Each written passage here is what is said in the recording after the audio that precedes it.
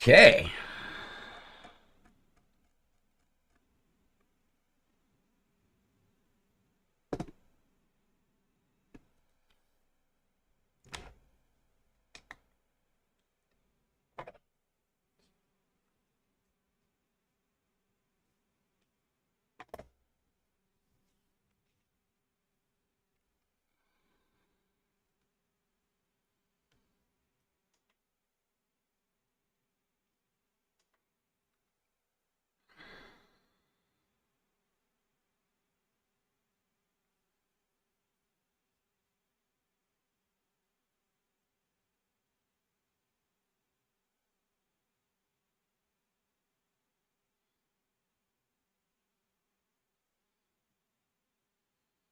And yeah, how's everyone doing?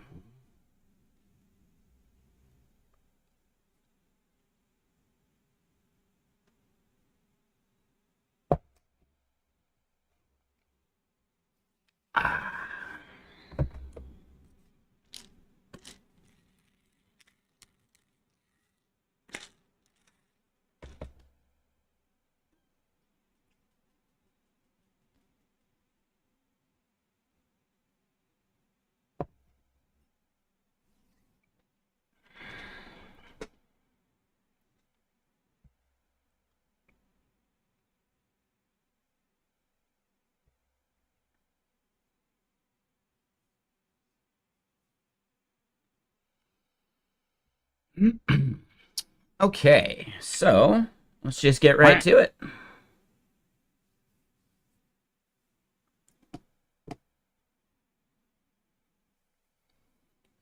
So, the part we left off on yesterday, we were looking at how we might want to persist some of the solid stuff.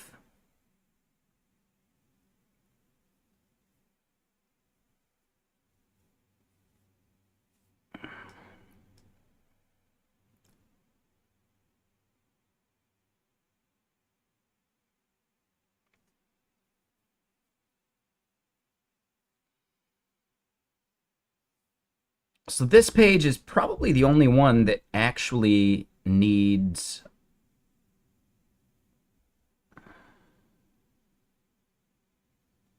the storage for what we have like on this page. We will have storage for some other stuff like, you know, JWT and things like that. But this storage can live here. It's literally a diff between two snippets of code.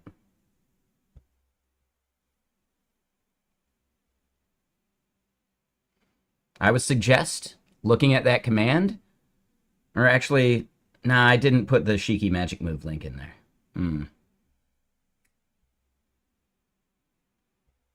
It's this, right? You have two snippets of code. You want to show the difference between them. That is a diff.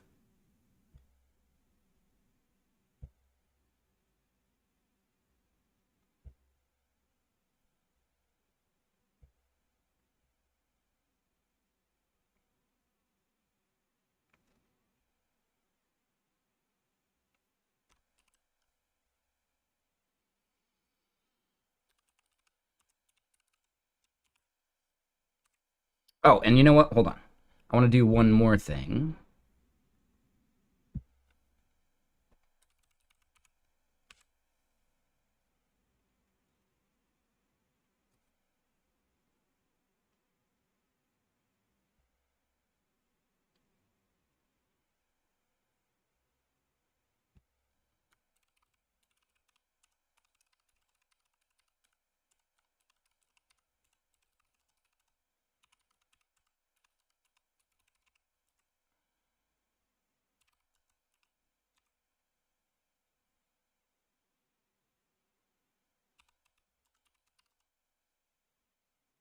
No.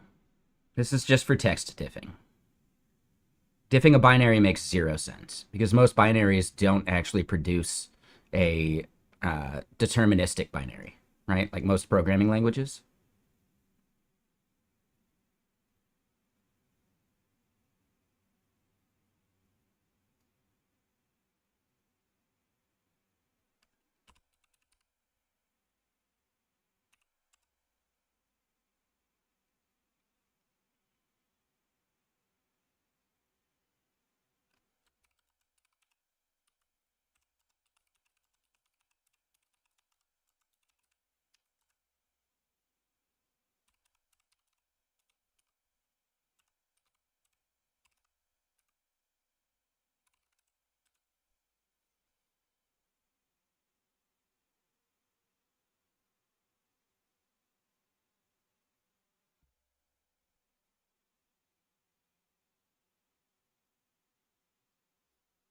All right, so I do want to go back.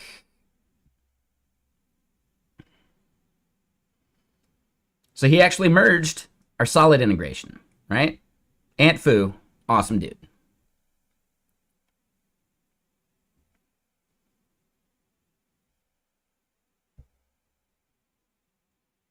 So, one thing I want to do real quick then.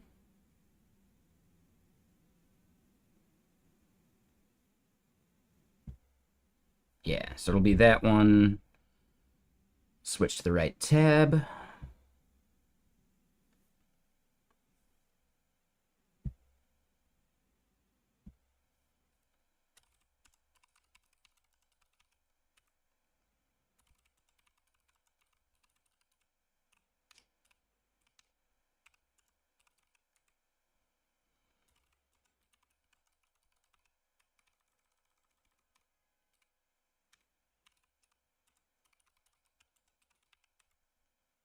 All right, so the basic gist is we got something merged into Shiki Magic Move, which is awesome.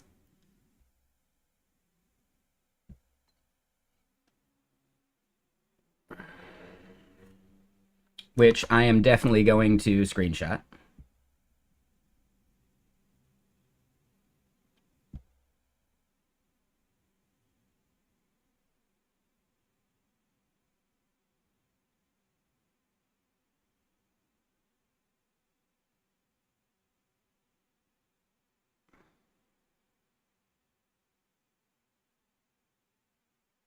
Yeah, it's nice. And it's also like, I don't know, Aunt Fu is like huge. I don't know if you've seen how many projects Aunt Fu works on. So like, I don't know, it's nice to contribute to something from someone so influential. Like, I don't know. I like it.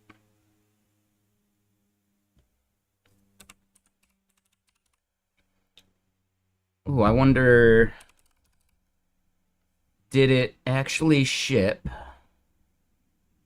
to the Netlify app?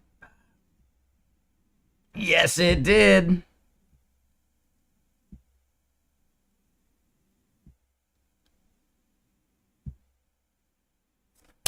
Hot damn.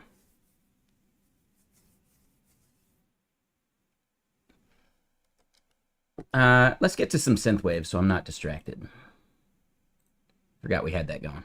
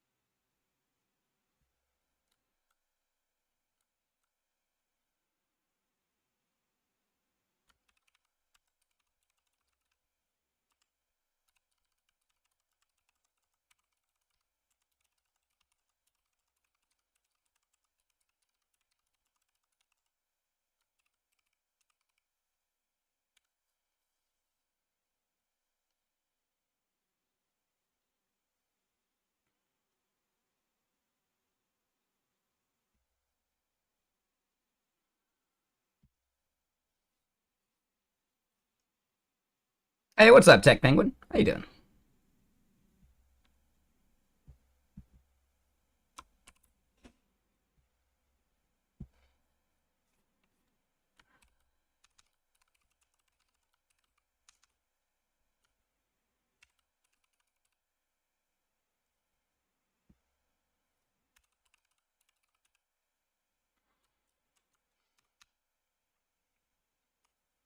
Actually, you know what?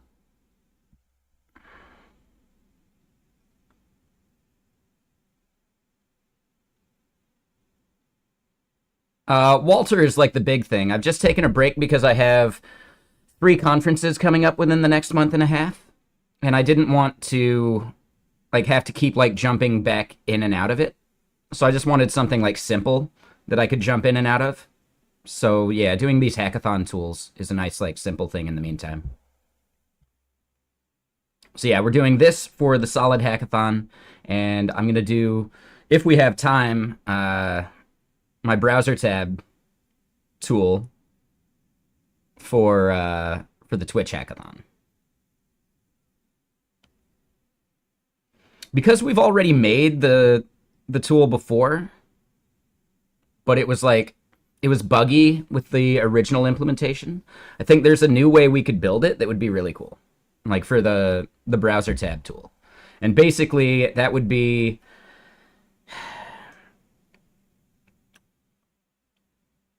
it would be a browser extension in which you guys could use channel points to do all sorts of shenanigans with my browser tabs, such as rearranging them, deleting a random one, um, popping all of them out into their own individual window, and it ends up looking a bit like when you win solitaire.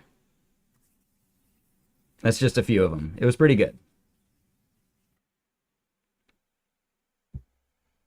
But yeah, right now I want to finish, or at least get the solid one to a point where I'm okay, like publishing it and submitting it to the hackathon. And then we can always improve it later on, like, random weekend projects. But let's see, what was I doing? So yeah, I'm going to post this.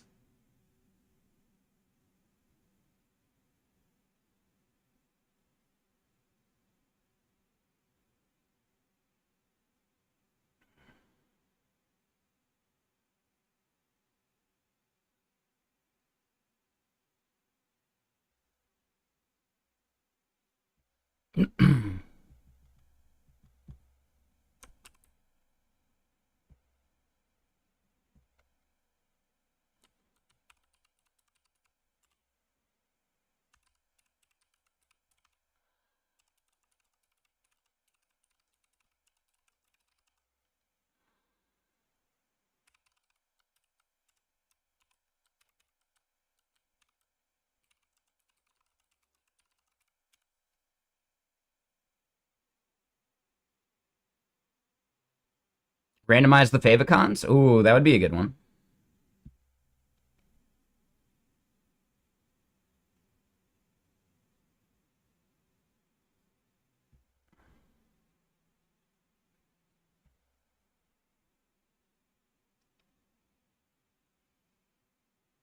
I don't think they need to add value, but I definitely think they need to exist. Monopolies suck.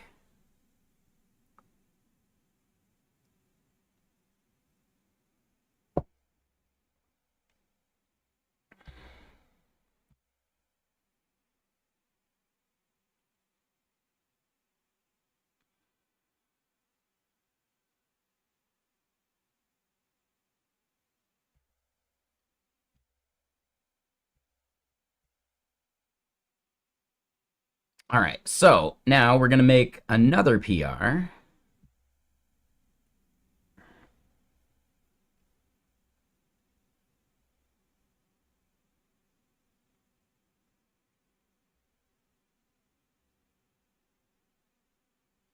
And we're basically going to just add a section to the README real quick.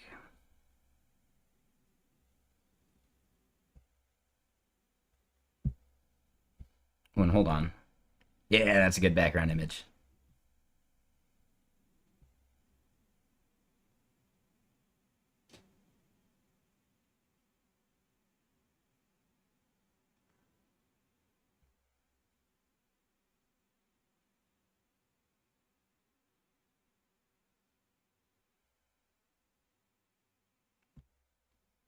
All right, so let's do this. Git checkout.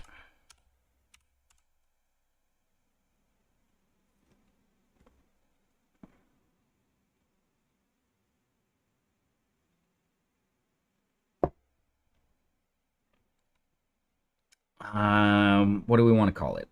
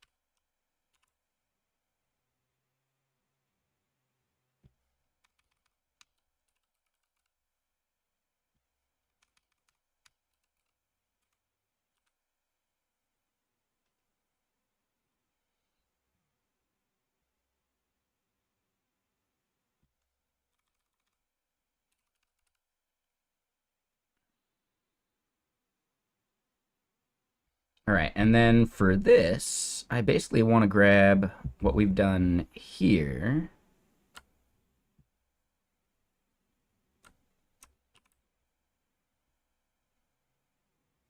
So instead of the use effect, we've got that.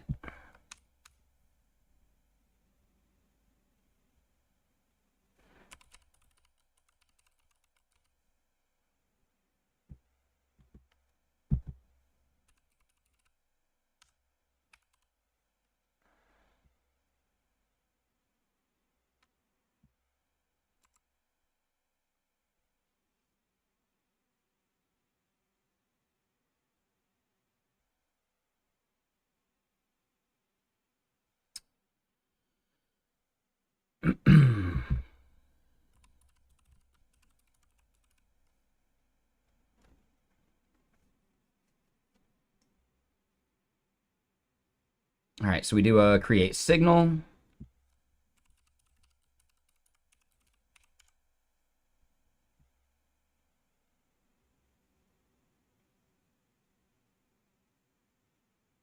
Oh, they should be alphabetical. Oops.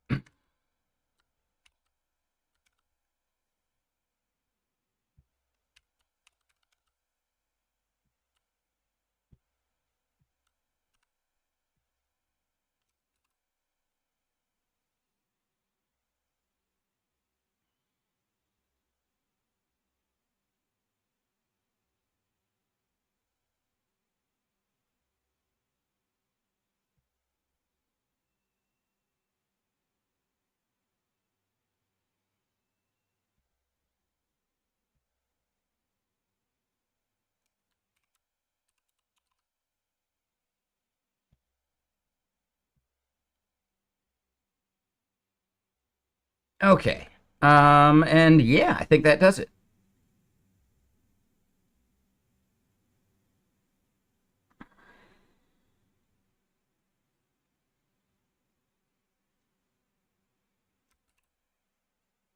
Damn it.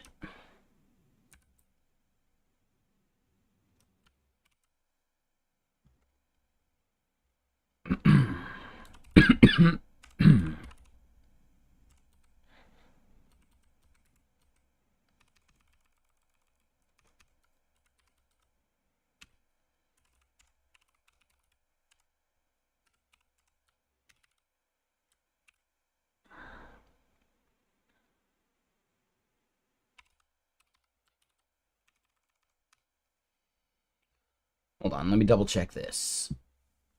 Um,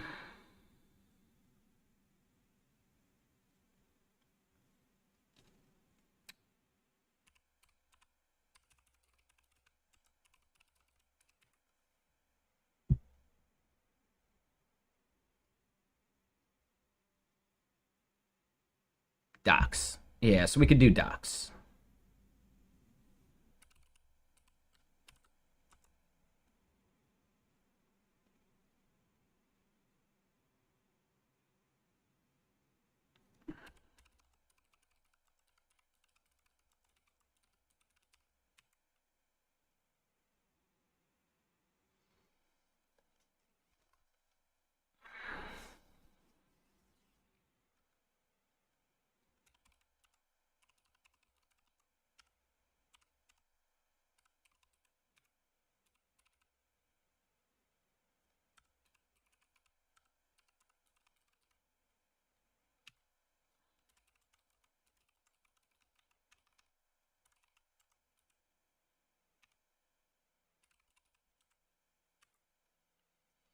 All right, so we got that made.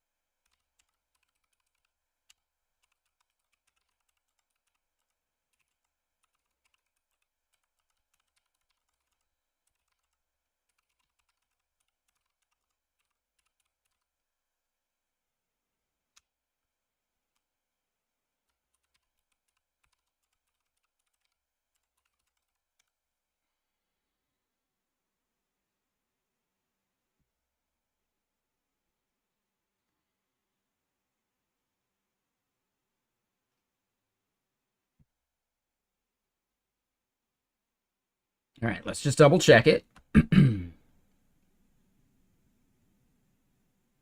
Yep, nope. Messed it up.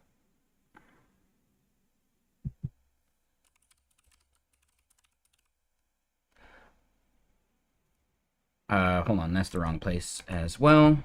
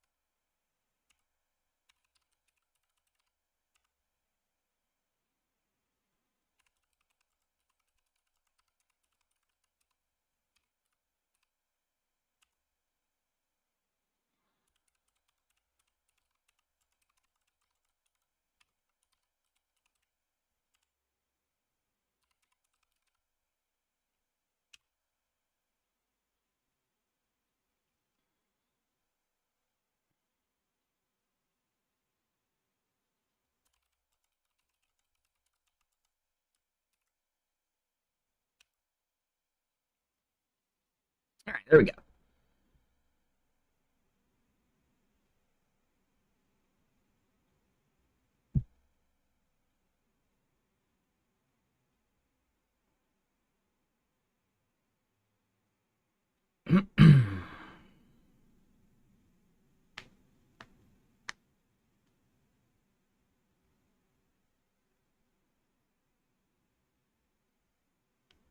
Sure. Works for me. Boom. Nailed it.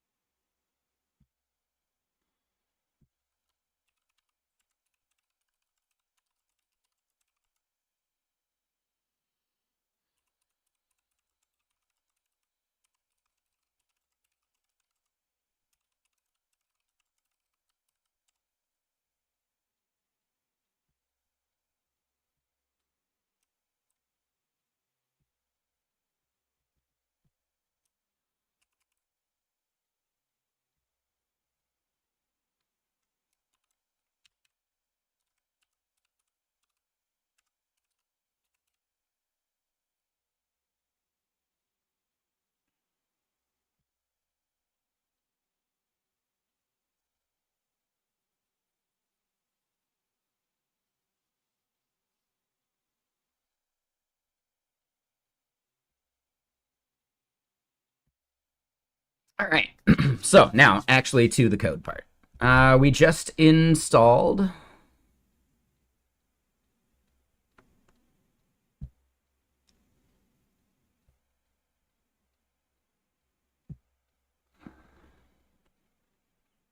and hey, what's up, Rugged Bear? How you doing? Let's make sure I'm actually in frame. All right, we're good.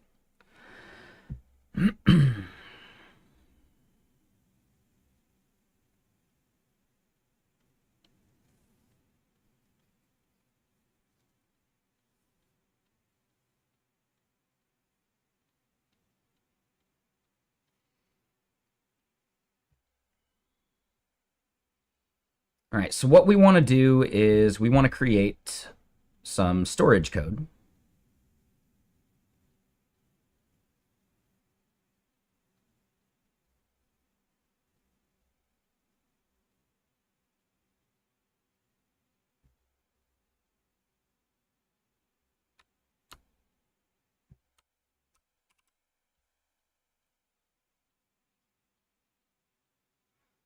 Ah, really? That's a bummer.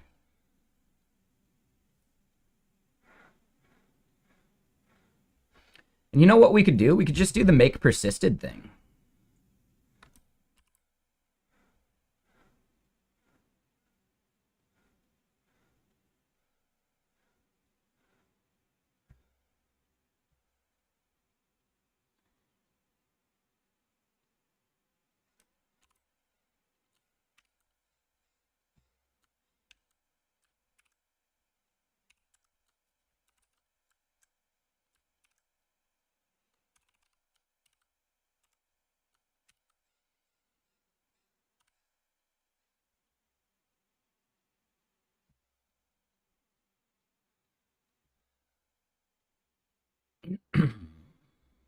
All right, so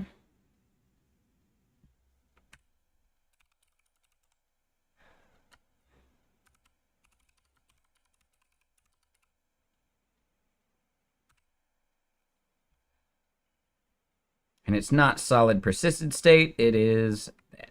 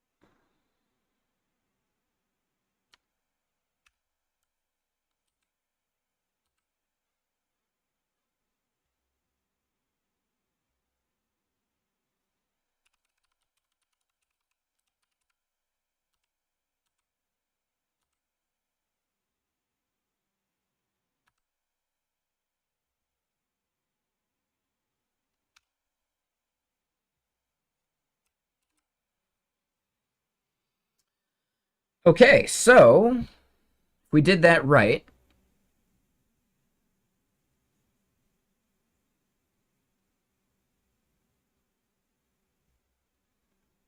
Yep. We should be able to change some of that stuff, do a refresh, and see exactly what we're looking for.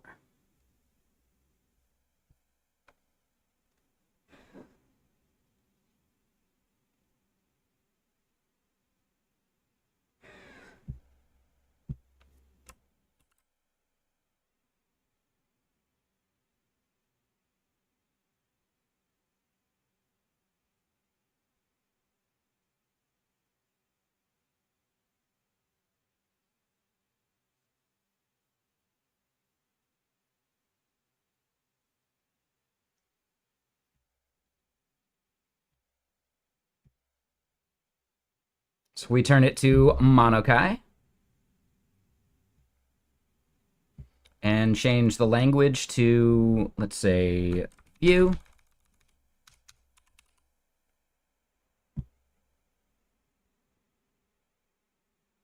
Now if we do a hard refresh, will it blend? Yes, it'll blend. All right, cool. So that's nice and easy.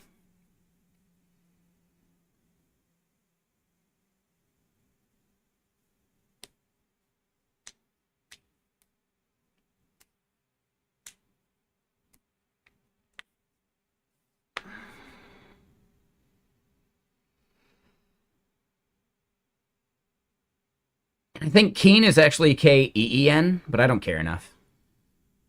And hey, thanks, Sublig. I appreciate you. Yeah, how you been?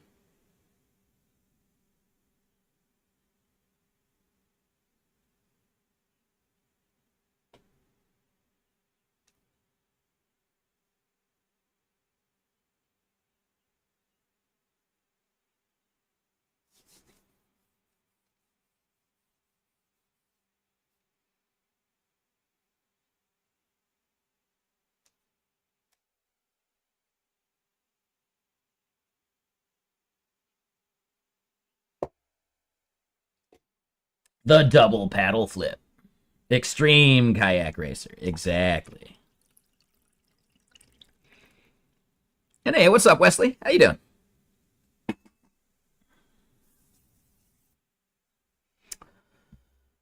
All right, so my next step.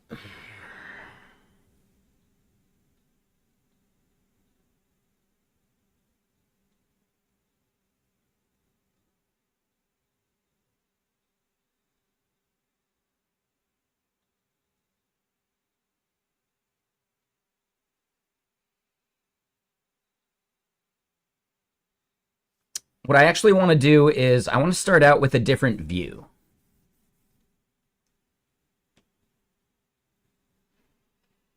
So I almost want this to be like a tabbed interface. Does solid UI give us that type of like tab interface thing? It does.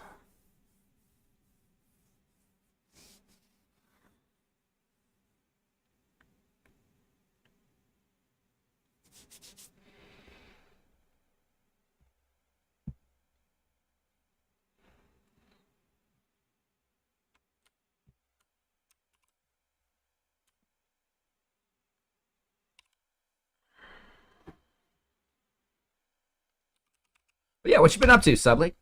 And anyone else out there? What you guys doing today?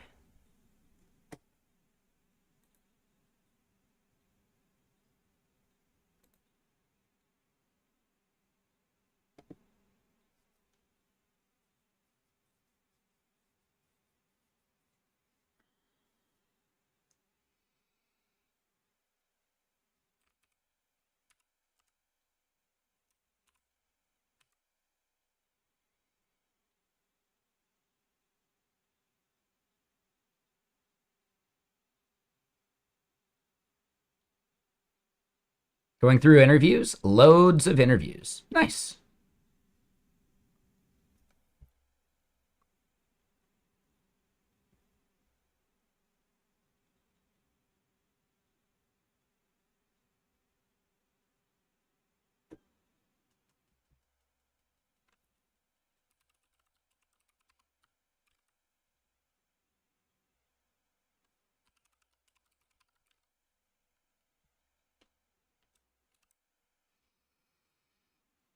Yeah, that's good, man. So yeah, you're trying to get a new job? That's awesome. What types of roles are you interviewing for?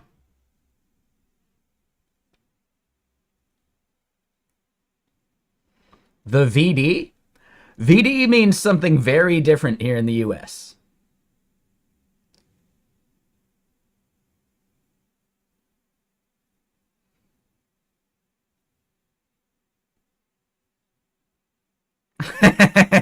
Yeah. Very different.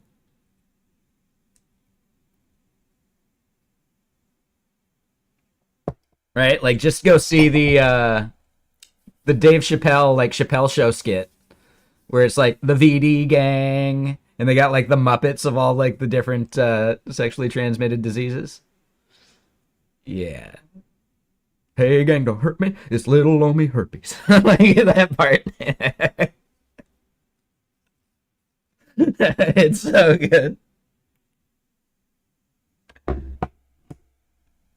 We are the crabs. Your crotch will grab. Like, dude, that bit's so good.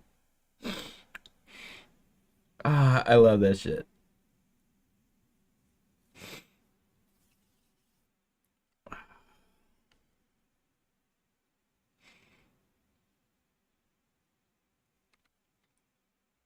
If you haven't seen that skit, you have homework now.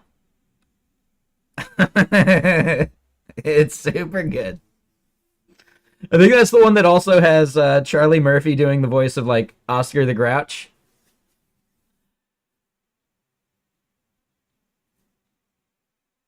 Yeah, definitely you need to see it.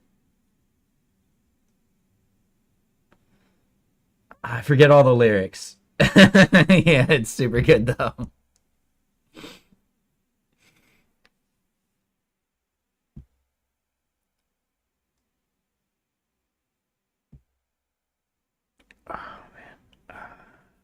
All right, all right, all right. So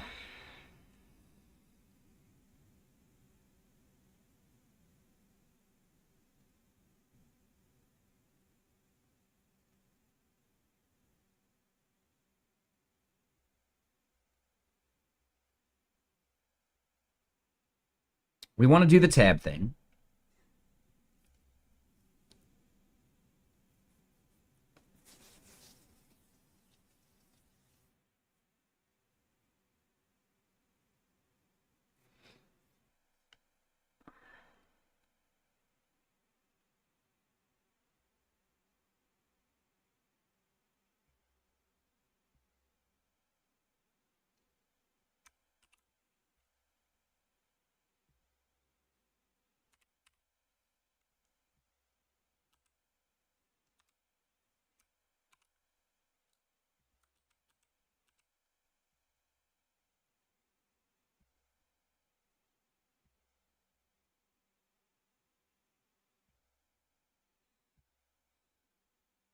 Let's double check that's from the right place. Yup.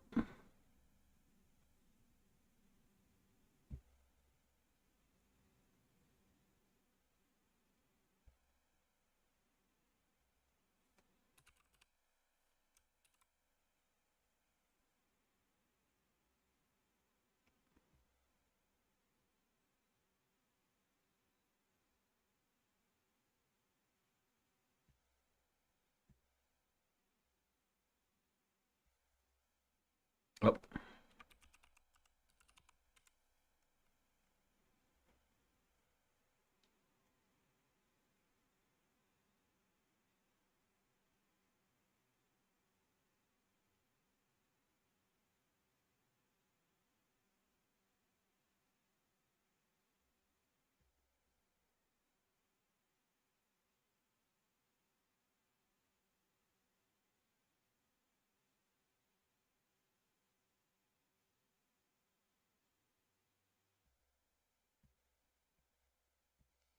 All right.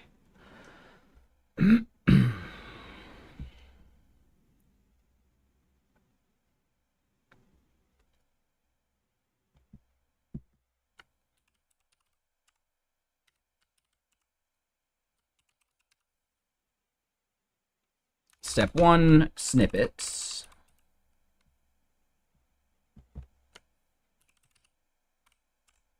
Step two, uh, output.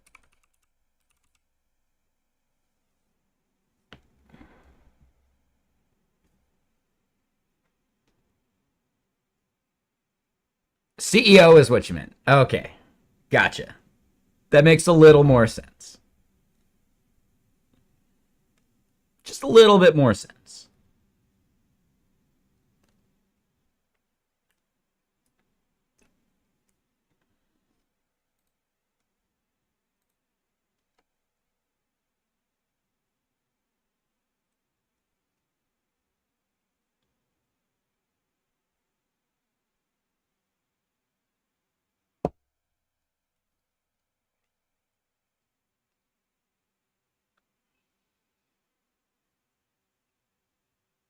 Executive director. Ah, there you go.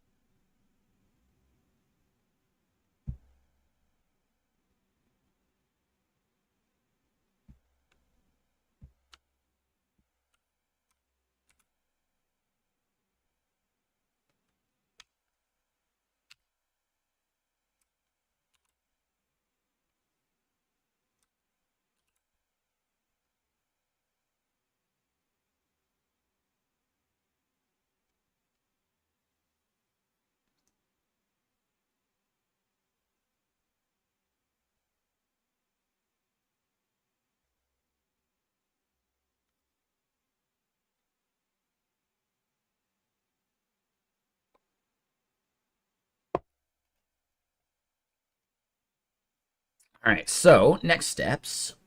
We want to figure out what goes in this. And I probably want to try and keep a little bit of the same styling.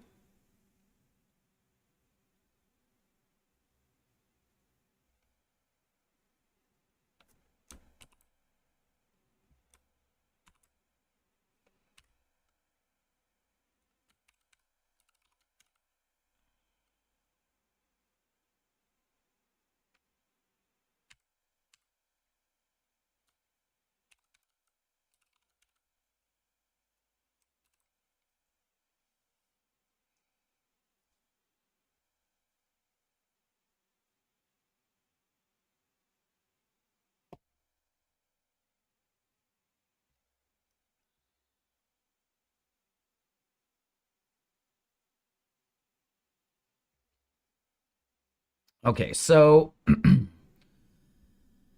this is our table row. So this is, let's just say header for now. Nice and easy.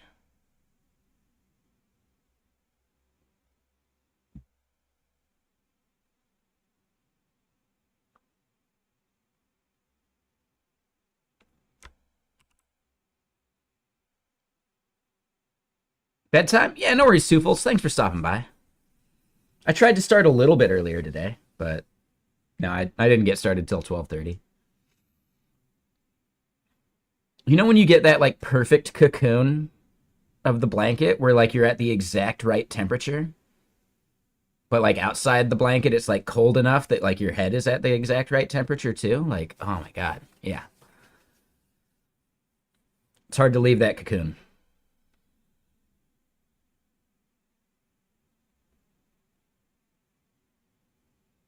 Cuz yeah, I like a cold head, but like a, mid-temp like body. Yeah, no, I get it. I just need to start streaming earlier in the day. That's all there is to it. Maybe once I actually launch a startup that makes money, I won't need a job and then I can just do that. That's a big if, but we'll see. Andres, thank you for the follow. Welcome. If you ever want to get like the exact song that's playing, unless the bot crashed, you can run that command and get that link. If you're curious about the playlist, when I'm playing synthwave like this, it's almost always coming from Bandcamp, so you can check that list out too. There's maybe like 4 or 5 albums in that list that aren't synthwave, but the rest are, and it's like 150 plus albums. So have fun.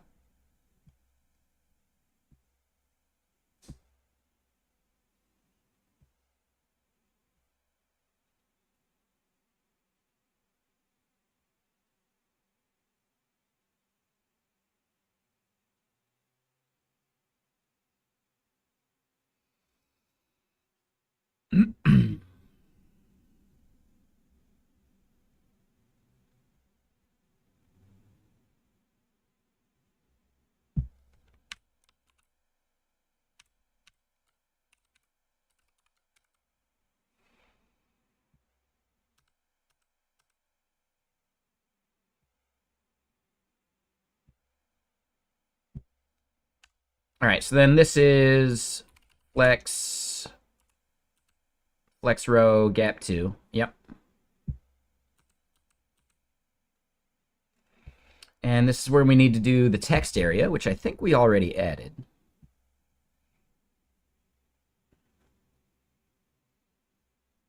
Yep, text field area.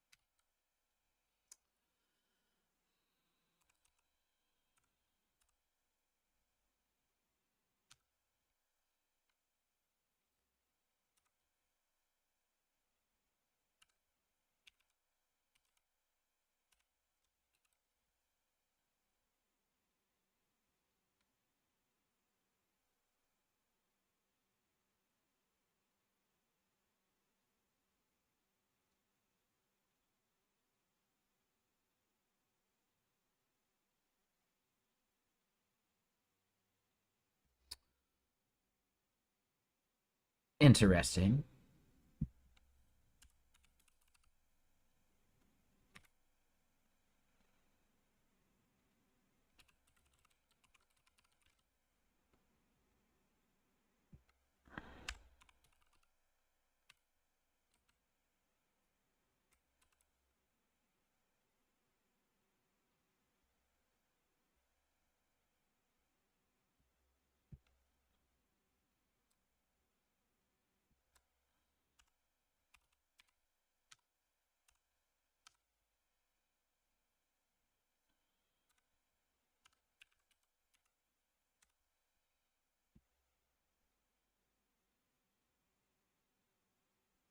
Honestly, we should just set the height to 400px.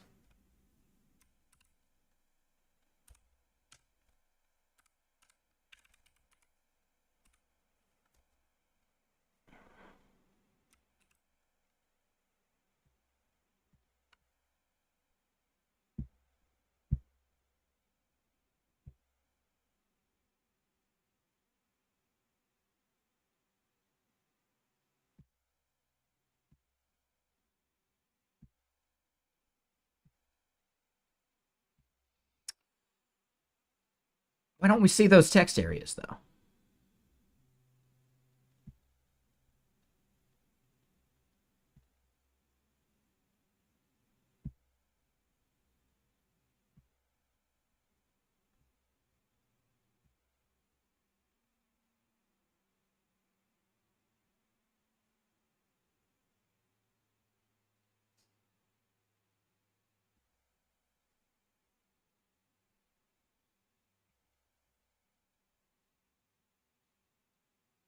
Oh, well, that would be why I forgot to update that.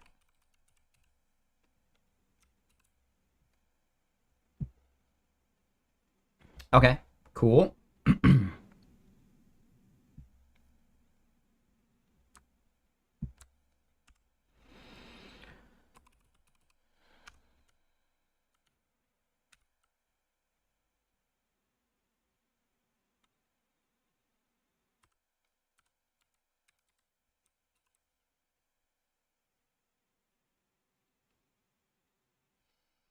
I think I have to put a div around it, maybe?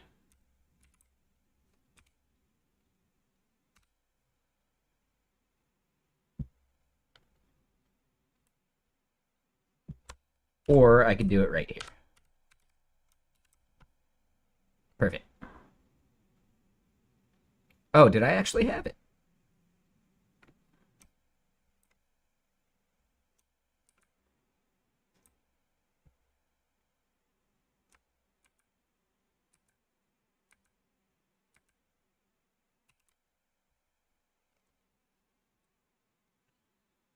I think it's just a little slow to update. It is.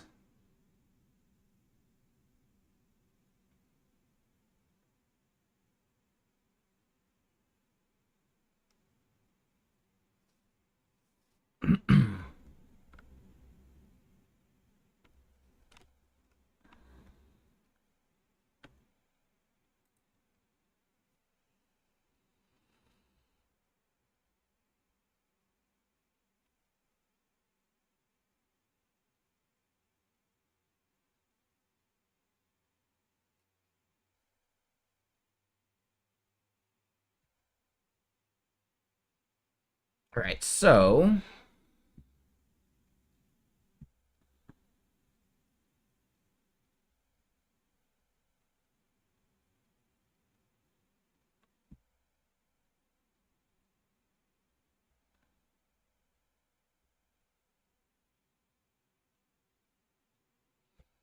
yep. Okay, so then here,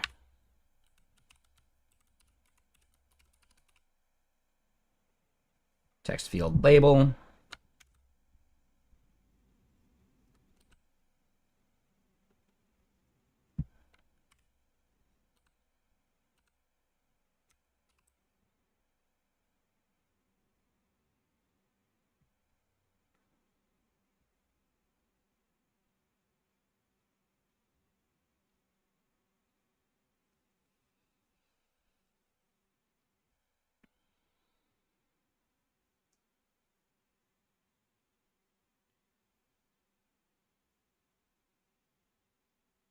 So then in this header,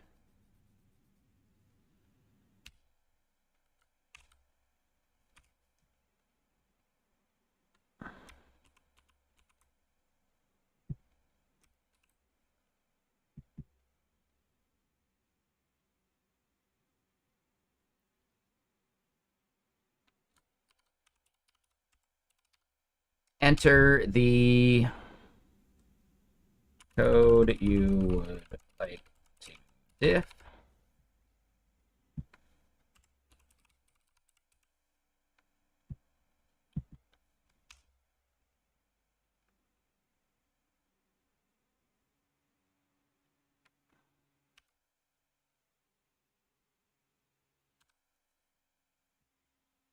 We are going to call this a button.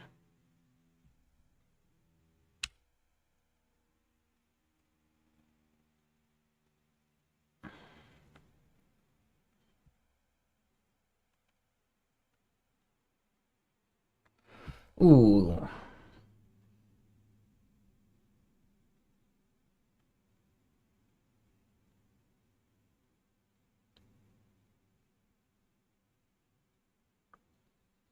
I almost want a way of like programmatically triggering this output here.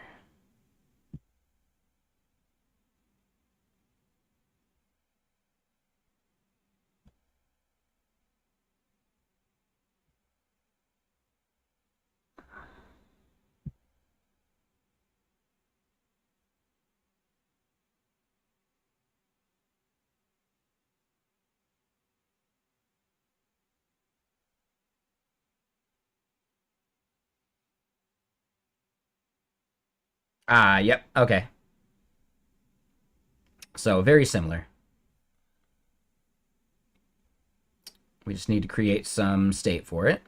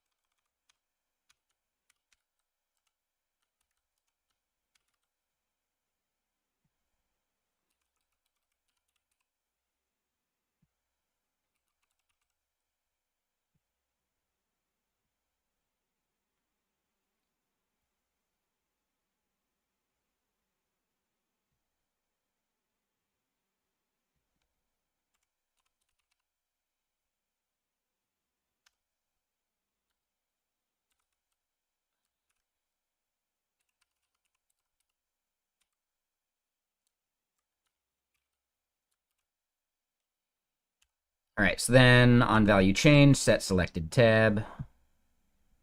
It's actually just on change.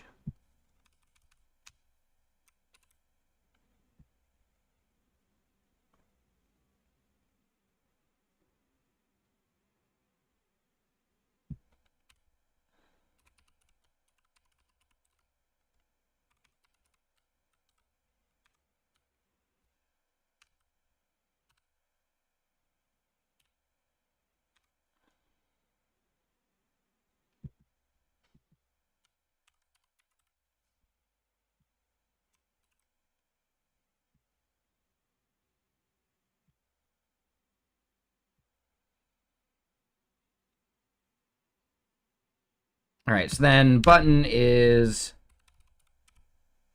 disabled if either of those are empty.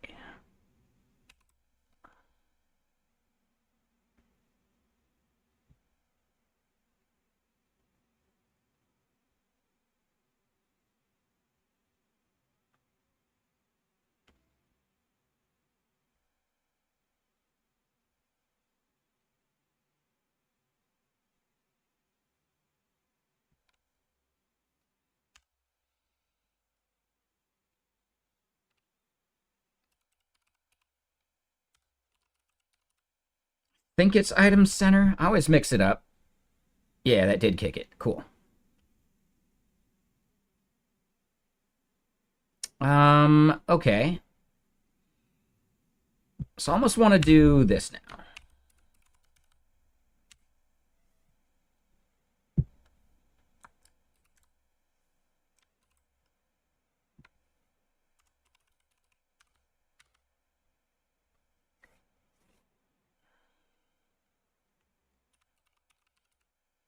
All right, so we'll do rounded. We'll do BG white.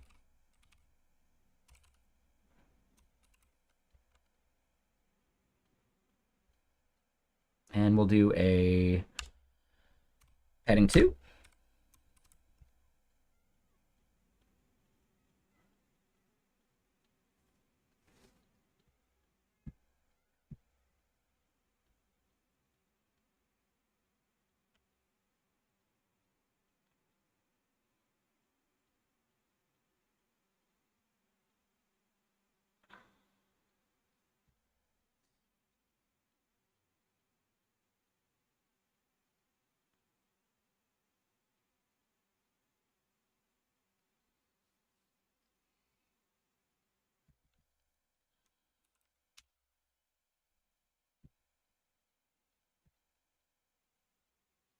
Interesting.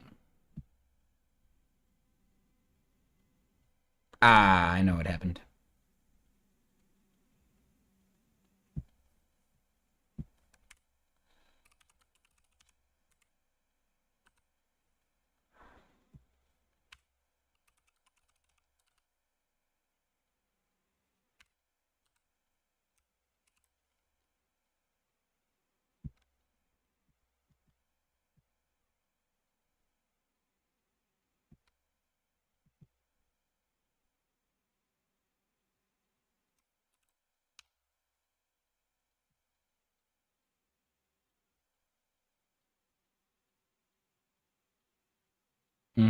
So we can't do it for that one. That's a little annoying.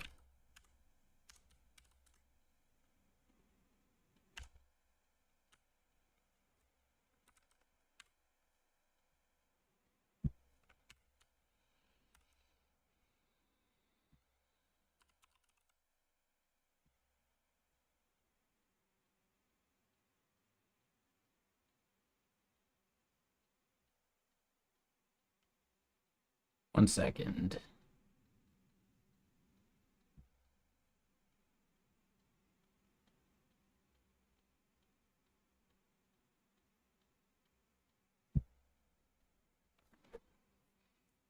I'm not certain we want to use on change.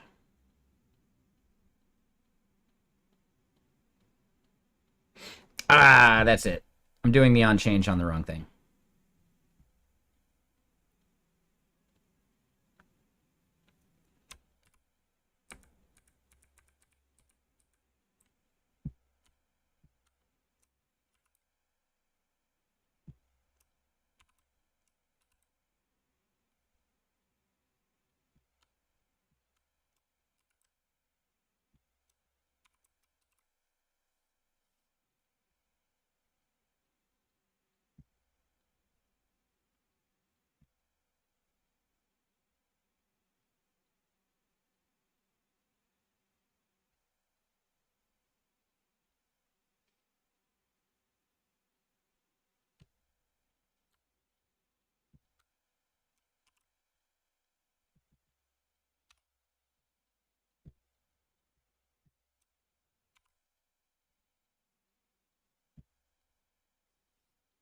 Awesome.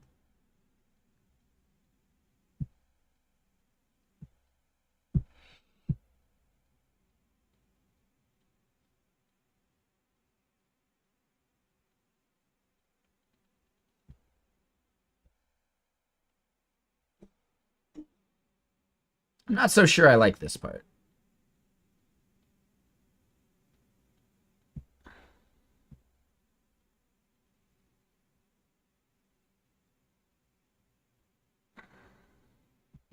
We'll worry about the styling later. Let's just get it working. And yeah, once I get it to a point where I think people can start contributing, I'll push it up and people can hack on it. Actually, I'm not so sure about that. I might want to do it after I've done the solid.js submission, because then it gets like really muddy about like ownership and portion of a prize. I doubt we'll win, but if we did, that'd be really annoying.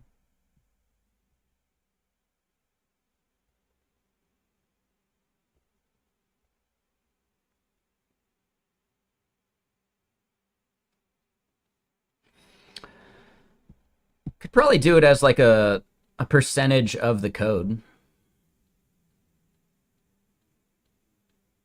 That'd probably not be a bad idea.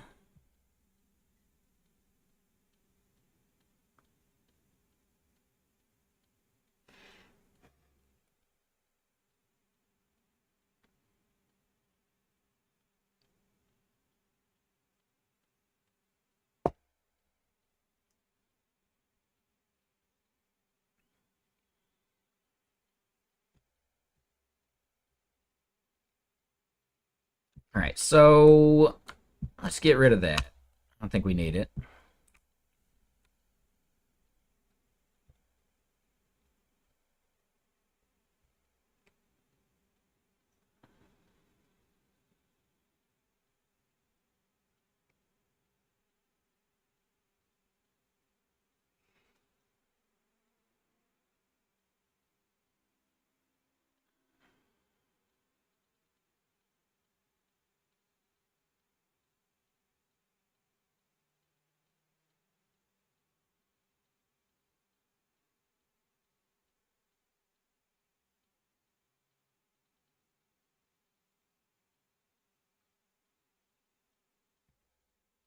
So here's what I think I want to do next.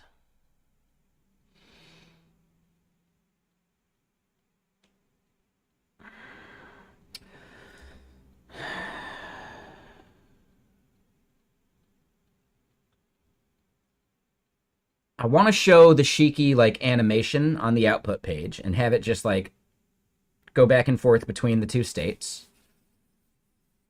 But I don't want to have the GIF being generated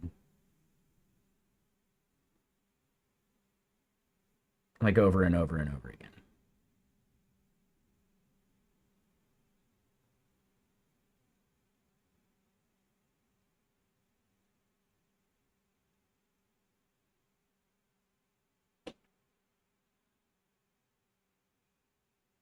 So we want to move the GIF generation elsewhere.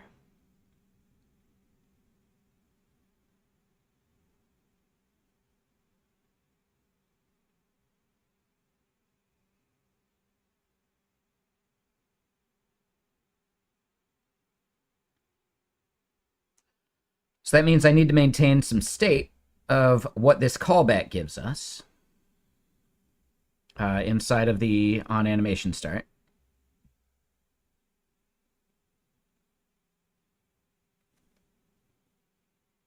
And then we just end up having a function that you call that actually does the work.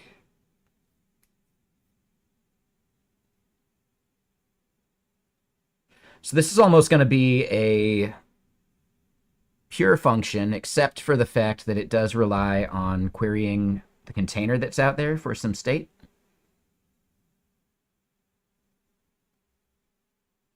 But then other than that, it's fairly pure.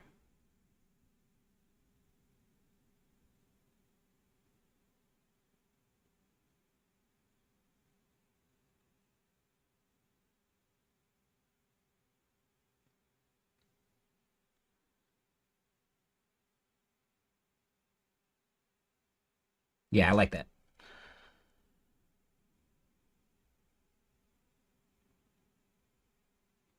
So then the state that we care about is the list of elements and the max container dimensions. And that's just a regular signal. We don't need to persist that.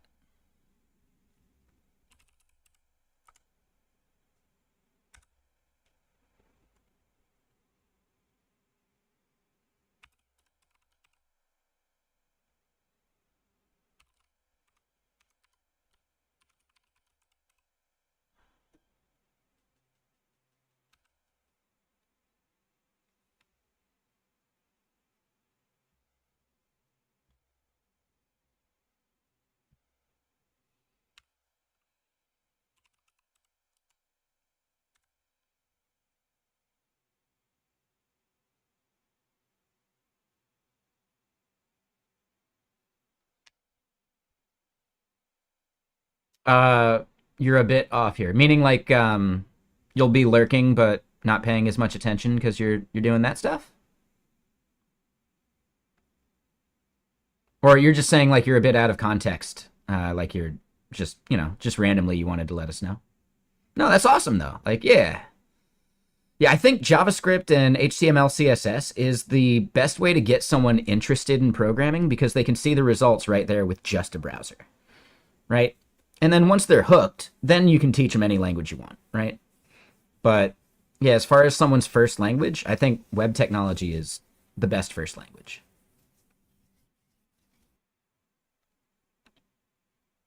Just like the amount of time between getting started and that first like aha of like seeing some code you changed do something.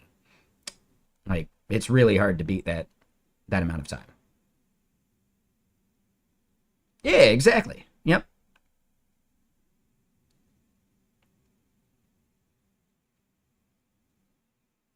Do not learn SQL as your first language. Exactly.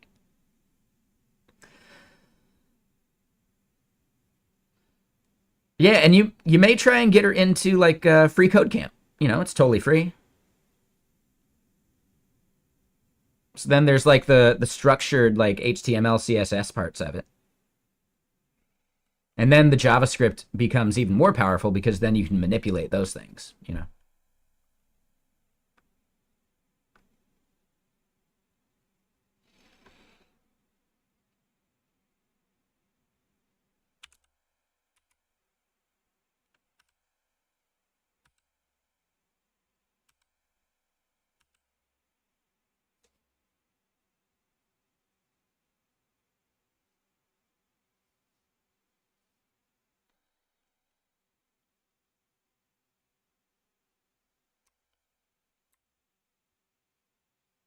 Hell yeah.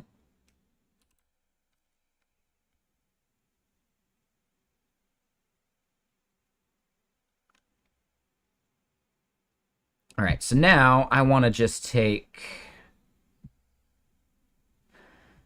all of this.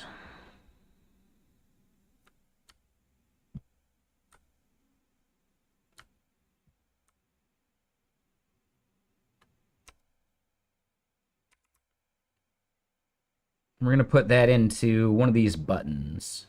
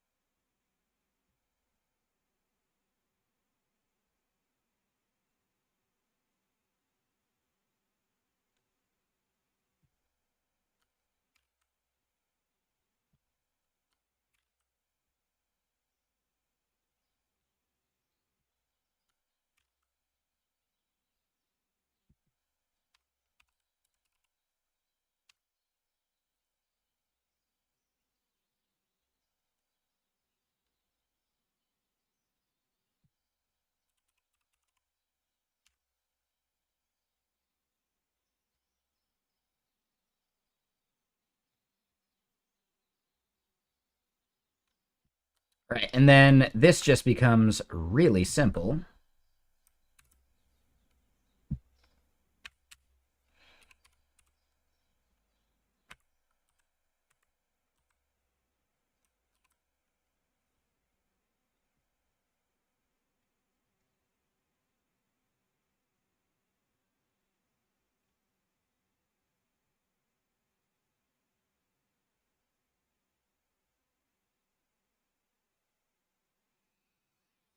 All right, and then this part, yeah, where code is,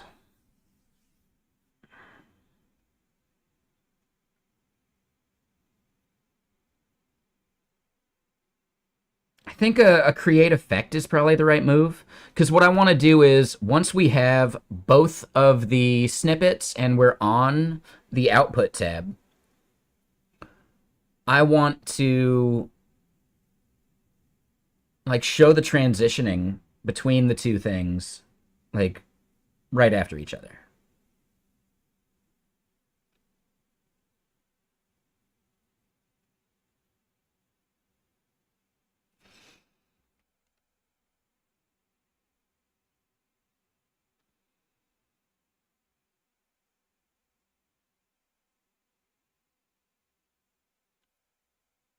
So this create effect probably goes away, but we're going to create a separate one.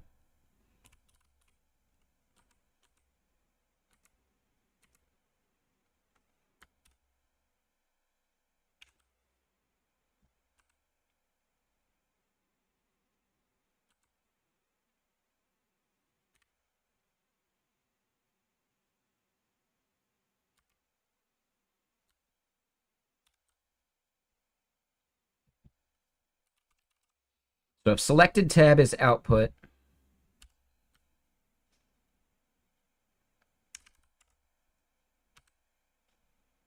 and those are not empty,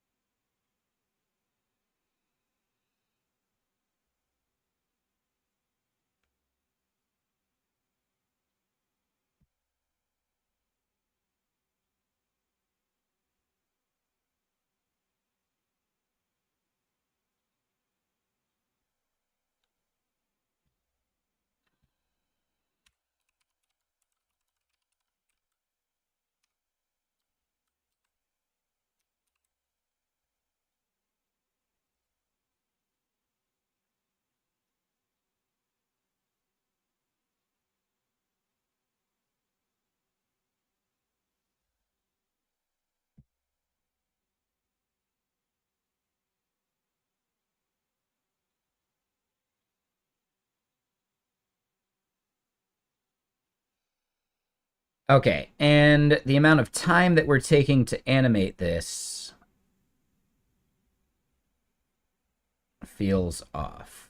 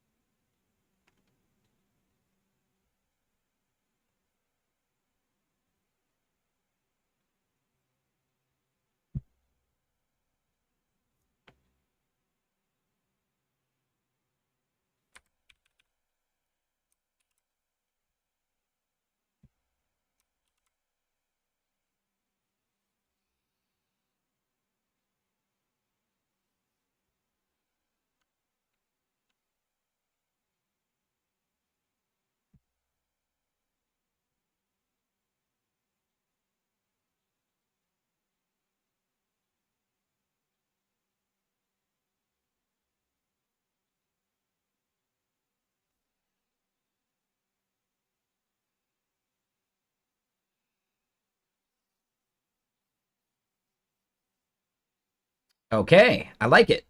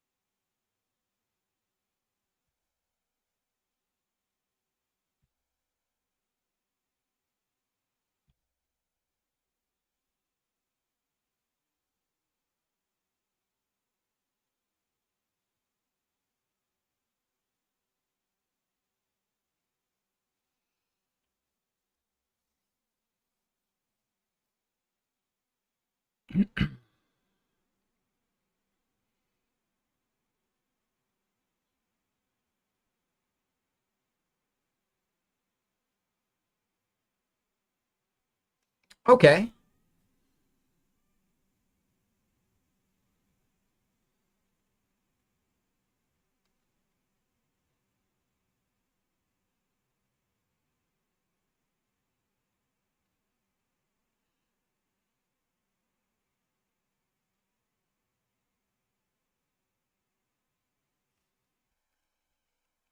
Almost want to make it like 3 seconds instead of two.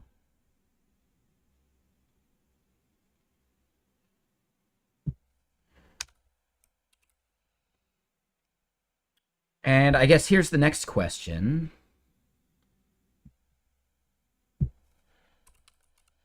Solid.js set interval best practices, right?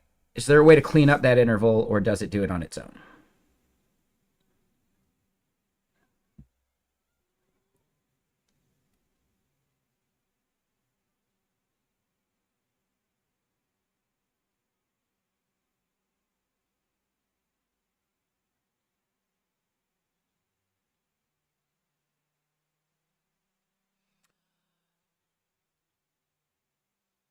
And I guess it doesn't need to be.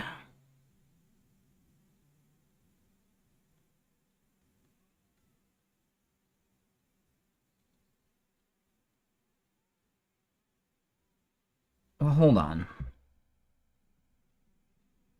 Yeah, on cleanup.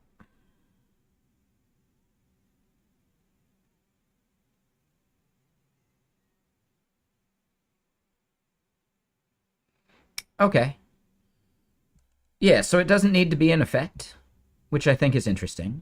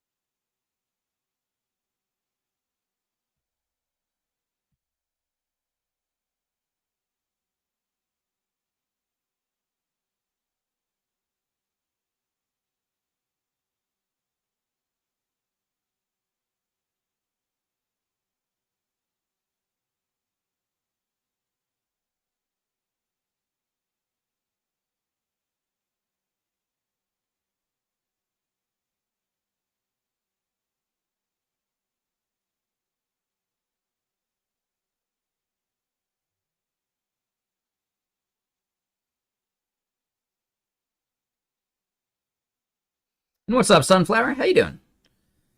All right, so I think we're close.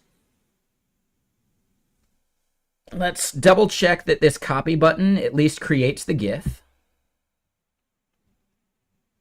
Now, it does pause the world because we're doing it on the main thread, because we couldn't get the worker to work, which we could do later.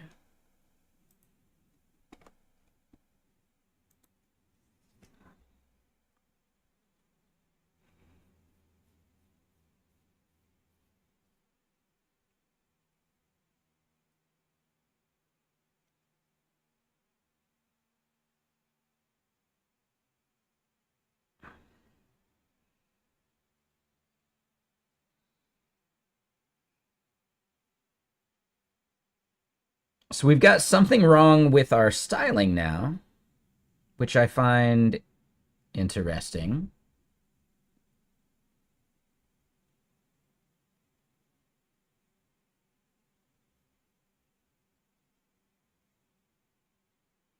Yeah, doing great there, Sunflower.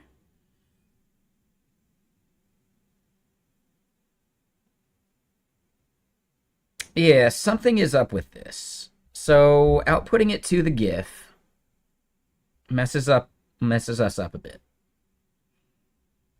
I'm not quite sure why yet.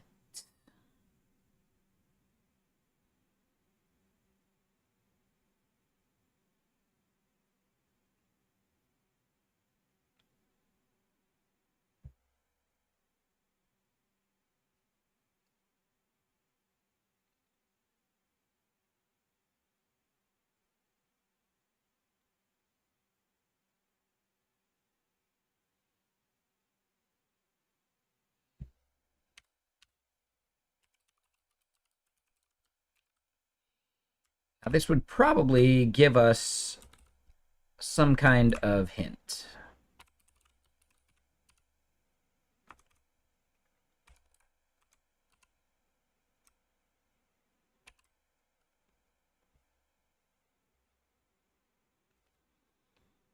Yeah, how you doing, Nas? What you up to?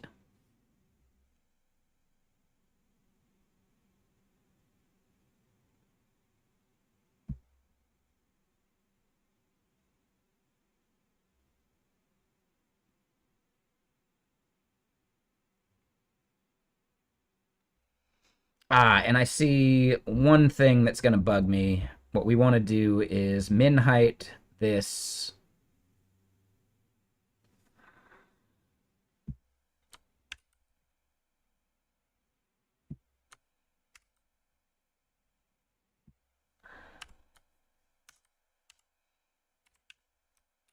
Let's say plus 20 to account for the preview text.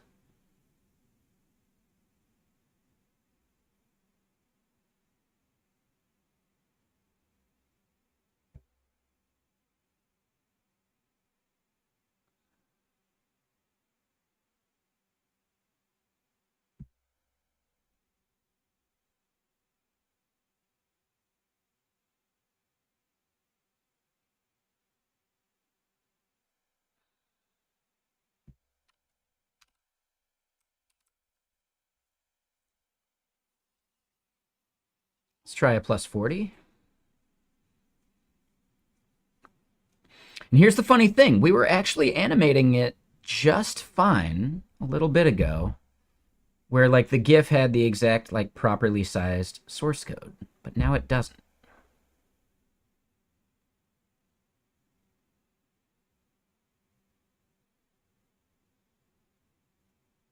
All right, so there we go there.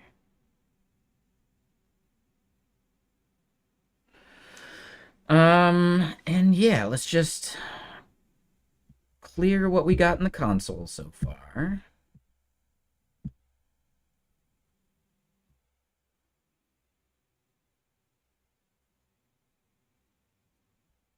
Aha, so we're getting an empty string for some of them. That would be part of it. Okay. Um,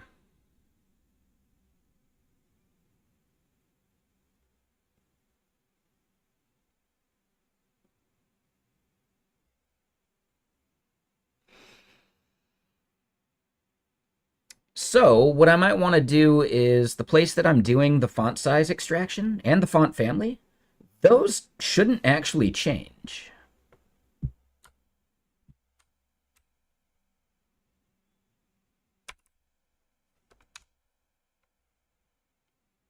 So what I actually want to do is do it before we do that map.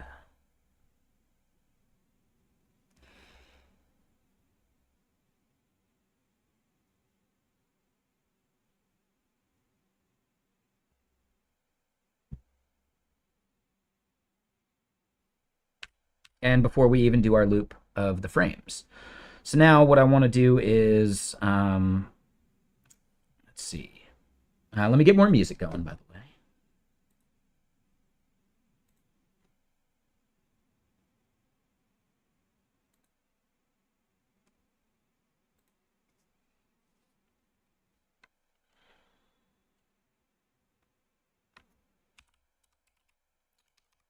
And I know there is like there's a JS function for this.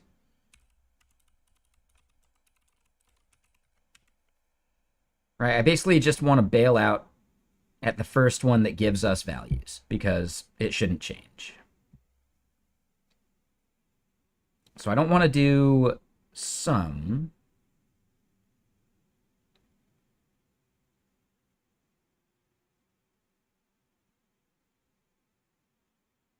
Oh no, sum is it. Yeah.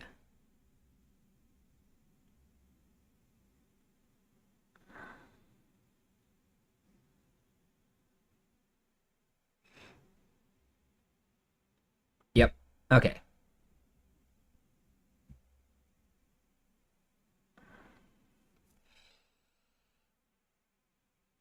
Let's see. So let font size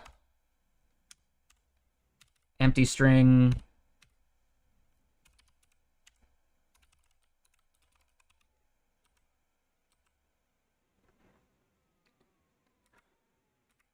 right, and then this is magic move elements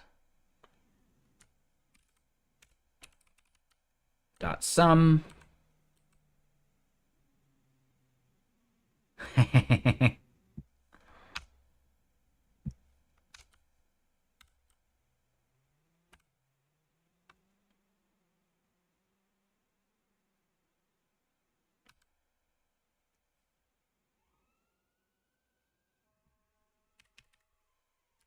All right, it's not quite what we wanted there.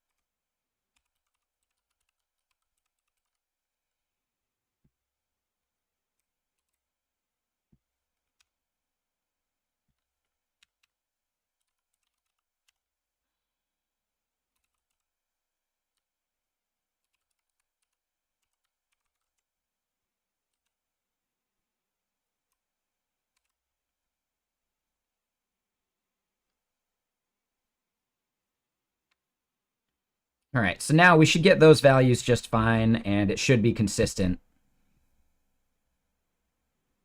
So we shouldn't need to do that.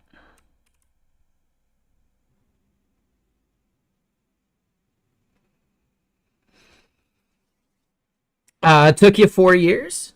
Really? I bet it didn't take that long.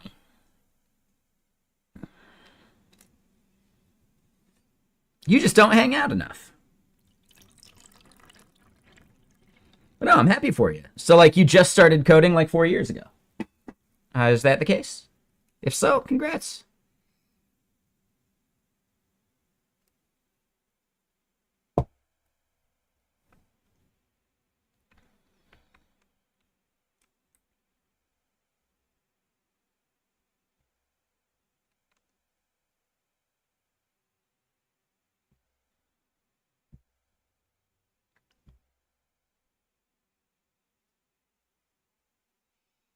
All right, let's see if that GIF we generate actually works.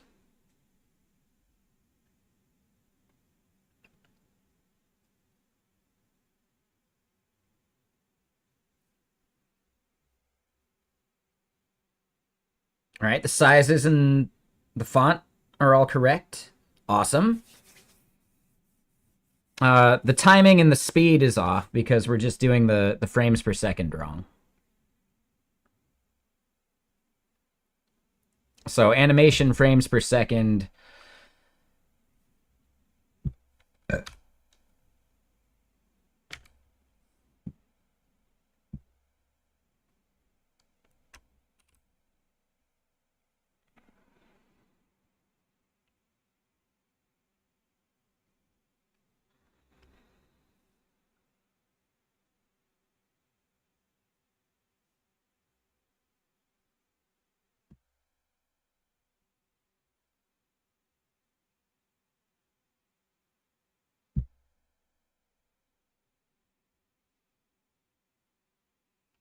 This is solid JS, but we are using TypeScript.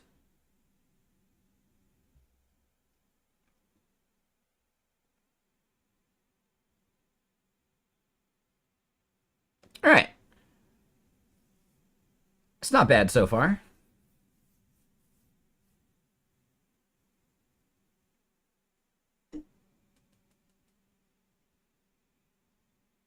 So number one, we don't get the line numbers. And that's something we'll want to fix. I also want to make this like go back and forth.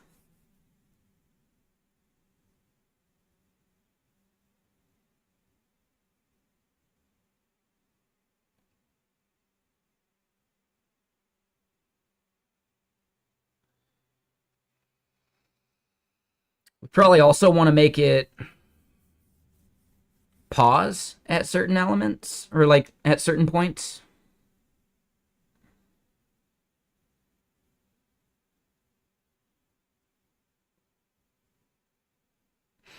Yeah, I think what we're going to do right now is hard code it to just having the start and the end.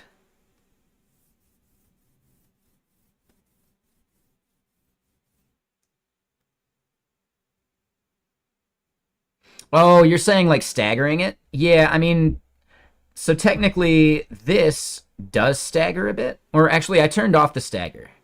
But it does have a setting for stagger. It's just when doing the GIF portion of things, because I have to interpolate the values myself, it's a little trickier to do the stagger. So I'm thinking, you know, the initial MVP is not going to have the stagger value. Yeah, yeah, I understand, right? Like they definitely have a stagger in what we see here.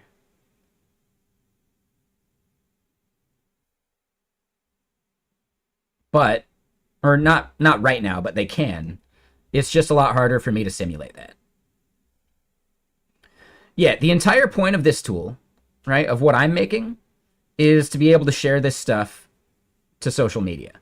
So a GIF is the only thing that you can do with that. That's why tools like carbon.sh or carbon.now.sh and ray.so exist for social sharing. This is specifically for sharing. No. So what you're talking about, Shiki Magic Move does that. So you can make the Shiki Magic Move thing work.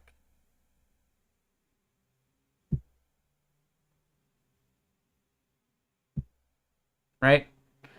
So all I'm doing is taking what Shiki Magic Move does, and I'm turning it into a thing to extract a GIF from it. So if you want to do this in your source code or other things, go for it. But that's outside the scope of the project that I'm building.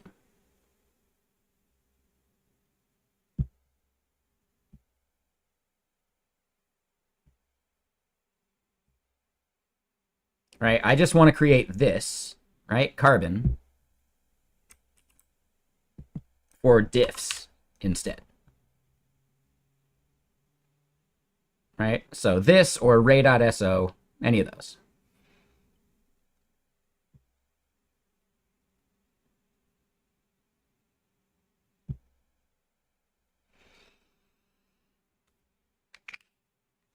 So I guess the next steps are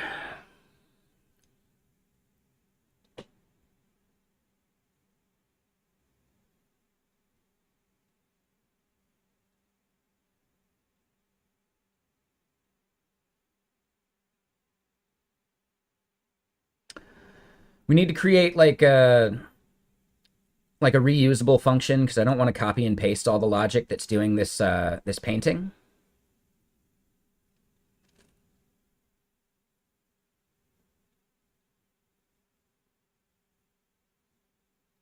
Right? So my goal is the way that this is toggling back and forth, I also want to do here.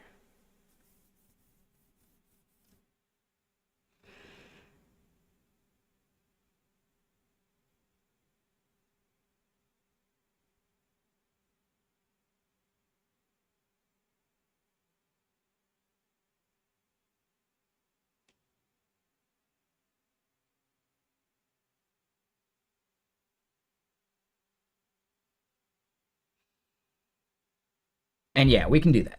So let's do that part.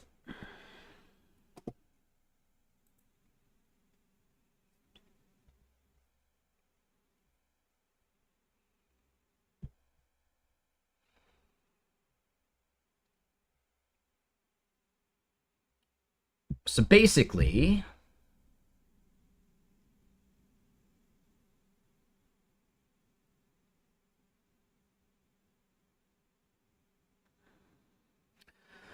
that's all the logic inside of this for loop. So this is create animation frame.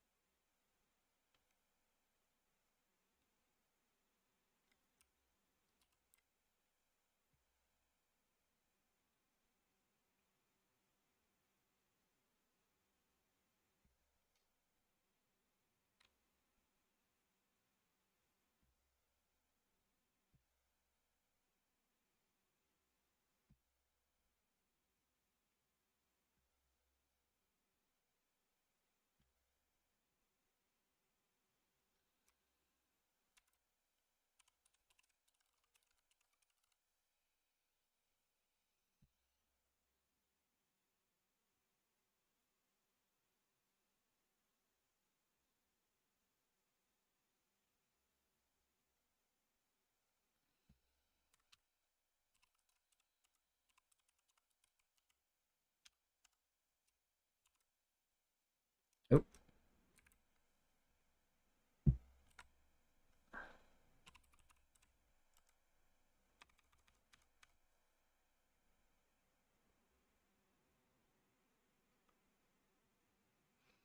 This kind of stuff makes you happy you're doing data right now. You should practice animations. I mean, animations are just data over time.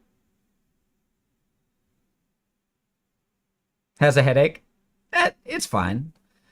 No, like, that's one of the things, right? Like, learning programming in general, like, you've felt it when you've been working hard and, like, dealing with a really tough bug. You felt it before where, like, at some point your brain, like, you don't have a headache, but you're just tired, you know? Yeah, that's fine, Wesley. Like, give her time. Let it sink in.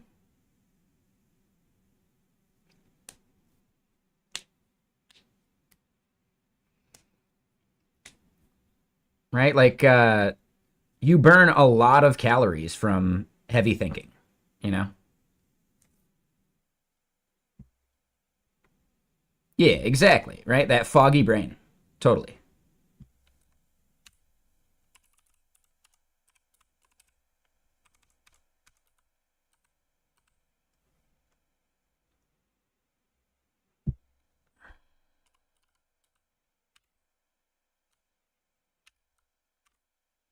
And what's up, Pravan? How you doing? There you go. Exactly. Dollar sign. Yeah. Yep. Sounds about right. There is like a somewhat comedic Black Books episode. I don't know if you've ever seen the show Black Books, Wesley. It's by the guy that made IT Crowd. I don't know if you've seen that either. It's a very British show. But there's an episode where they're having to teach someone to read. And in that episode, as they're teaching him, they're like, this is the letter A or whatever. A. Right? Can you read this word? Or like, no. He's like trying to have him read a word. And he's like, my head hurts. I got a cluster headache. Like just immediately. So it is kind of fun.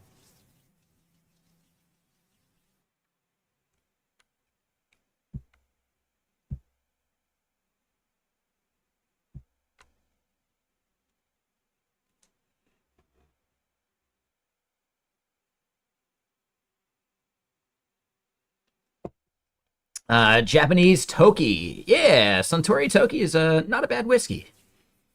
I think it's really nice for people that like Scotch because it has like a pretty heavy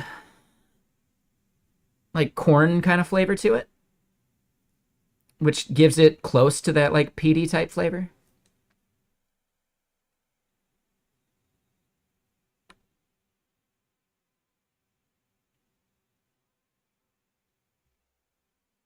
And 60% off, that's even better.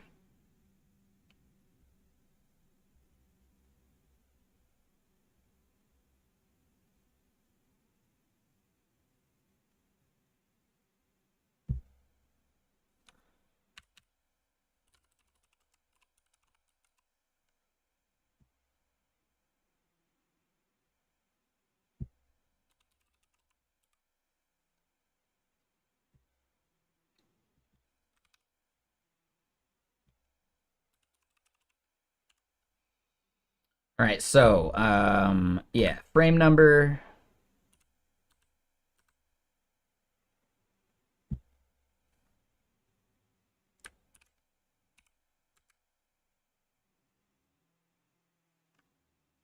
We'll just do width and height.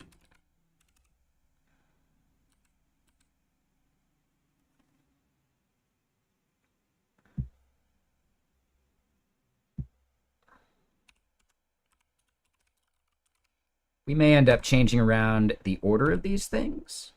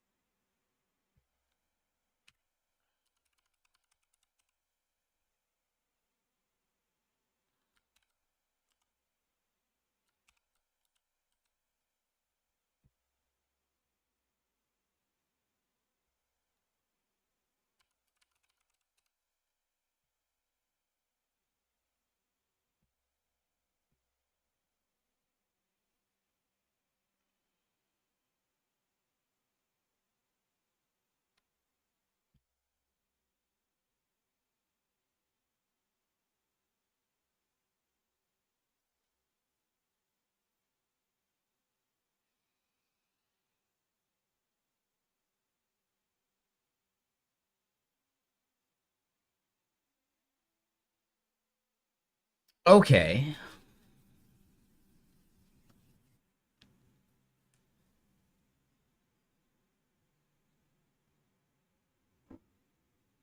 And this should be all we need.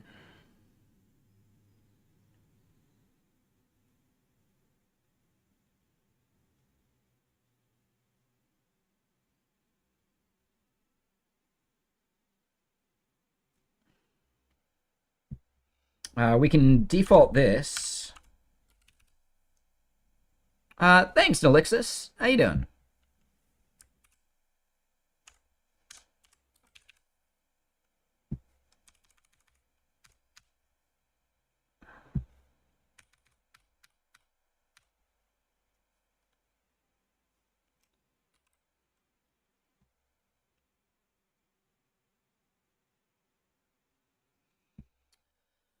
Doing well.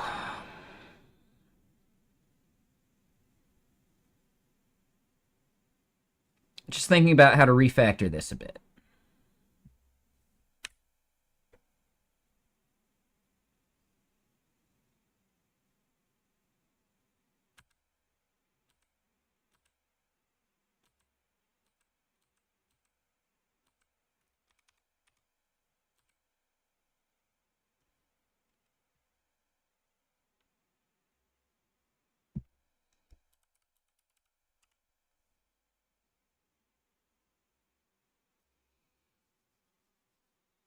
All right, and then this part,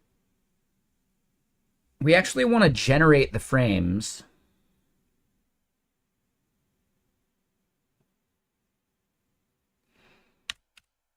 And this allows us to do like the forward and back part.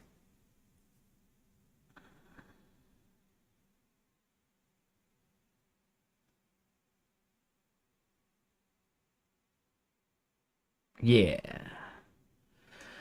So now we need to generate the frames as like an array.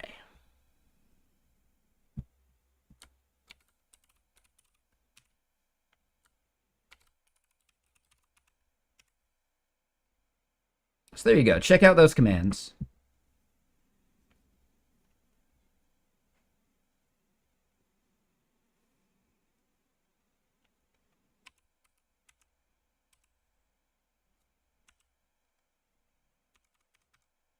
Yeah, we'll do a const.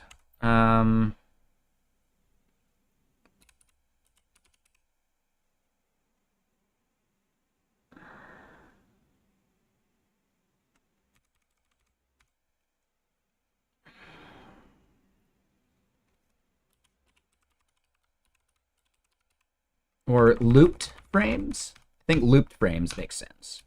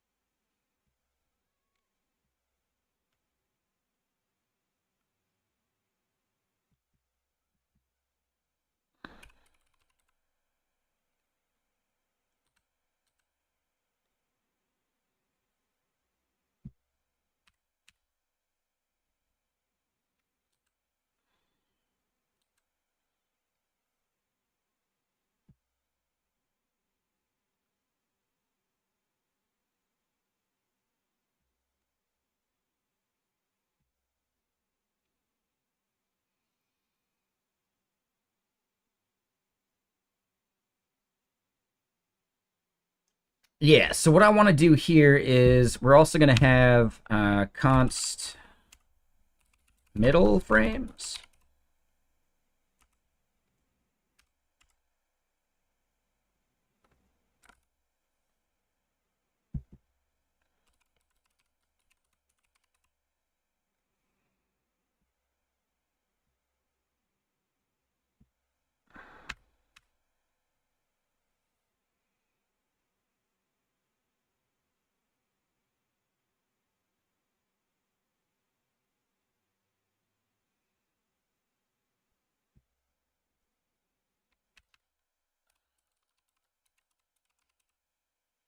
Then looped frames dot push middle frames.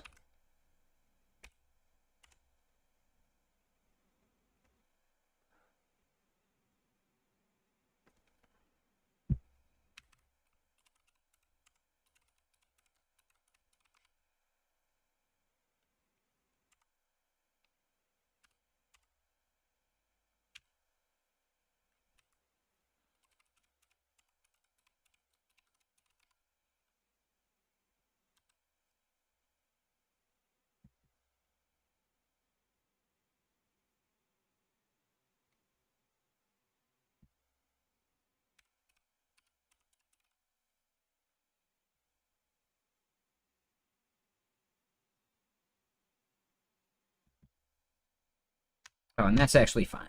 So yeah, we'll do first frame, last frame. It's just easier to read that way.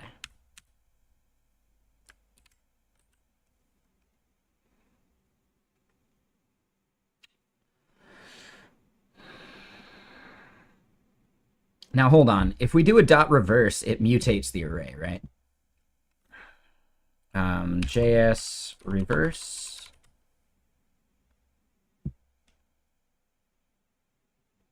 Two reversed is what we'll want. Okay, so we've got middle frames there.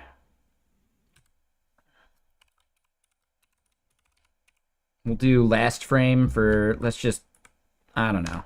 Let's just call it 3 frames.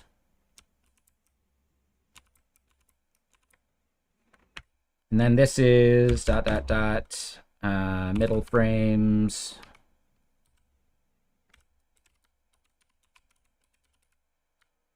To reversed.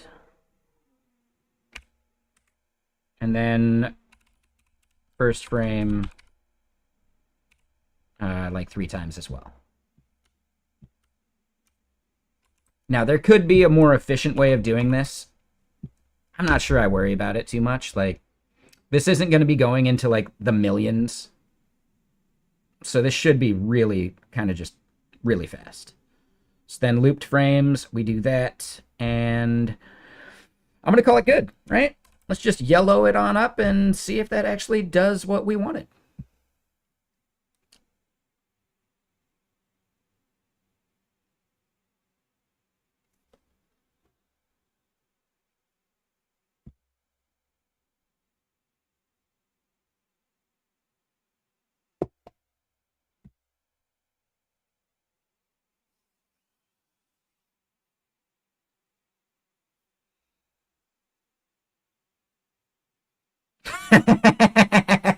Nope. What?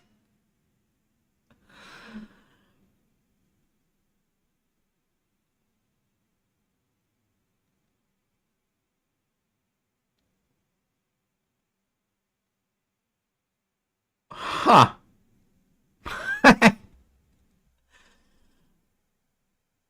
Let me log what we got here. That is hilariously wrong.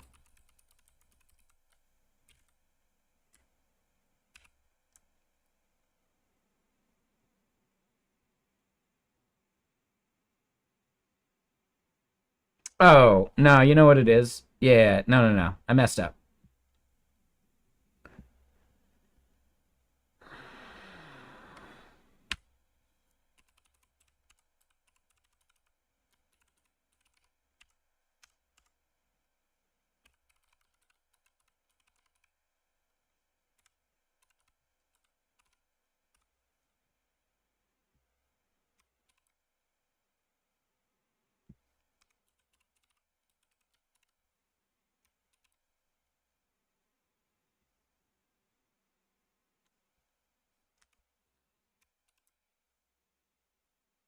That was fun, though.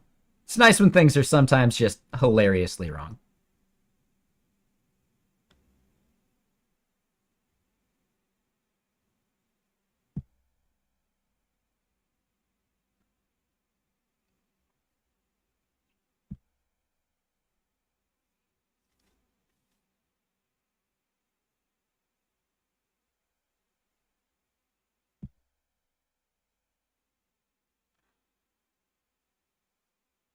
Uh, Wait, what did I break?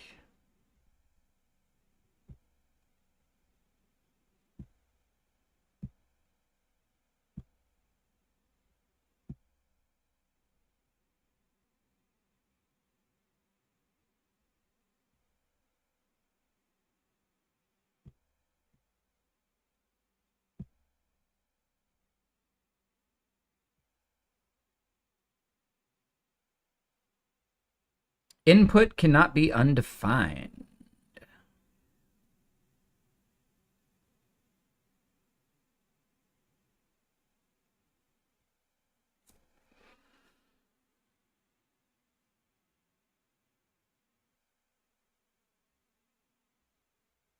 So it's when we're doing our interpolation.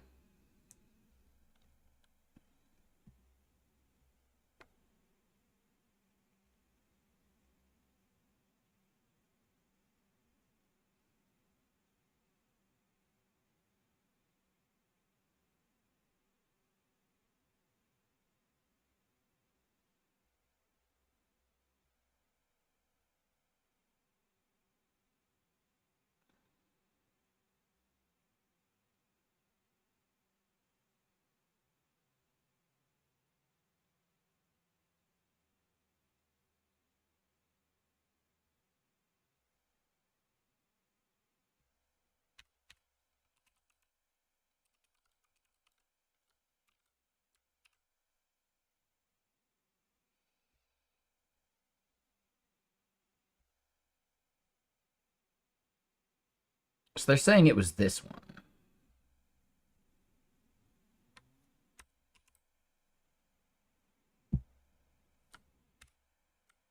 Mm.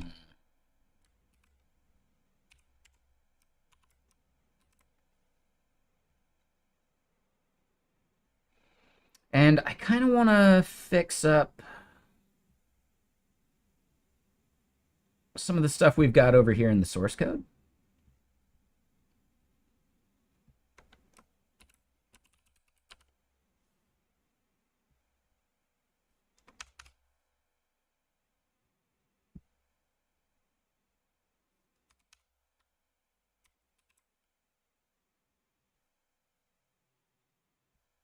That does mean I need to rebuild it.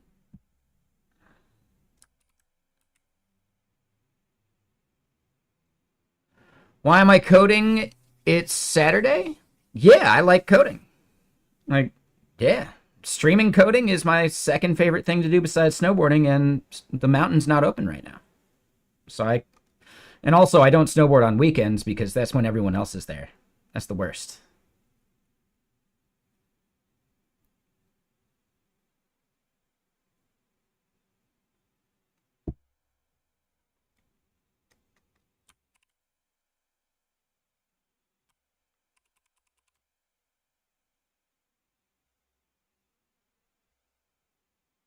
Oh, interesting. That used to build.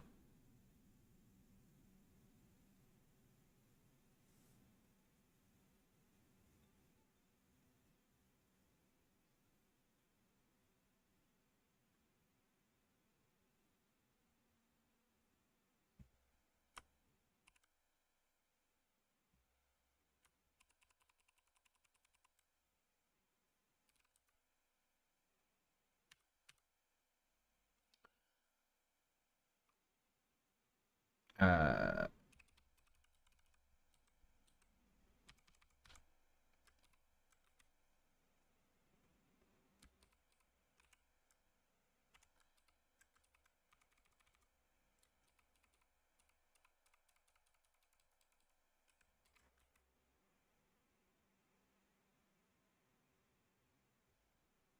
think we broke it.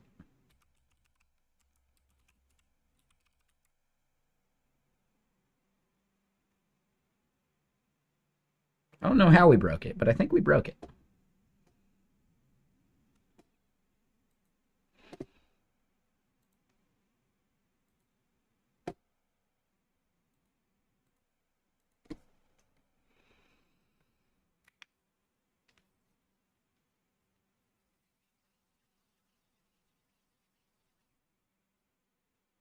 But yeah, I like building stuff. Like, why did you get into coding? Me? I got into coding because I wanted to build things.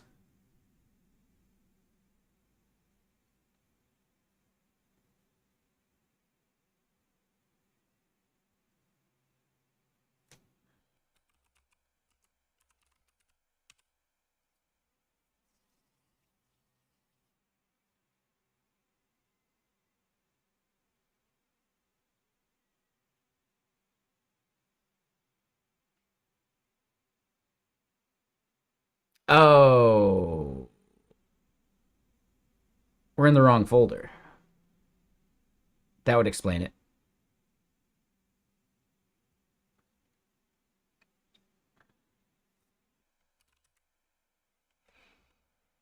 That would explain it.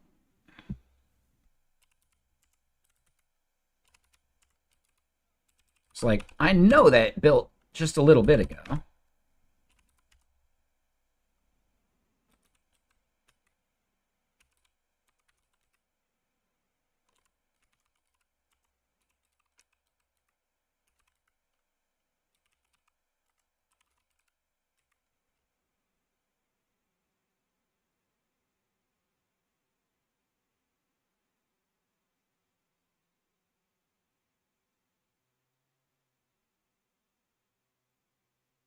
All right, so now we can rebuild this.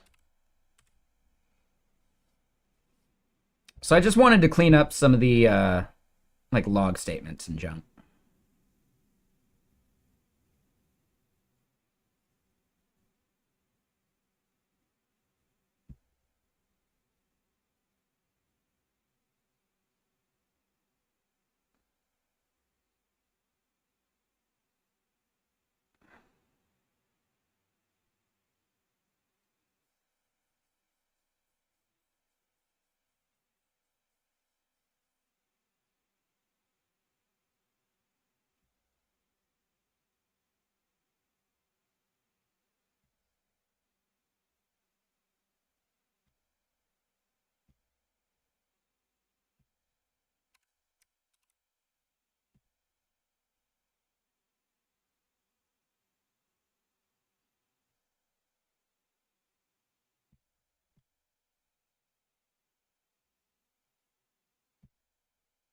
So that should refresh now.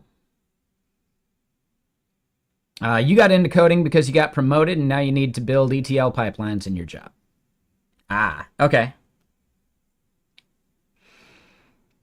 Yeah, I think there's definitely a contingent of people that got into coding because they just heard it was a good way to make a living, right?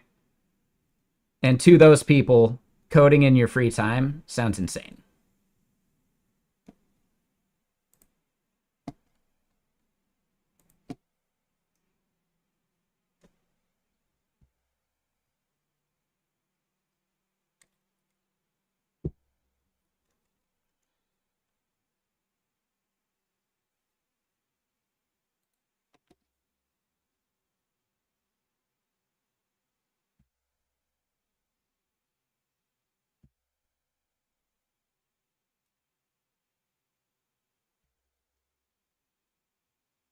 Okay, so, aha, we do see undefined.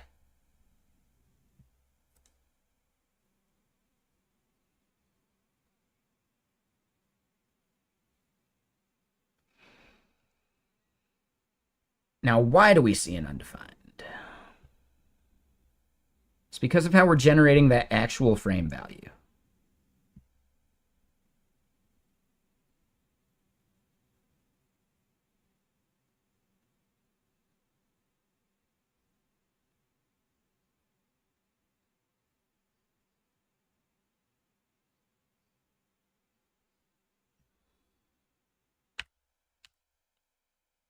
Oh, that's not that hard.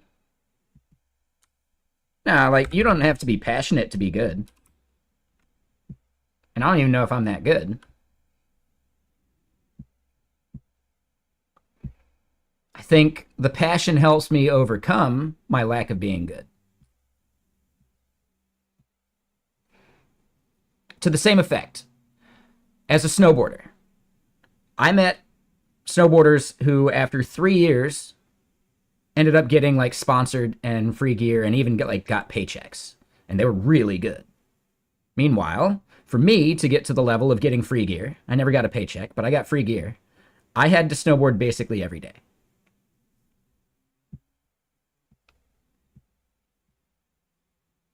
So there is definitely something to the effect of passion can compensate for a lack of talent.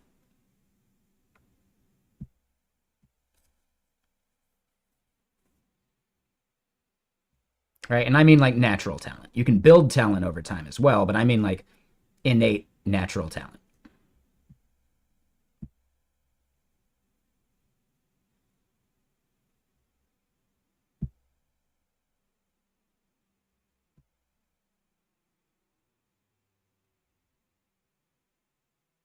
All right, so as we scroll up through this,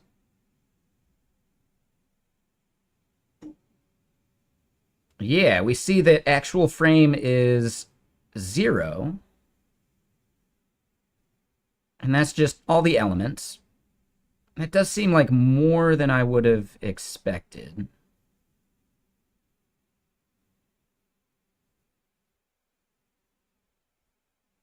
So it seems like, oh, and we see the hmm. Oh, so now we're going backwards. Oh, okay. So how is it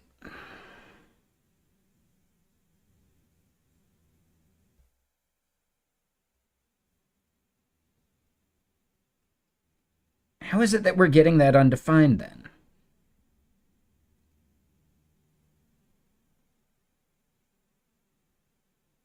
Oh, I see.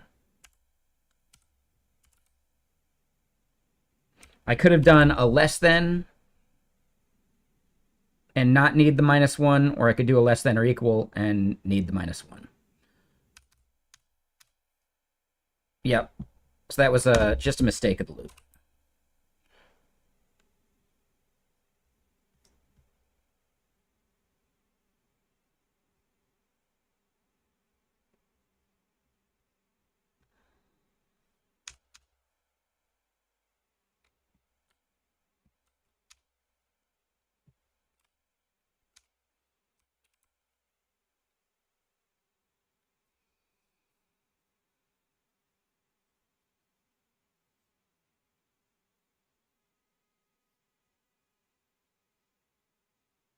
Well, no, no, no. What I'm getting at is like you still need to like enjoy doing the thing. I'm not saying there are devs completely devoid of passion. I bet Tiago loves what he does, but not enough to do it on his own time.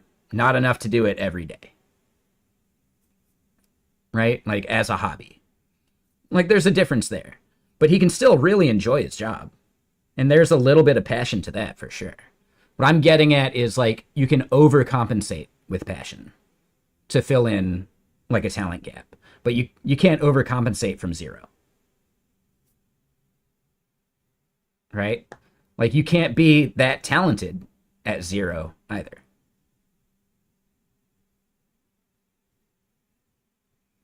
right? So it's almost like passion is a multiplier. If your passion is zero, then your talent's going to be zero as well.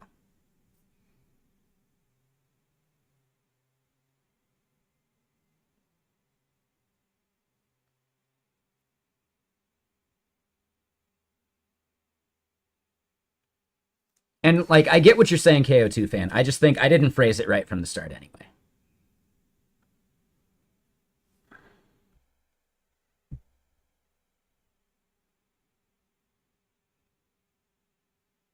Yeah, we're putting that in the Trello board.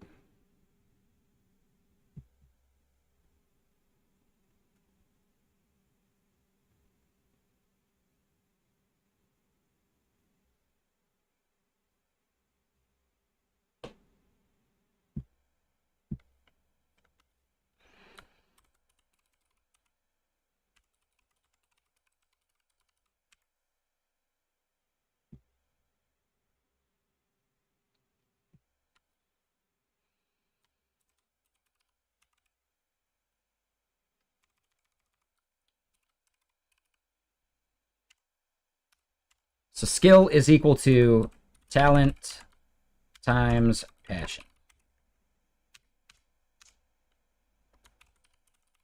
Meaning you can overcompensate for a lack of talent with extra passion.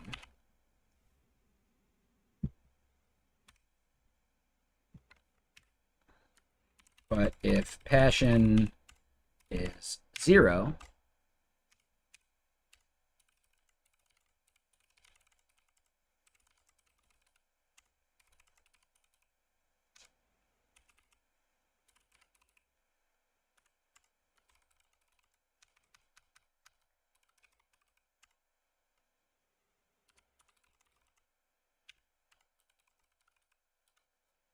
right?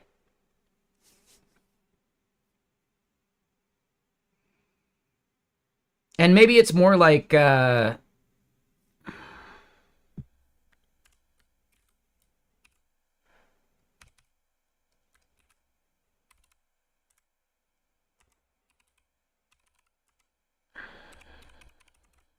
to the power of passion.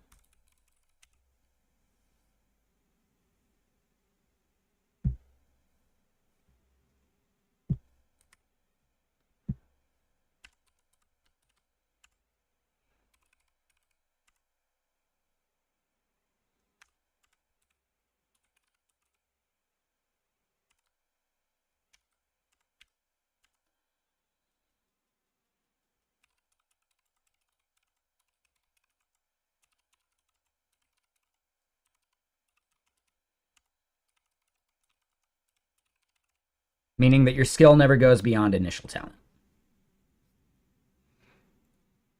Define talent. Talent is what you have without trying.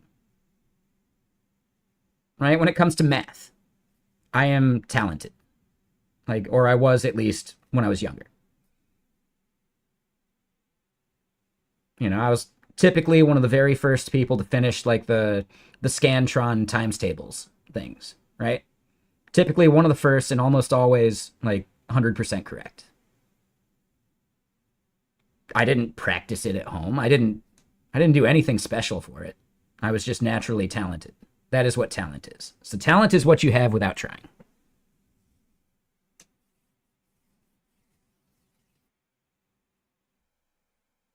There are people who are naturally talented at music, but they're not passionate about it. A lot of them have perfect pitch, as an example. That's a talent. That's something you're basically just born with.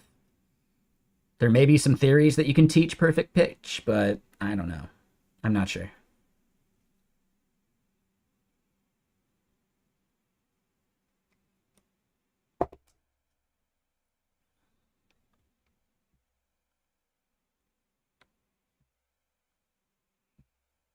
Okay, whatever you say, Garfield.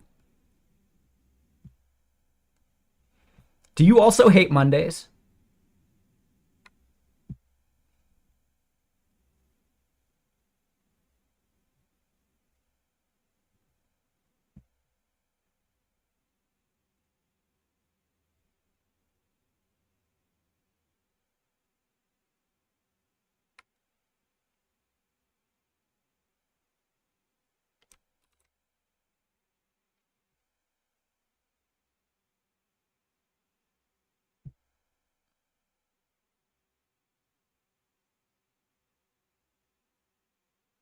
You do, don't you?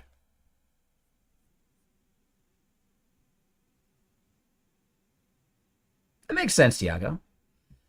I mean, I can understand hating it if there's something you'd rather be doing. I can't think of anything I'd rather be doing on a Saturday. Because all my favorite activities are better when there's less people around. So Saturdays are just the worst. Golfing, way better on a weekday. Snowboarding, way better on a weekday. The skate park, way better on a weekday. It's kind of crazy, right? All my favorite things to do are better when there's less people there, besides streaming.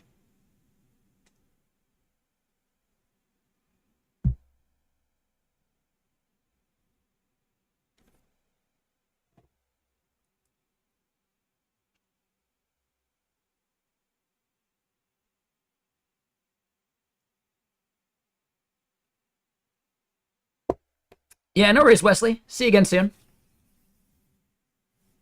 Okay, so we're getting close, but our last frame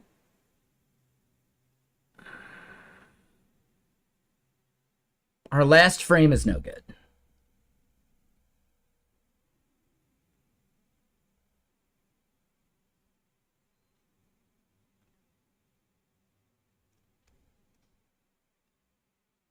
All right, the way we're deriving last frame.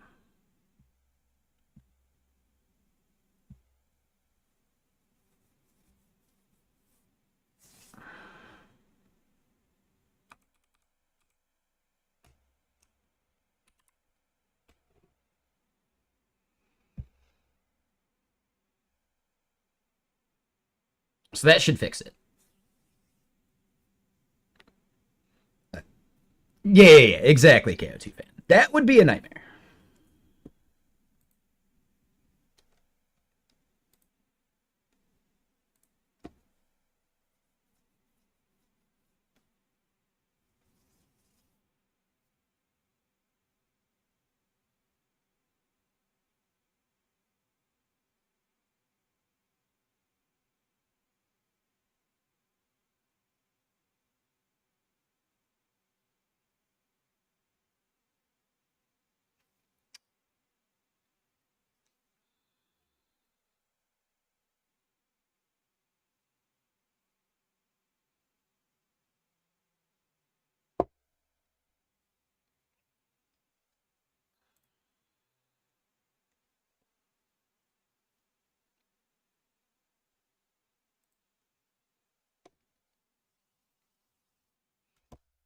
So that should have refreshed on us. Let's just do it again. Did I forget to save?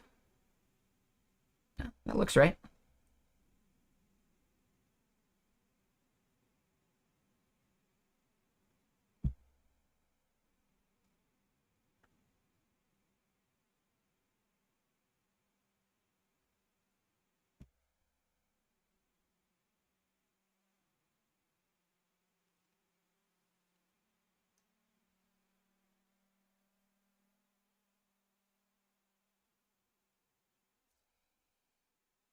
Yeah, I think we just need to chill at those frames a little bit longer, right? Oh, yeah. Oh, yeah. This is nice.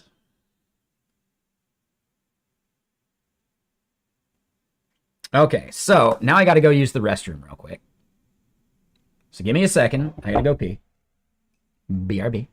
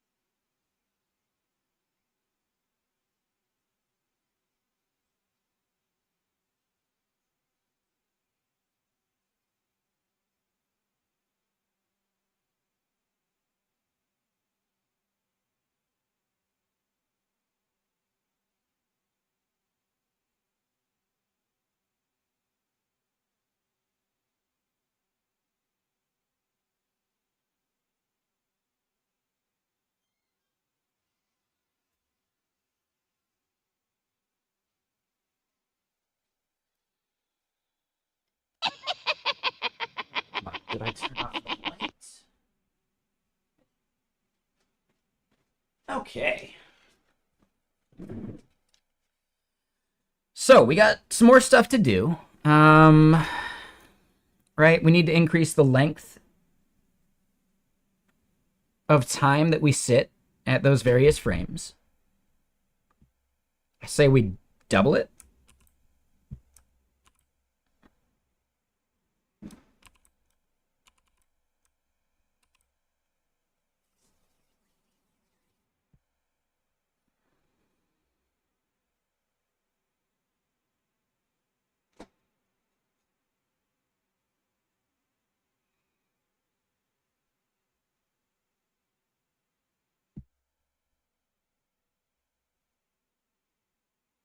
So you're talking about like maybe this part, right? Like the count.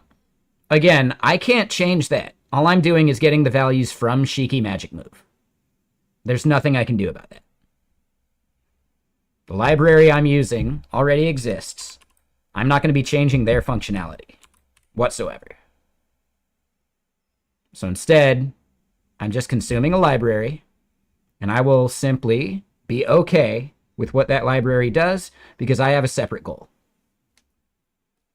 If we wanted to fine-tune that, we could eventually, but that's outside the scope of what we're trying to do right now.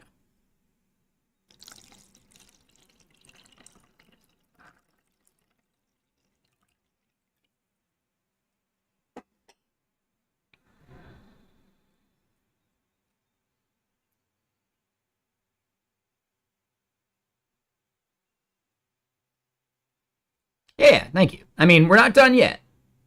So now we need to refresh it and see if we like pause at the various states a little better.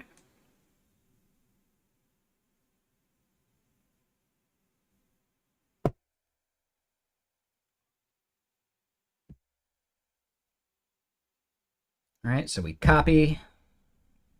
That does its synchronous thing that pauses the thread.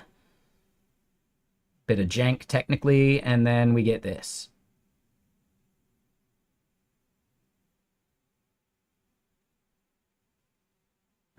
And it is a bit blurry, but that's because we have a zoom going. So now if we look at that,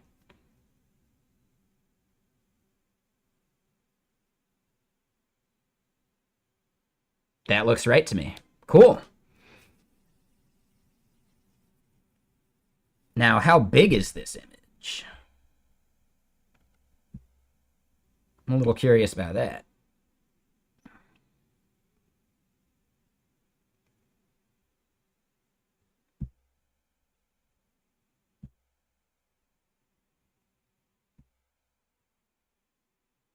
$500K. Yep, not ideal. But probably about as good as we're going to be able to get it. At least for now. Now, I bet there is a way of optimizing it. So, easy GIF.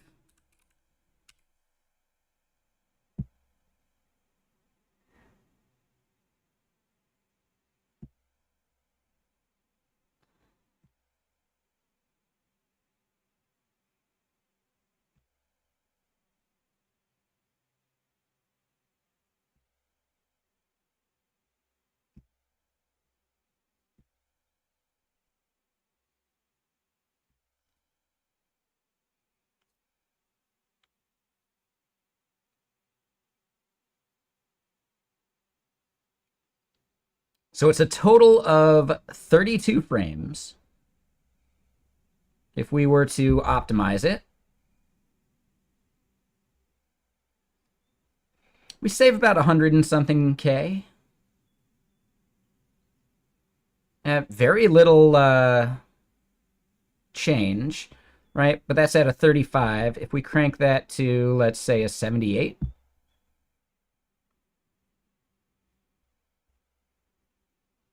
doesn't actually change that much. If we crank it up to like a 140,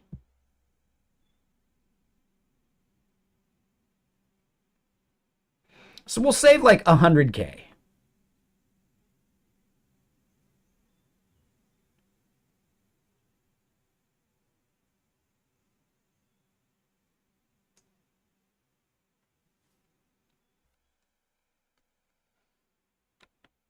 All right, so one thing I think I want to do is we'll actually do that, but I think I also want to double it again. And yes, I know it's a little hacky doing it this way. I'm sure there's some way we could loop it, but what value do we gain from doing that? I don't know. We could definitely improve that. And then we're copying and pasting less.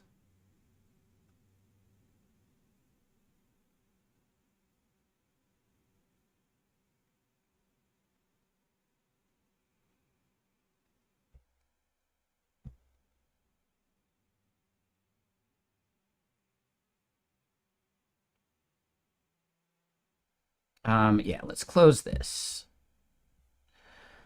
So, yeah, I'm going to do that. What we're going to do is then have first frames and last frames.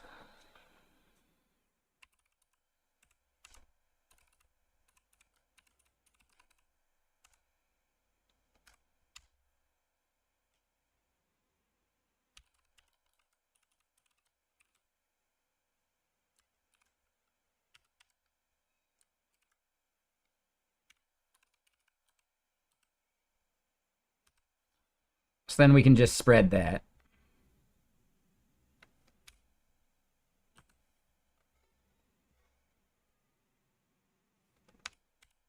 Does make the code a little bit better, right?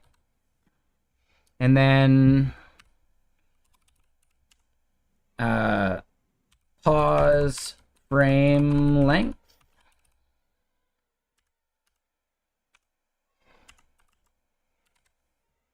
So then we can keep this consistent. And then as we like fiddle with it, it's just one thing we change.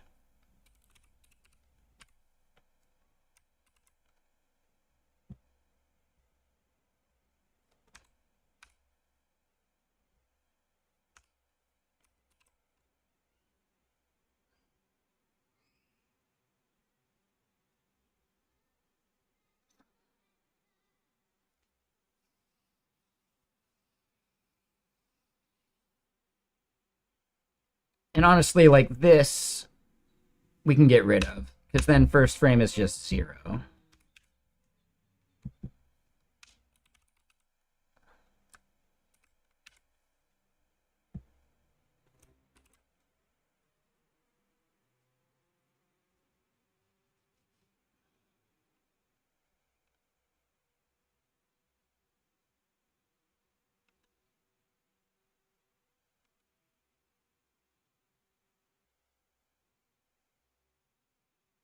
Okay.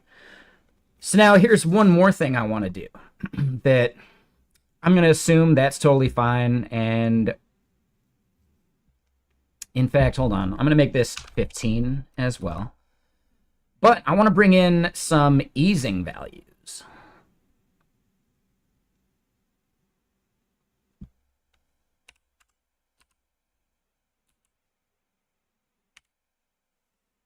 Right? So then from here, when we do our interpolation, we can pass that easing value to it.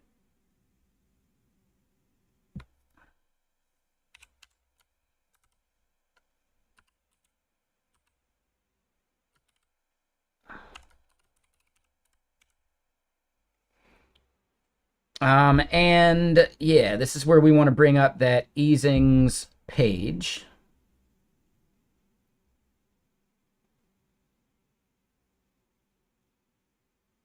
Which easing do we think we want to do?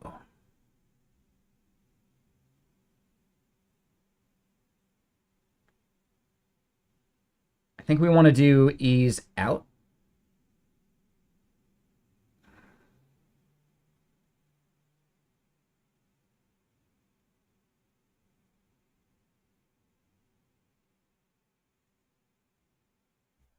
Ease out court. Sure. Just for testing. Ooh.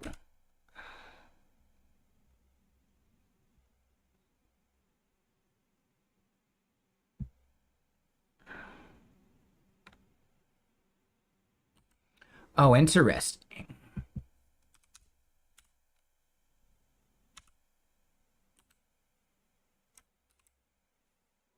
Okay, so that's how they do that. Interesting. All right. So then we'll just add that to all of our other easing things.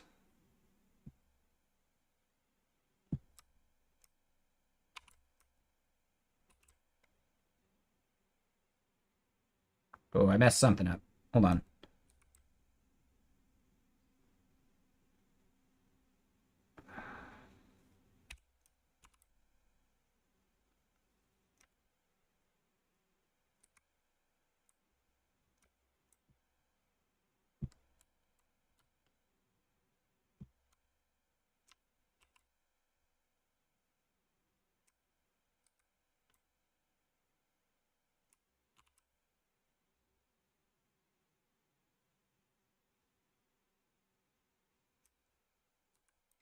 Wait, I keep copying the wrong thing.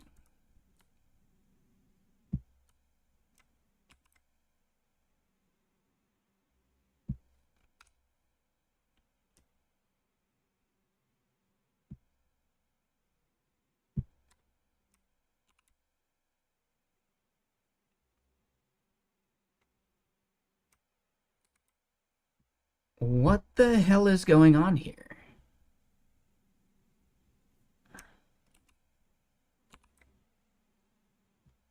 Let's just do it one by one. Why not?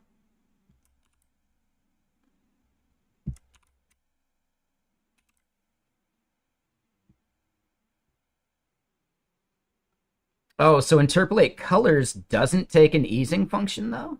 Oh, that's annoying. It'll be less noticeable.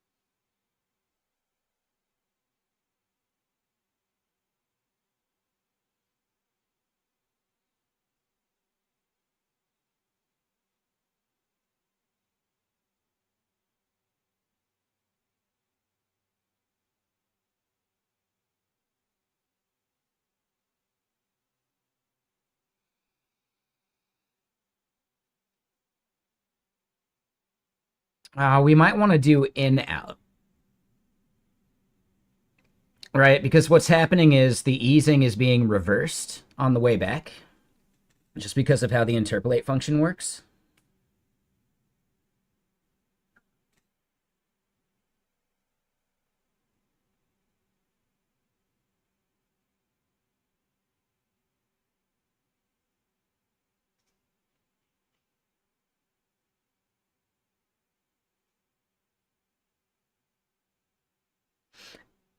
I might be okay with it, actually.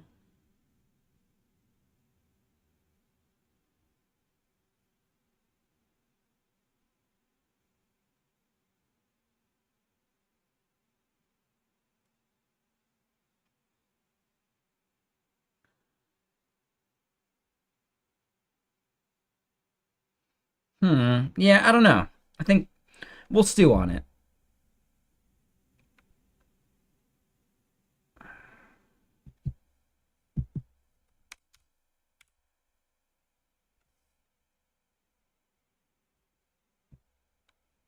All right, I could just do the in out.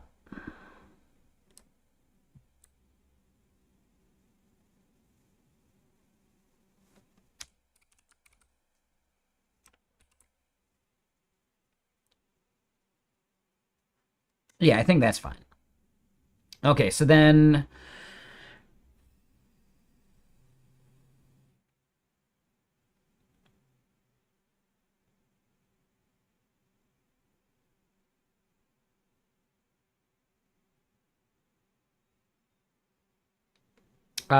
sure.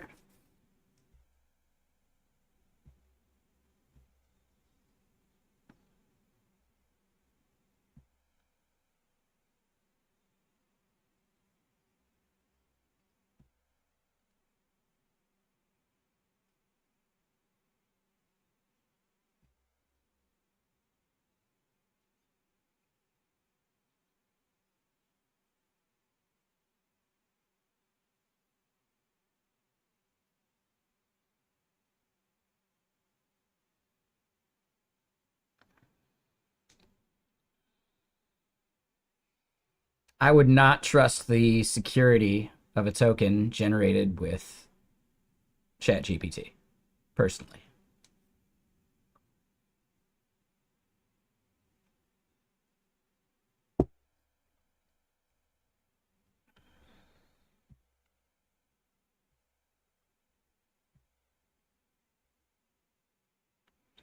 And hey, what's up, yoinked phone?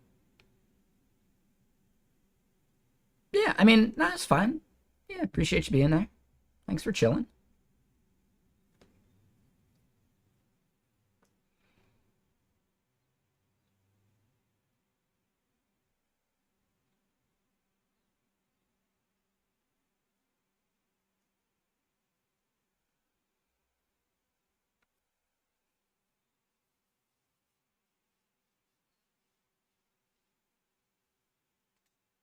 All right. So, oh, and real quick, the real AC Savage and Buntology. Buntology? Thank you for the follows. Yeah, welcome. How you doing?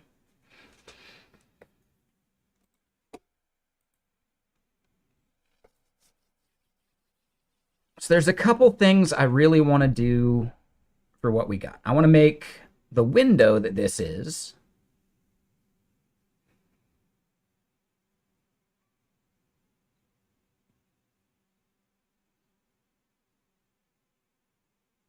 I want to make it not like full width, which means I believe they do have like a size thing in Solid UI. Let me get another album going real quick though.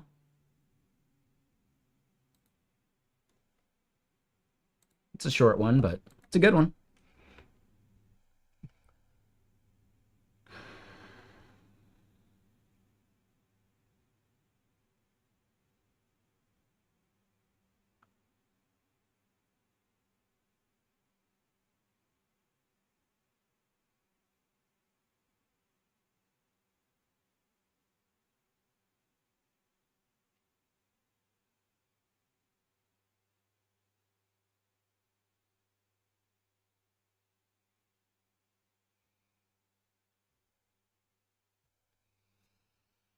So here in Solid UI, we do have resizable.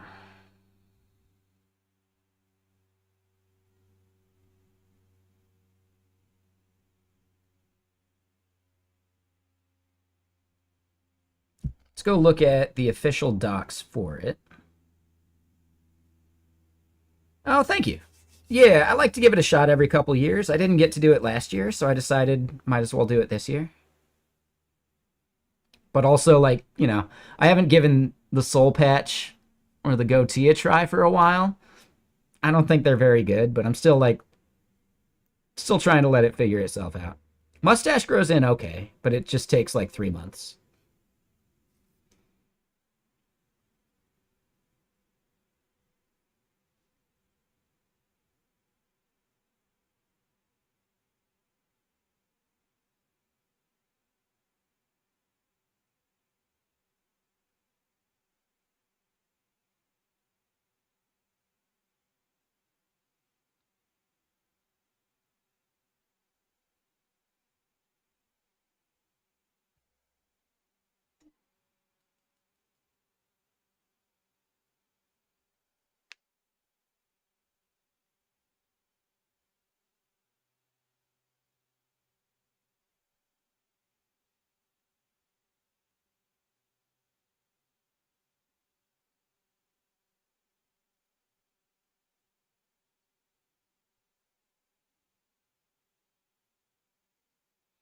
All right, so let's try bringing in the resizable.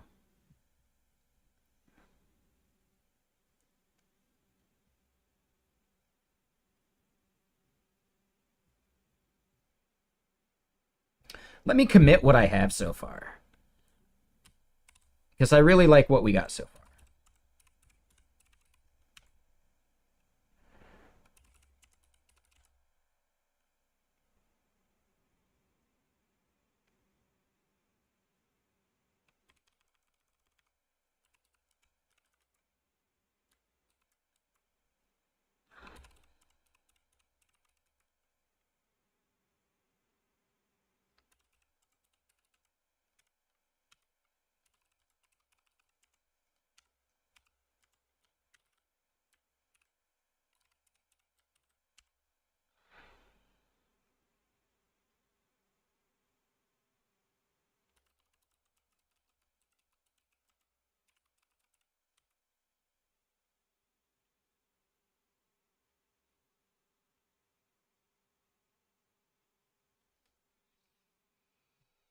And let's go through setting it up on Netlify, actually. Why not? I don't know if I even have a repo for it yet.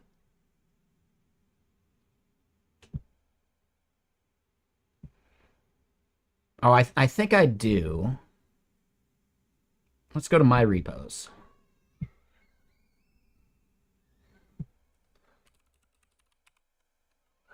Oh, I don't have lithium up there yet. Let me double check my Netlify stuff.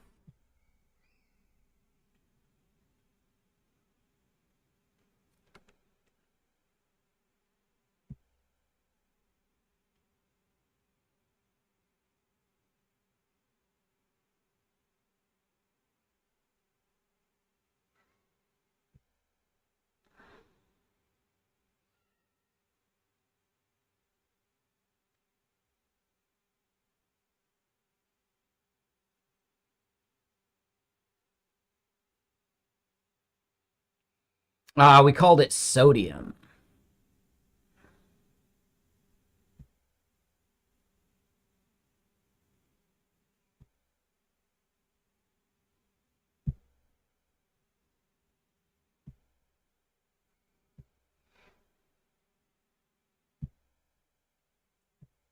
Yeah, so we'll just call it lithium for now.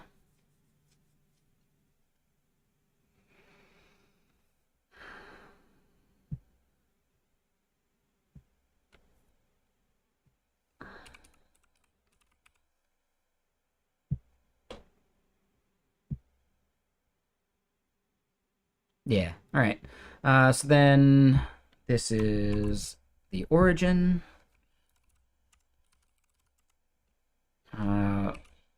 Add origin that.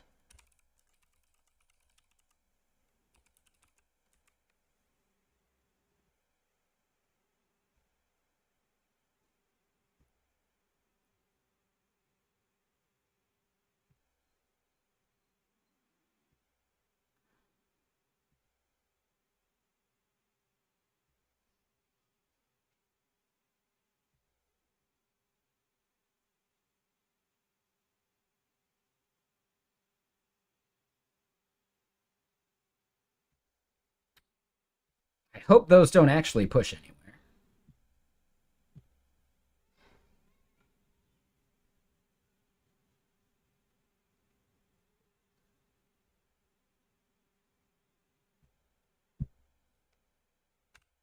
Yeah, I don't care about that.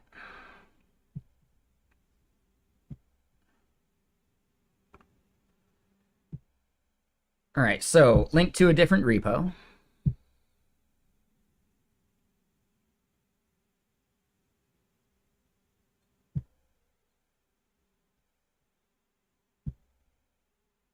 I got to do this real quick.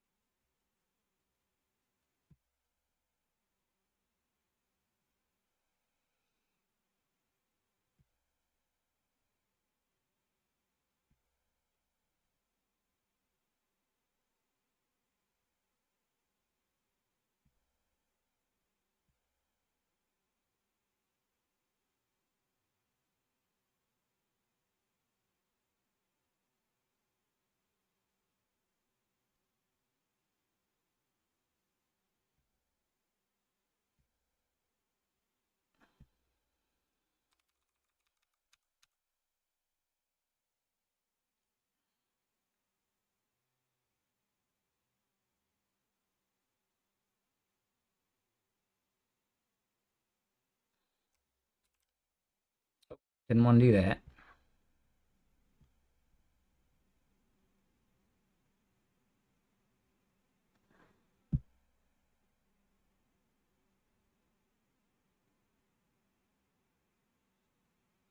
Hey, what up? How you doing? What were you up to today?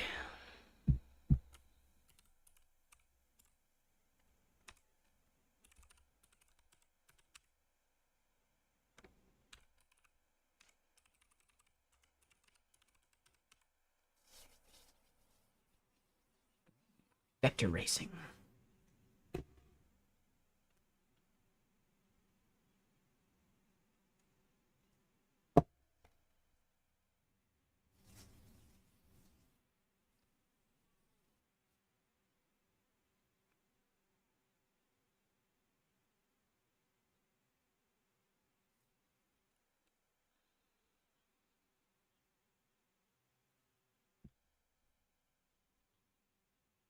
Hell yeah.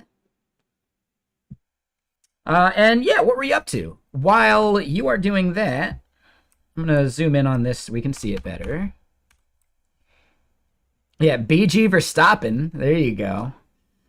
All right, so the gist is, and let me refresh. Oh, did I?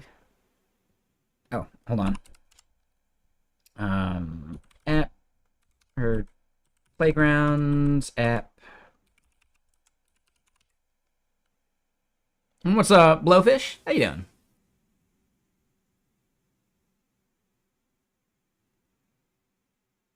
GCC on a fresh system? Not sure. Let me show you what we're working on while you describe what you were up to, because I'm curious. Like, what does Linux from scratch actually mean?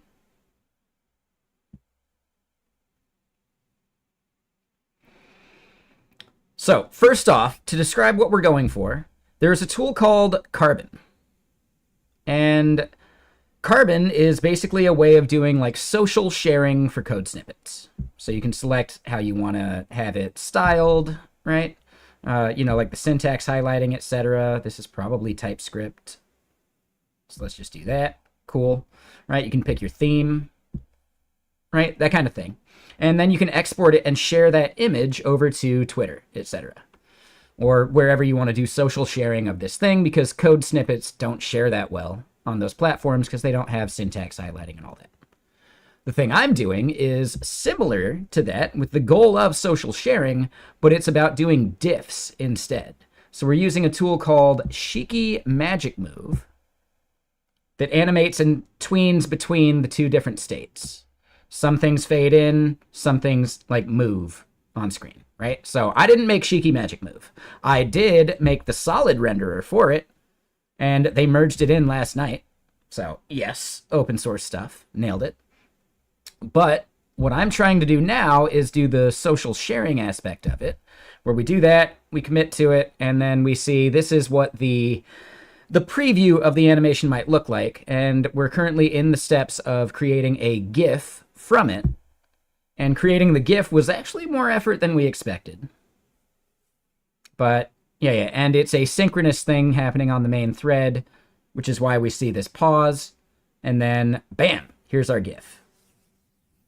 And it's blurry because I'm zoomed in right now. So we could theoretically copy and paste this GIF over to Twitter, and bam, we've got a socially shareable GIF on our hands. Created from the source code. I think it's kind of fun.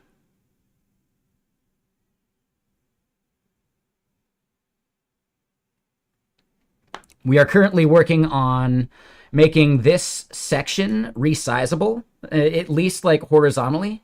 That way there's not all this extra space on the side, depending on how you want to do it and all that. And we just added the resizable component, or I think we're about to add the resizable component. I was in the middle of trying to get it to deploy out to Netlify, and it's broken. But yeah, so that's kind of where we're at and the thing that I'm building. We called it Lithium. because it's not carbon, and we just found some random element. But yeah, pretty fun, right? So yes, you're building a compiling toolchain for GCC. Okay. Compiling GCC itself?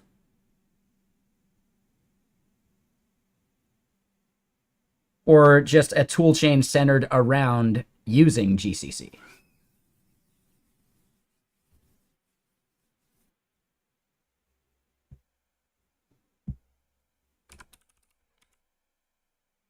Compiling GCC from scratch. Yeah, that's awesome.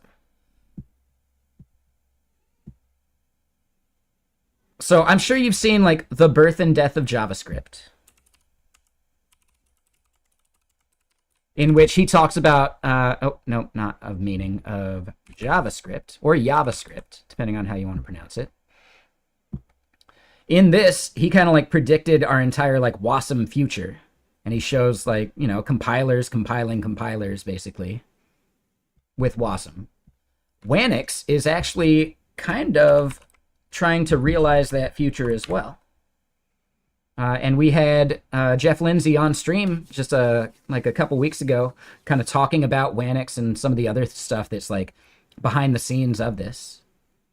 There's like an x86 in the browser kind of thing, which is kind of crazy. Like, yeah, a whole bunch of cool stuff. But yeah, I don't know. Very, very interesting. Not quite the same, but it still does involve like just compiler stuff. You know, if you have a compiler, you're good to go kind of thing, right? Which is powerful. And also, I do kind of want to brag. The creator of The Birth and Death of JavaScript video, Gary Bernhardt, he goes to Seattle JS. I went out drinking with him on Wednesday, like with a bunch of the other people from the event as well. It's really cool. Definitely fanboying out a bit.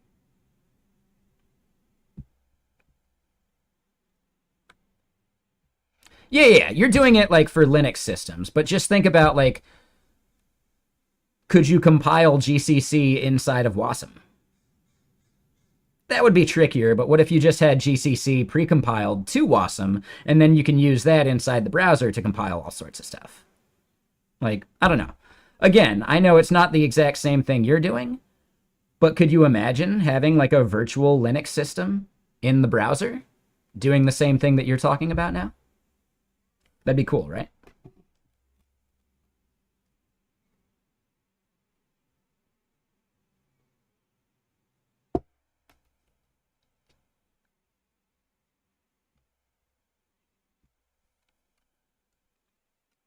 Do I still have those slides anywhere?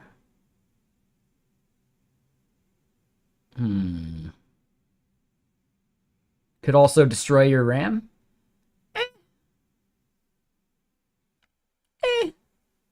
I don't think it would take much more RAM than doing it natively.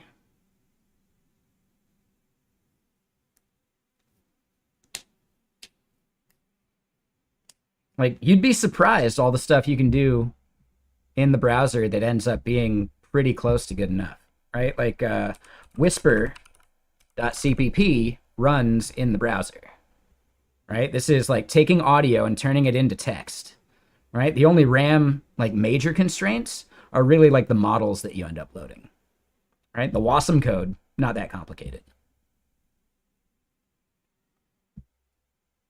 So yeah, like, really, WebAssembly is the future. It's really cool. There's a quote from Solomon Hykes, the creator of Docker.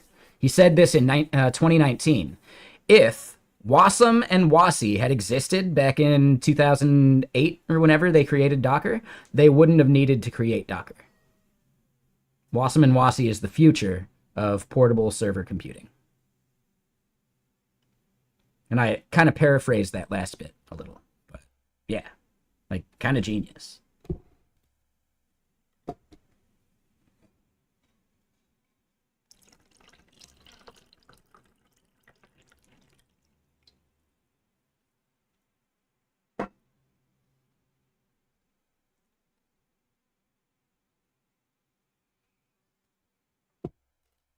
All right, that was the end of that album. Let me get some more music going, and then, yeah, we will get, continuing on what we're building.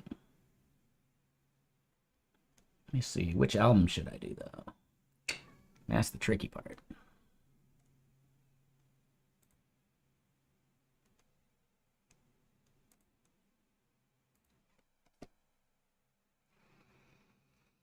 But yeah, like, where'd you leave off with your thing?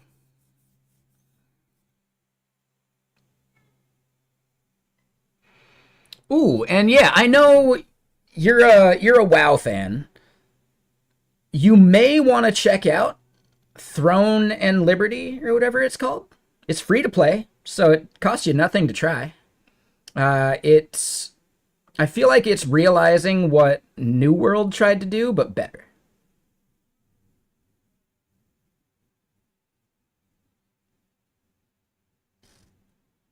So yeah, if you end up wanting to like hop into some Throne and Liberty at some point, just let me know.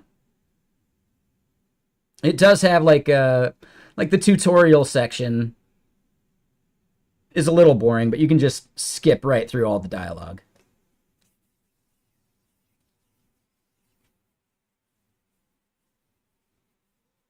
But yeah, new MMO, worth checking out.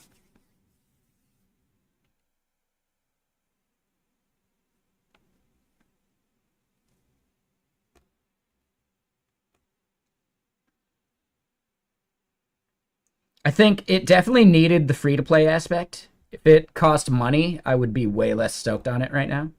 But it was fun. Like starting out was a little slower than I hoped, just like the tutorial section and all that. But then once it gets past that, it's yeah, it's fun. I like the combat.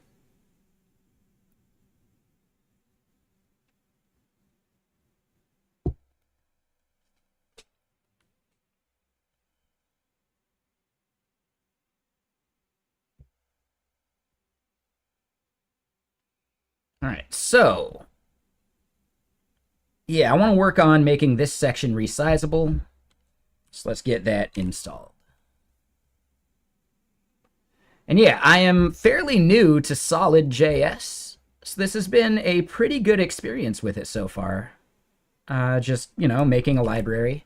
And if anyone else here is into Solid or wants to learn it, a hackathon is going on. There's 32 days left.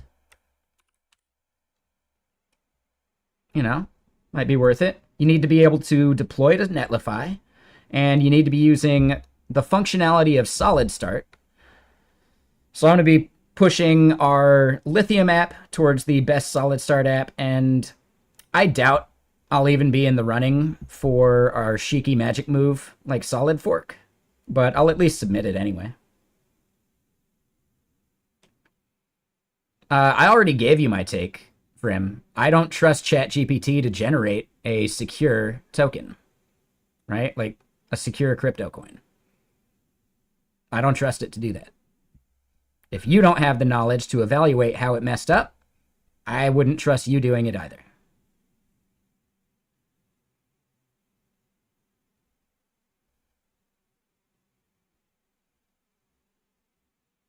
No offense. It's cool that you're trying it. Like, yeah, have at it. Sounds fun. But as far as like being economically viable as like a thing to trade for things of value, nah, no thank you. Now, is it any worse than Doge? Probably not. But I'm also not a holder of Doge. So there you go.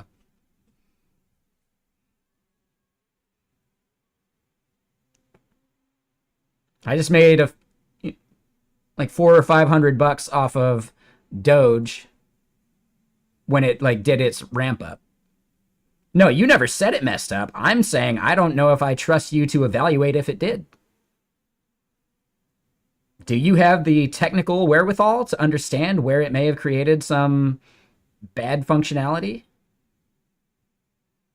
If you don't, then I definitely don't trust it.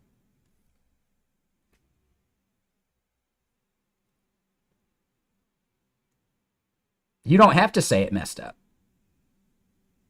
I can just assume that it did. That's ChatGPT in a nutshell.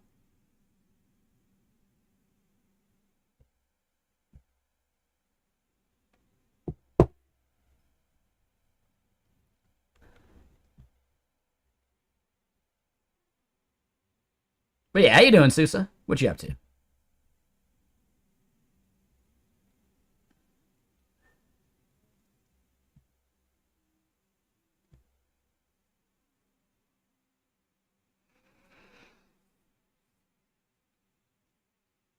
Mock service worker is great as long as the backend team is treating the Open API spec as a contract. So they can't be changing things willy-nilly. They have to obey the contract, which means you need to put in a lot of effort up front to make sure that your Open API spec is accurate and complete. If you start building towards an Open API spec that they're going to end up changing, your mocks don't actually matter anymore. And I've worked on too many teams where the back end decides that they can totally change things without updating the Open API spec, and then you're just breaking everything. So yes, SUSE, you can do it, but it requires technical rigor from the back-end team by treating the Open API spec as an actual contract that can only be changed when both sides agree that it should be changed.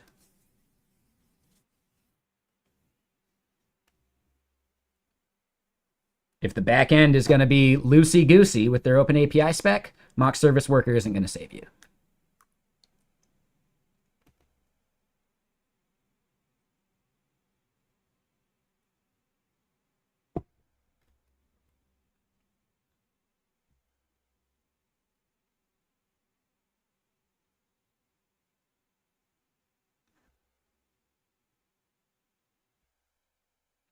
And yeah, I've worked on too many teams where the back end team doesn't respect the front end enough to actually coordinate that.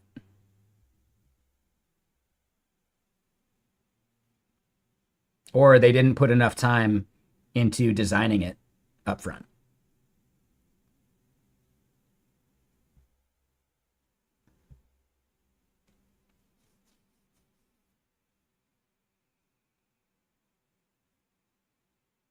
No, I think mocks are great if the API spec is well-defined.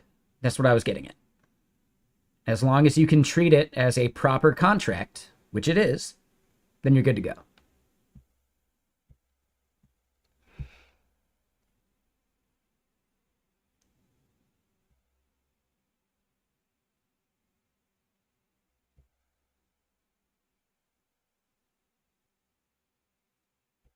Okay, so we need to do this. Nope, that's not it.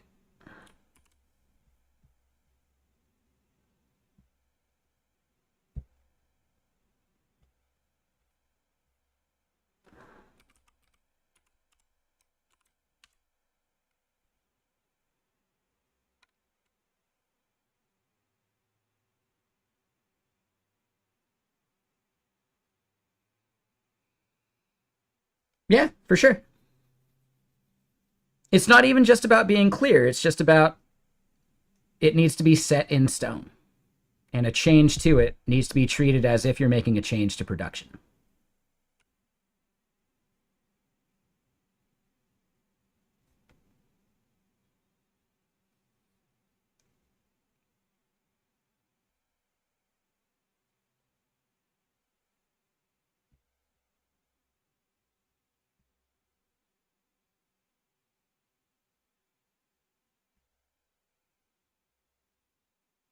It's often why full stack teams can do that a little bit better. Because you can, if you're in a mono repo, you can update both at the same time. If you're in separate repos, there's always going to be a lag time between them.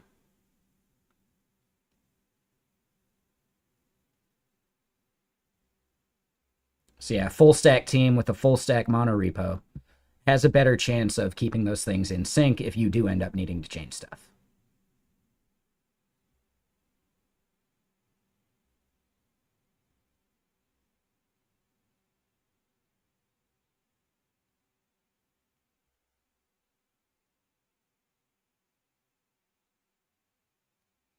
So basically, if someone's trying to change the back end, they are also responsible for updating the front end accordingly.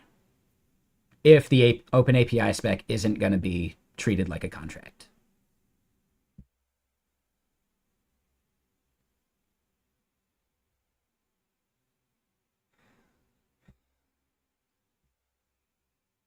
If there's even a moment where the person making a back-end change can treat the front-end breaking as someone else's problem, then everything falls down and it's not going to work. The greatest camouflage in the universe is the someone else's problem field. The moment it becomes someone else's problem, it is invisible.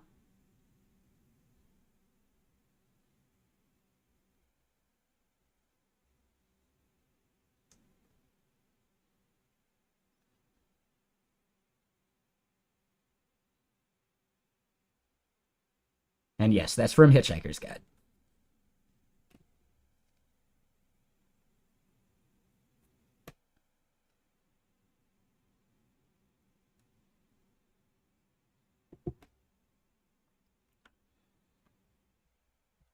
All right, so we did that. Let's get the app back up and running.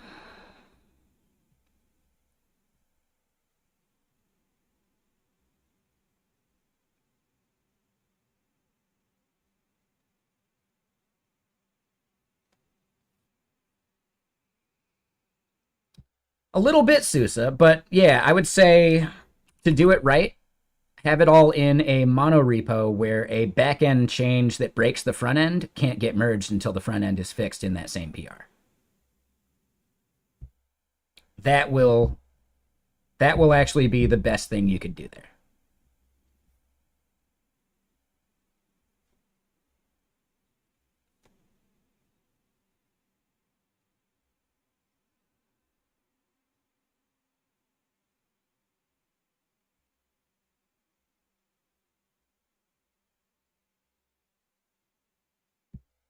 So then it's less about communication, which implies that you have to deal with it with another person, and more about a breaking change is everyone's responsibility if you introduce it, no matter if it's the front end or the back end.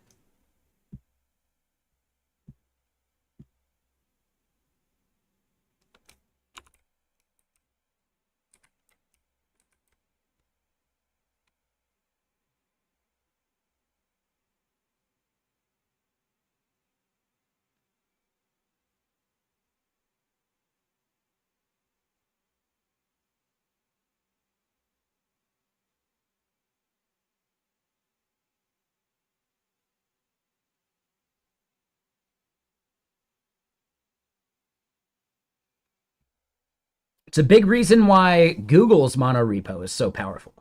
You can't introduce a breaking change to Angular if it breaks someone else's repo within the giant monorepo, right? Because every single project in Google is running off of main from the Angular like repository. That means that they are massively dogfooding any change that goes into Angular in like a crazy way.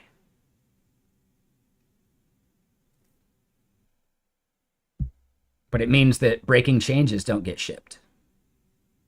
Ish, right? It's impossible to say ever, right? Yeah. Yeah, that's like the big fundamental difference between React and Angular at like a corporate dogfooding level. There are all sorts of like feature flags and things in the React code base for it to run within Facebook's infrastructure. So what they're running isn't what you're running.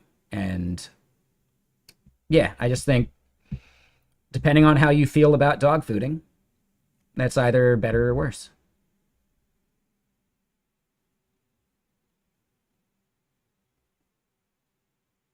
Yeah, when there is a like not a like merged and approved PR, but a PR that is approved for running CI/CD, right? So an internally made PR or one from a trusted contributor, something like $10,000 worth of hardware is spun up inside of Google's CI/CD pipelines. Now that may be $10,000 worth of infrastructure at the like retail billable level, but still, like, it's crazy.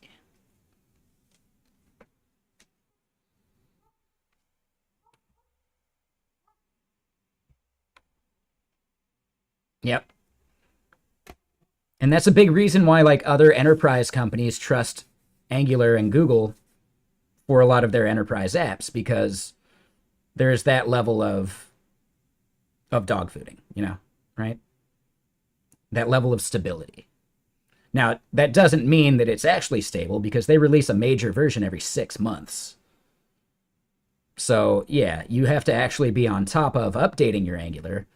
Otherwise, you're going to end up having to do a full rewrite eventually anyway. I'm pretty sure the most used version of Angular is still like 8 or 9, right? The most downloaded from NPM. It's been a while since I've seen that number. Yeah, Vue doesn't have any major corporate overlord, so it's a little trickier that way. Which is also why Vue doesn't get picked for a lot of like enterprise projects.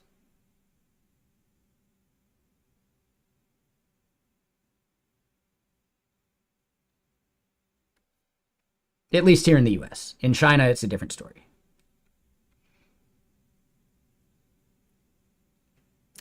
But yeah, hold on. Let's do npm JS. I'm curious about this part.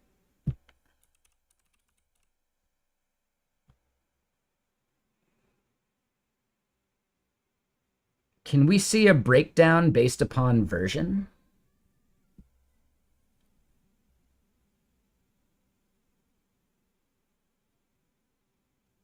Okay. So that's good. We have seen that there is major adoption towards, the later versions. But the fact that we still see 8, like eclipsing all these others, is kind of crazy, right?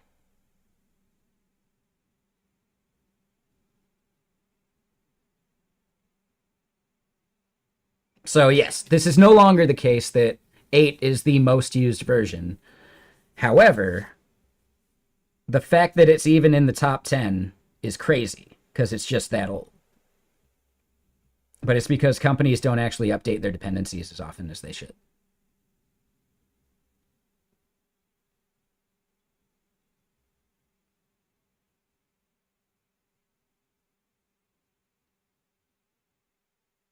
Yep.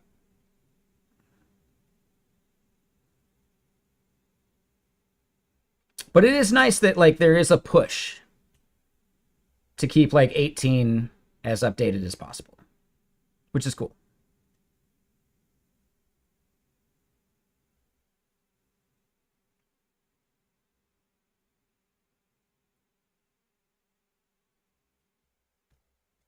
Now, what I want to see is we were seeing like the latest from each major branch. If we look at the 8 here, okay, older versions, not a problem. When we look at 9,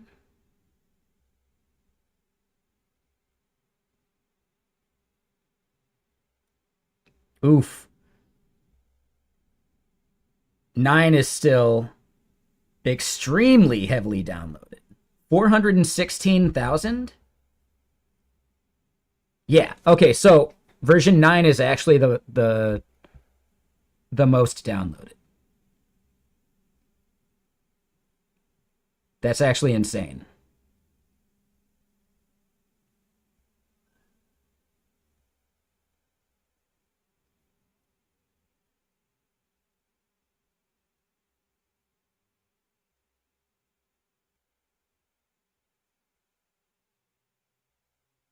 Right? Like, yeah, totally unintuitive.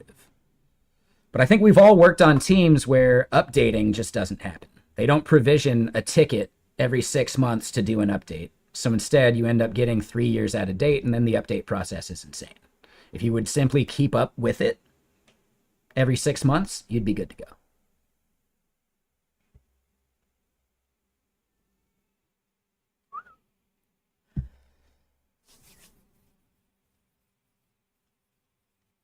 Yeah, so I think Crutchcorn would be a little chuffed to understand this. Or maybe not chuffed, but a little surprised is probably the word. Because he seems to think that modern Angular is the most commonly used version of Angular. And it isn't. It just really isn't.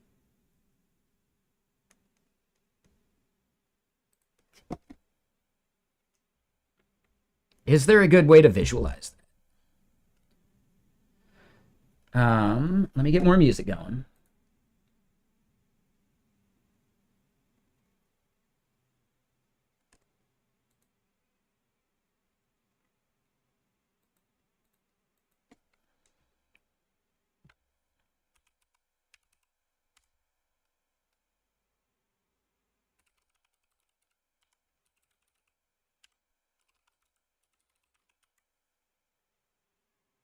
NPM trends.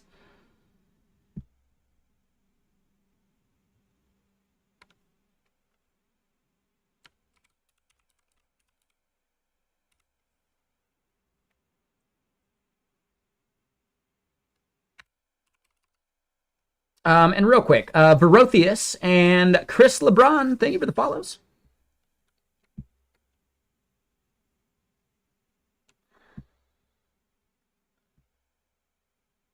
Hold on. So wait. At Angular / core.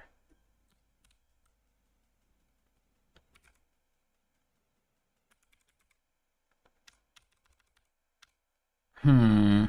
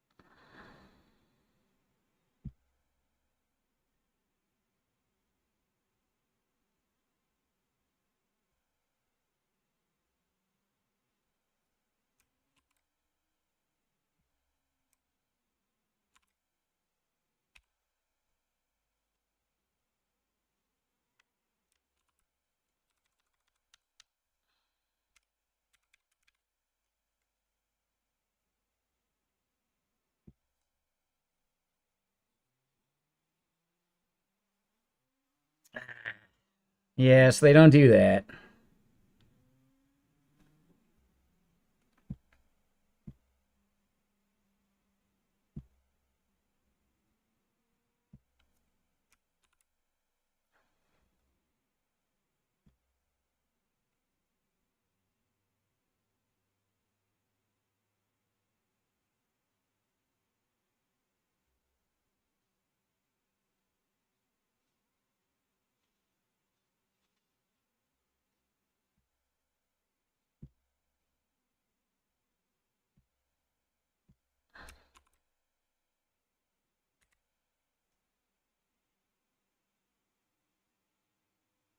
Yeah, so looks like none of these actually accept a version.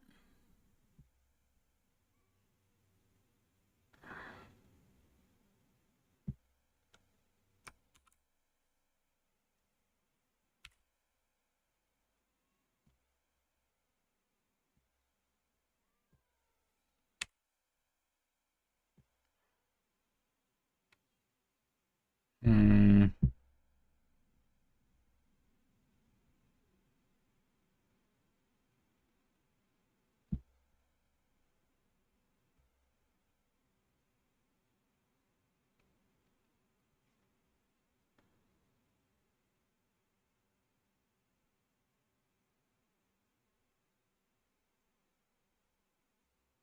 Yeah, so npm stat, etc.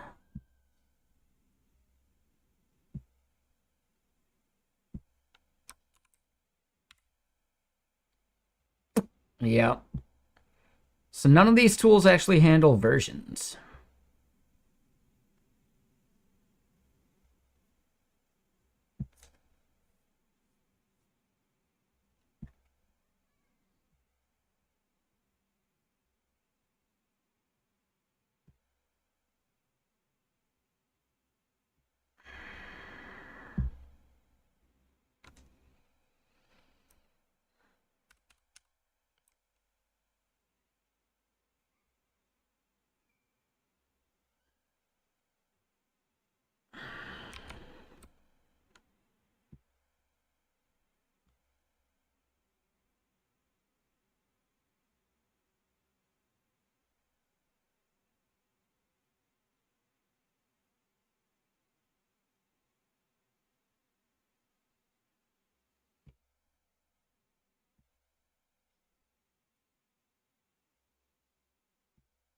So I'm going to save this for later.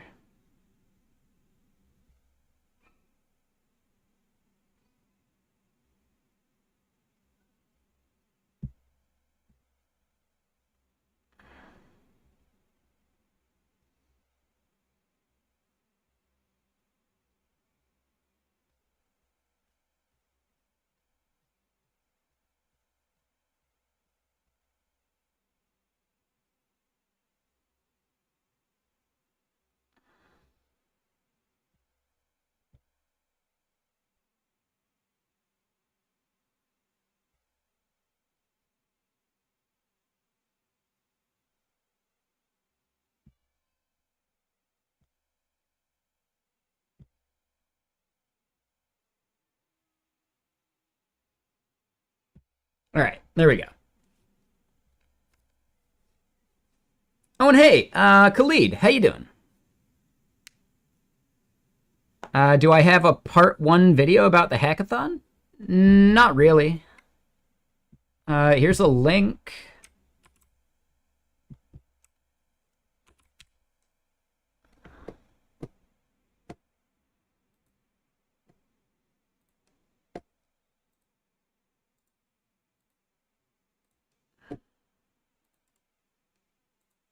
Just let me paste it over to YouTube for you.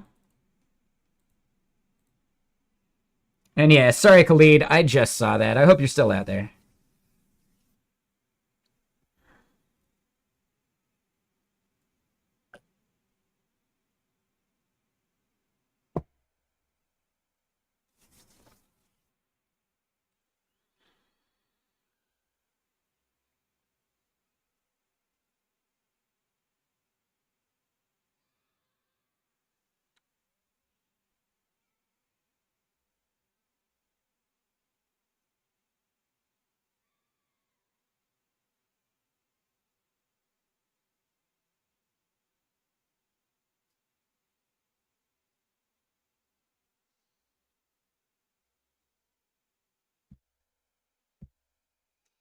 All right, so back to it.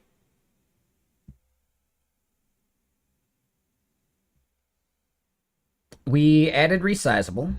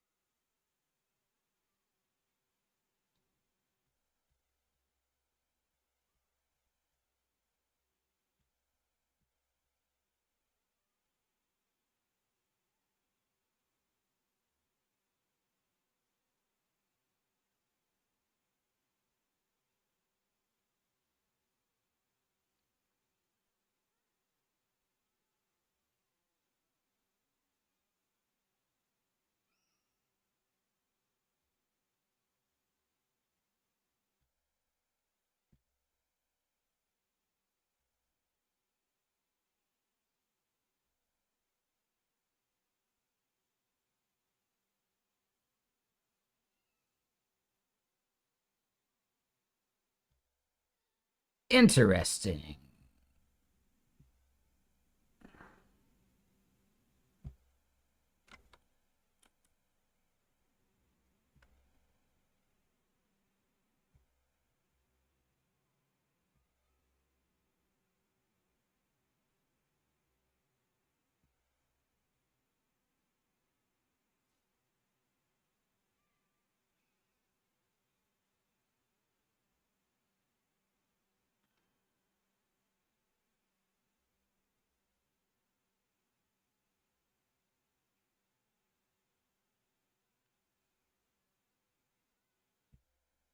So it seems like their library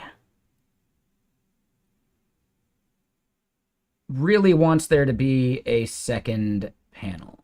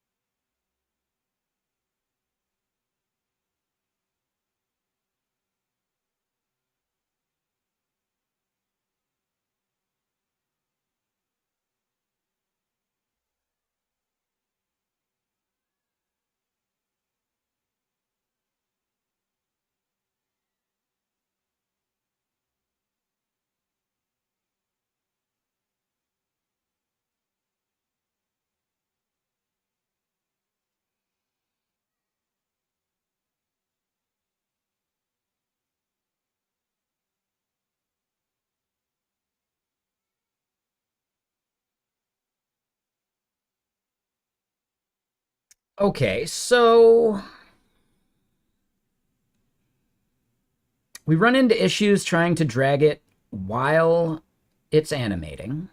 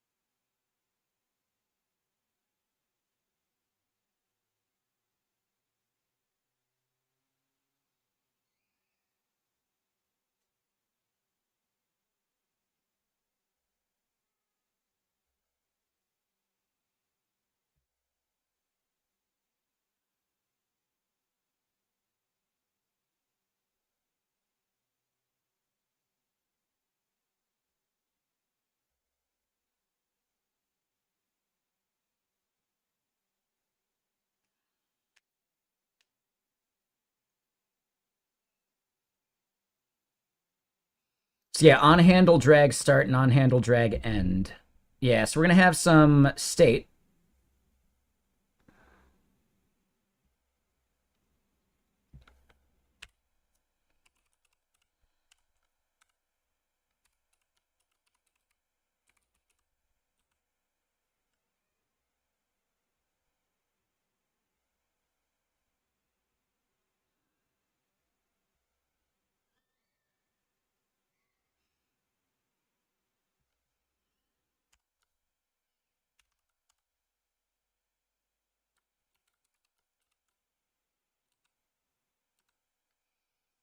And if it's not resizing, then we do that part.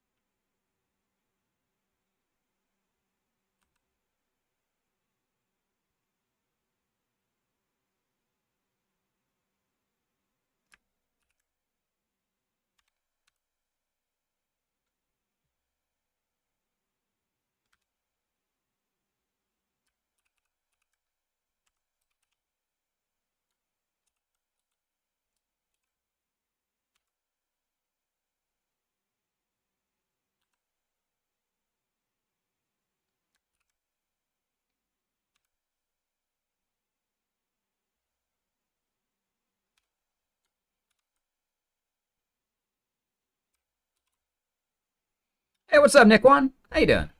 What are you up to?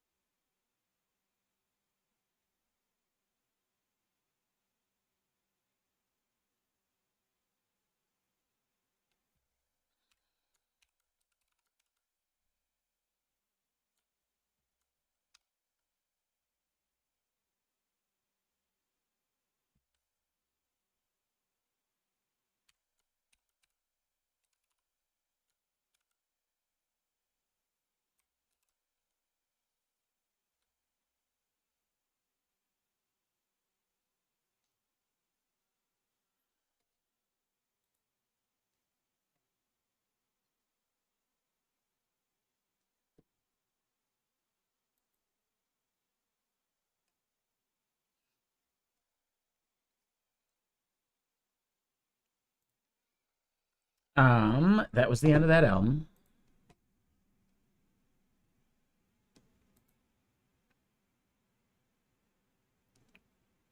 Thanks. Now our news. I mean, we're making really good progress, aren't we? I think so.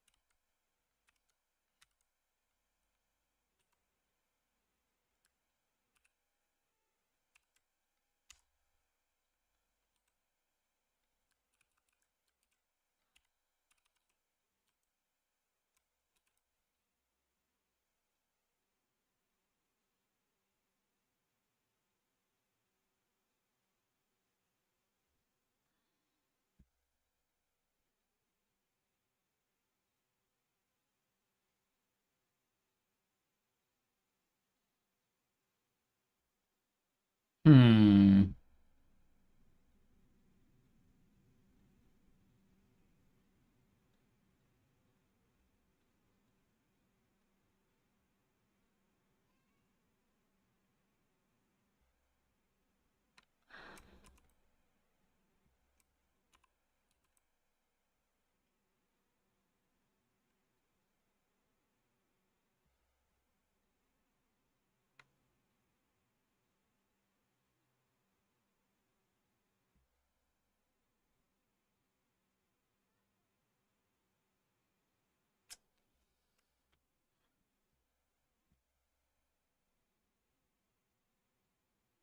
Interesting. So yeah, the class there breaks resizable.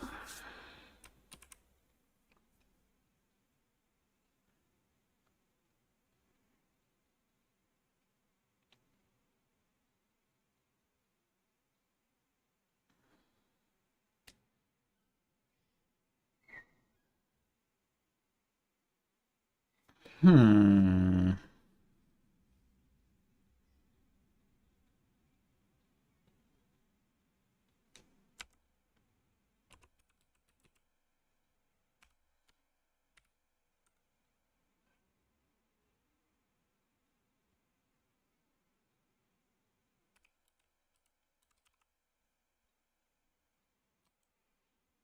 When it's M auto.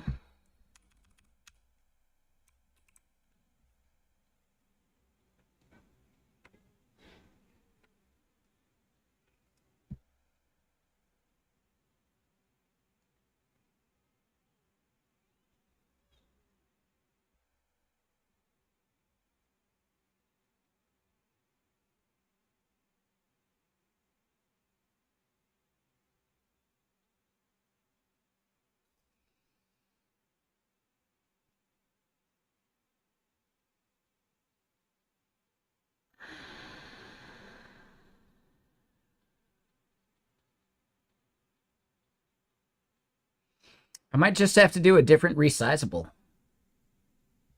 Like a custom resizable thing.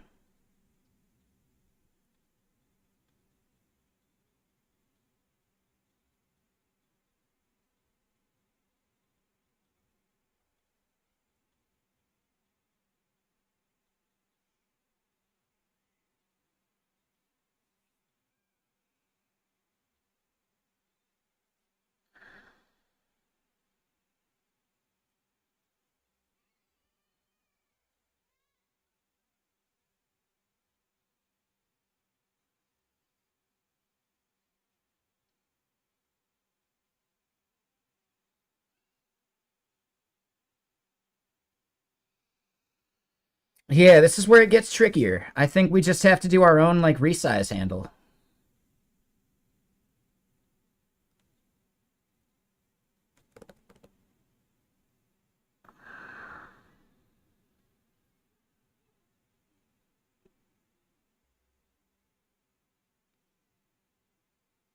Let me look at Carbon and how they do the resizing again.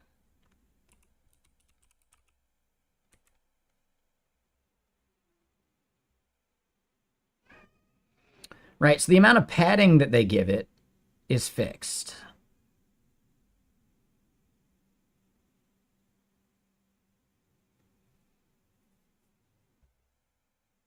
But maybe configurable. Yep. So yeah, some of those things we'll have to do like custom as well.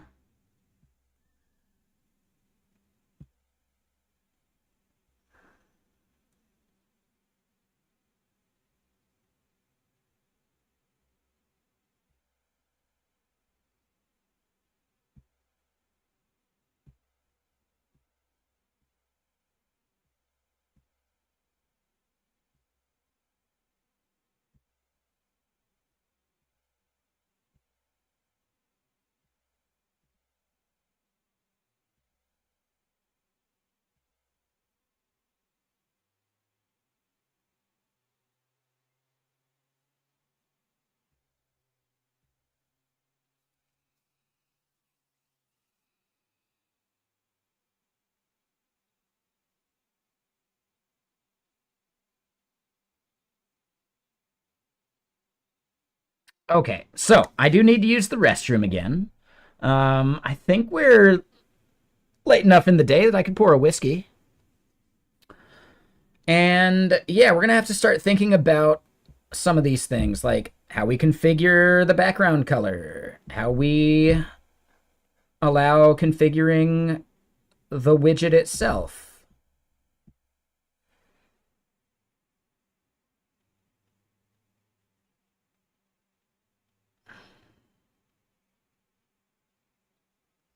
How does the tweet part work? Right, so we could tweet it or upload to Imager. Sure.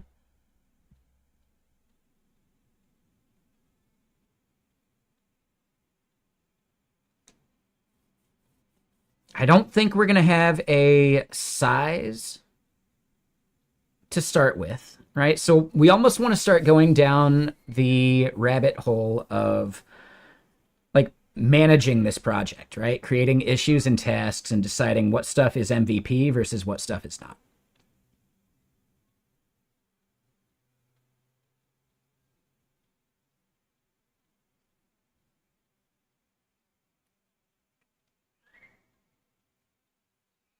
Right? So open versus download versus copy. Those are easy. I think having like a straight up tweet button, that's an edge case.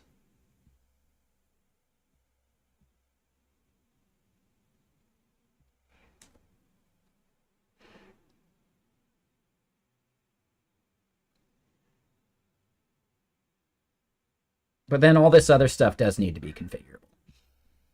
And yeah, I think as far as how this goes, like, yeah, we don't do a top or bottom, but we will want to do like an edge resize handle. So yeah, this is definitely getting complicated. I do have to use the restroom again because I broke the seal. So I'm gonna go pee. I'll be right back. And I think our first step is implementing the resize handle. And then once we have the resize handle, then we can consider background color and padding and a whole bunch of that config. And like adding these buttons, things like that.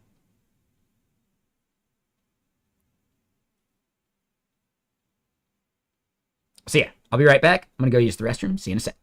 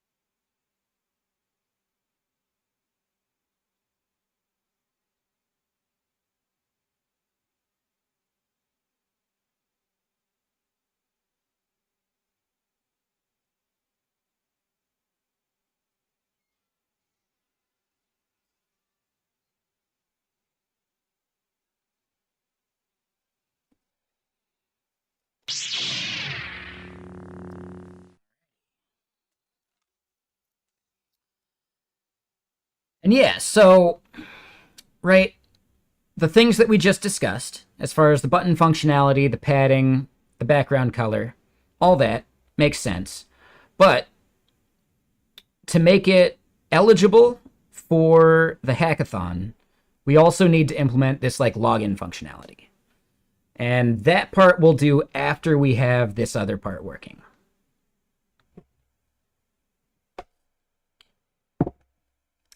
But after getting that other part working, we'll do after we pour a whiskey.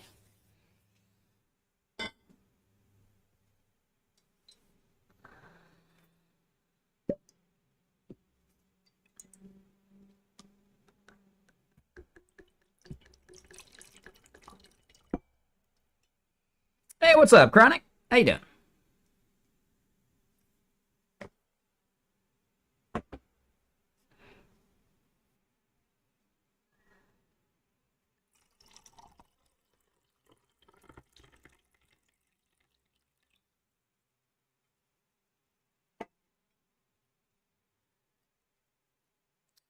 Cheers, everyone.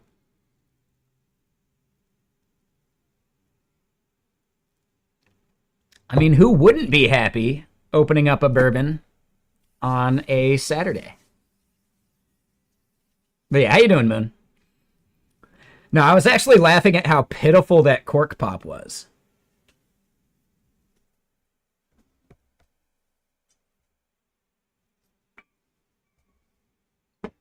Right? Consider what it could sound like with an empty bottle.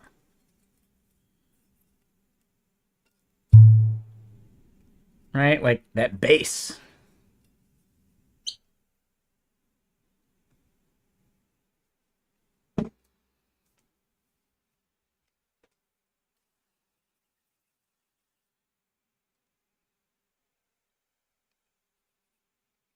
But yeah, what you up to there, Moon? Oh, and I missed it. Yeah, sorry, I wasn't showing it. Thank you for the follow. Appreciate that.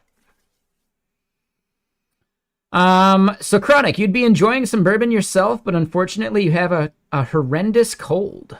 That's a bummer. I mean, I always find whiskey helps a cold, personally. Especially, like, if you're drinking it straight, you just sniff and let the vapors kind of like clear your nose up a bit.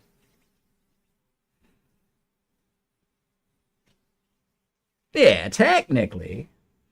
But I was also just wondering, like, oh man, would like a poor man's fireball be good? Like, you know, you pour like the water and whiskey like mixture that I do, and then you take a bunch of like Louisiana hot sauce or something and dump it in.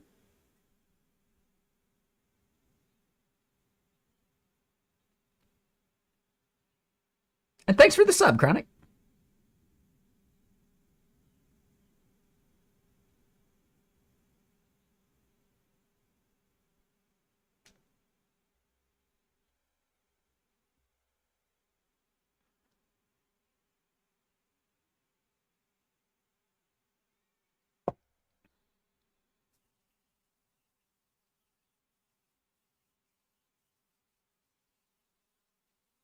That was solid. And yeah, I bet over on YouTube that probably looks weird because I don't think you guys get that audio from like our bot that announces subs on Twitch as like extreme sports stars. So yeah, it's a bummer.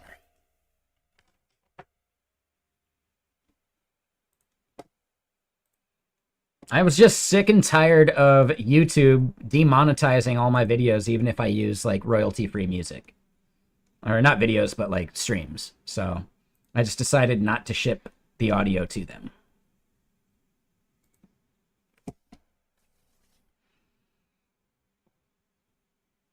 So yeah, I guess it's a little weird there, Nower and anyone else over on YouTube, just seeing me bobbing my head to nothing.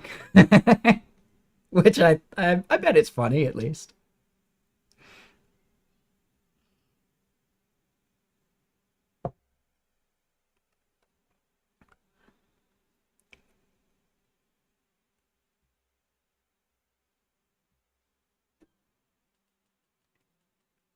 I should at least get a bot for the YouTube chat so that people could do like things like song, so they could listen to the music along with us. That would be kind of cool.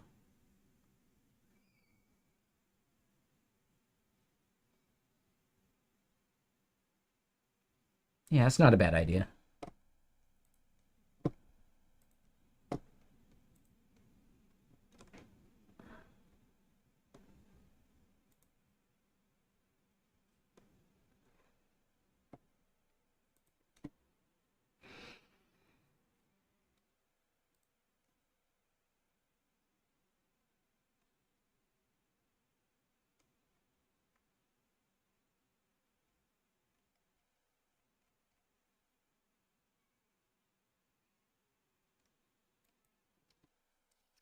All right. So yeah, what's everyone up to? We are going to continue doing this, making the drag handle.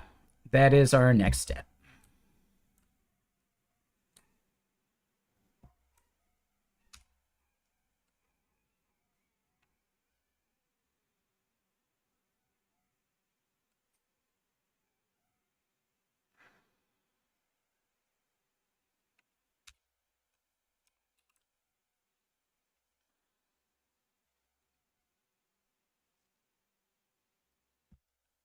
All right, so there is like a good native drag and drop API now, right?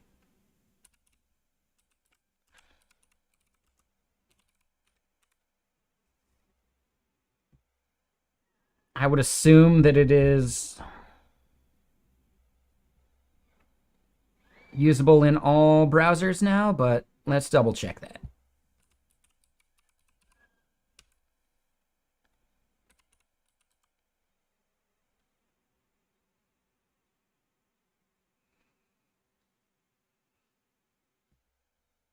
Yeah. Yeah, we're just going to use it. Yep, it's fine.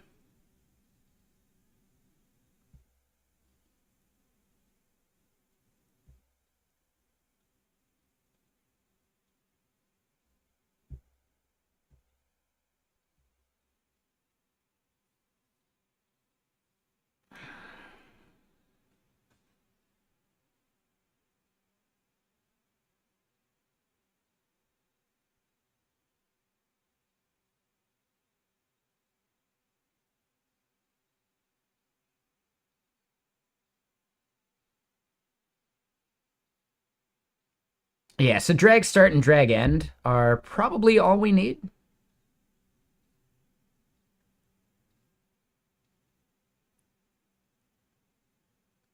We're going to need the drag event as well.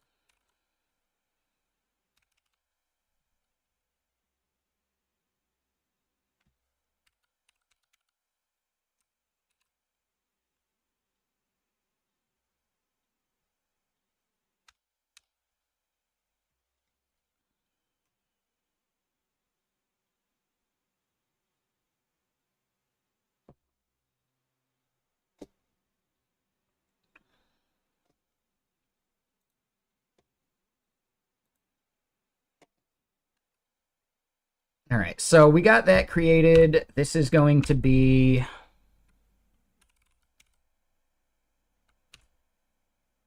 a div. We want this div to be,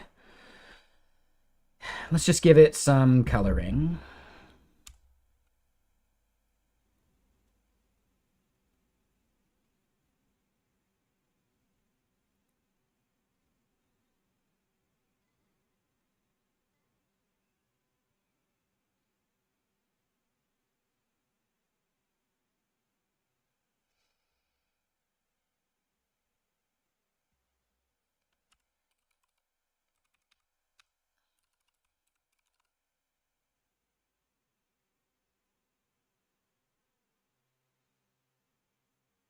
We're going to make that relative.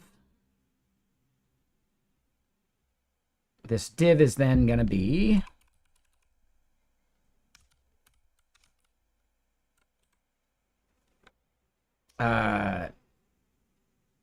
left 0, no.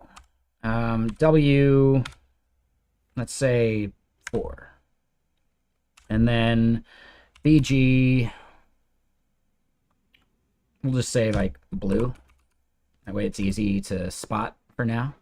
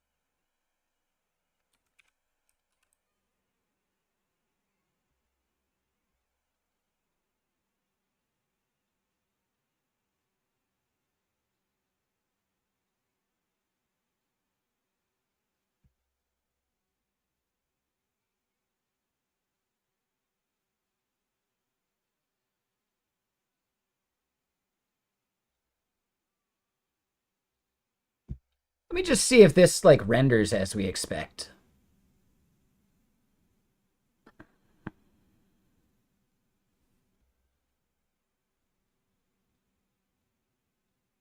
It does. Okay, cool.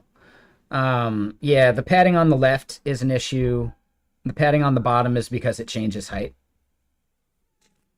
Not much we can do about the height change because it's a GIF, so we have to encode that height in some way.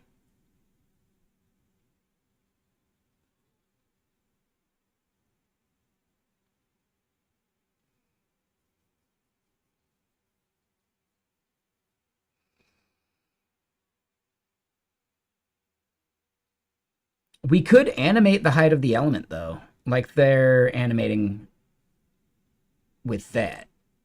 But we'd have to have the full height with the padding and all that actually static, which is doable.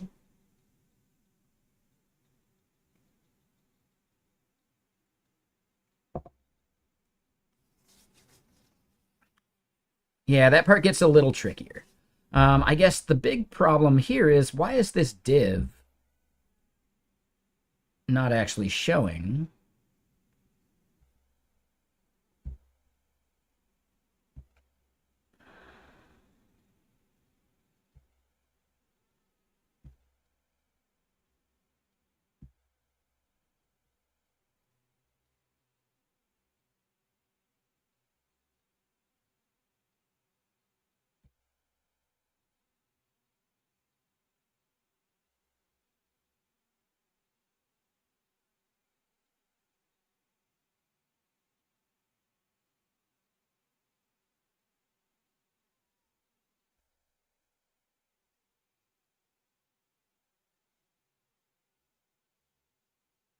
All right, we're going to have some more state. And yeah, this is getting pretty complicated with all this state that we have. But I think it's necessary. Is looping.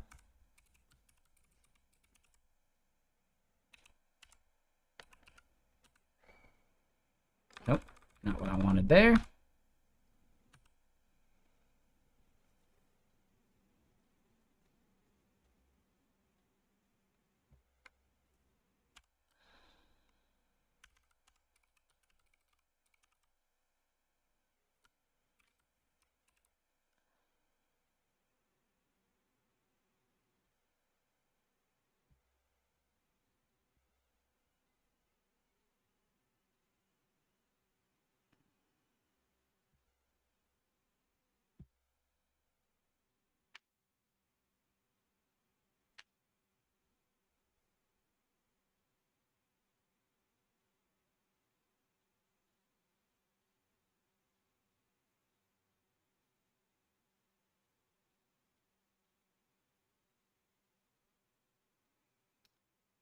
Testy, testy. 1, 2, 3.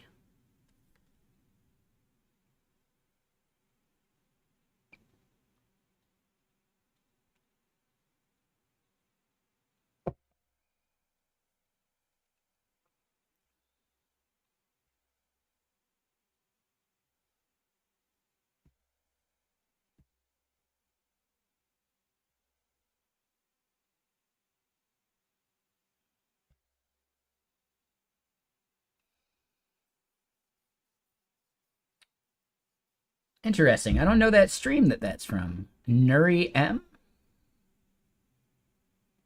Cool emote though.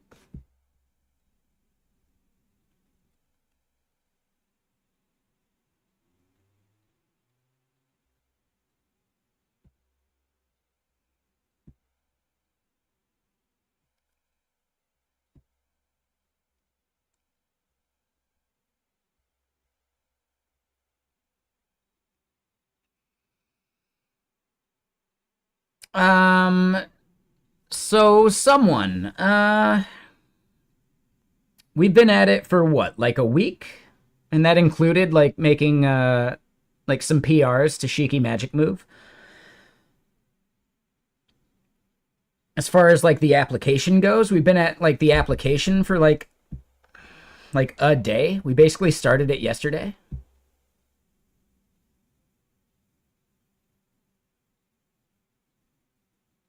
But the background work for getting the solid implementation of Shiki Magic Move, that was like a week because we ran into a lot of issues with it. But technically, our solid implementation of that involved us doing a bit of experimentation for rendering things out to a GIF. So if we consider the rendering things out to a GIF part, we're probably on like day 3 of the application.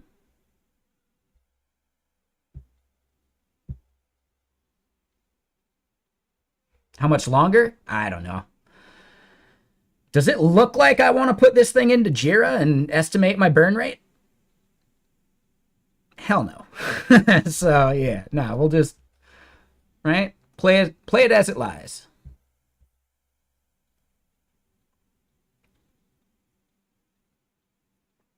Swashbuckling fox. I am not familiar.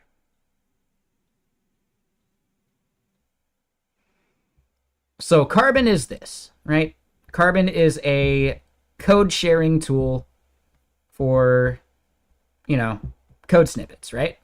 So I don't know if you've ever tried to post source code to Twitter. It sucks, doesn't it? Instead, you put it in something like Carbon or ray.so, and you can then get a nice and easy image from this, right? So then you can paste that image to social media and people can see like your code snippet and it looks all pretty. I want to do the same thing, but for diffs, right? Like a diff between one bit of code and another bit of code.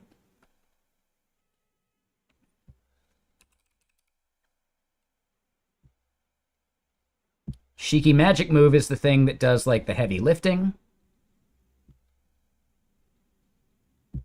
right?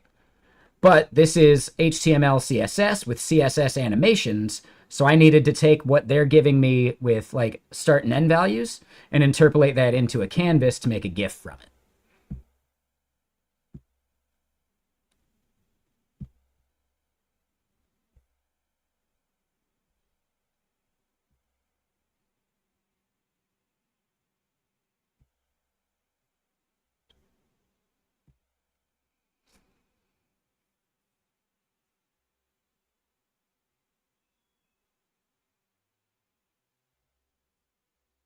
Uh, you're saying they look like me?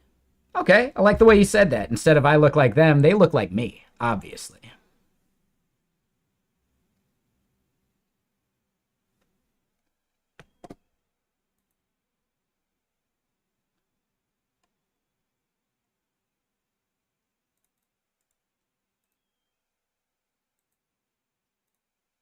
Let me check it out, though.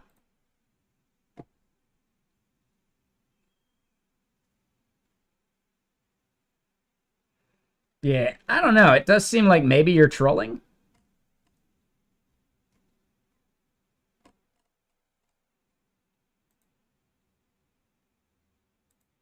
Maybe not.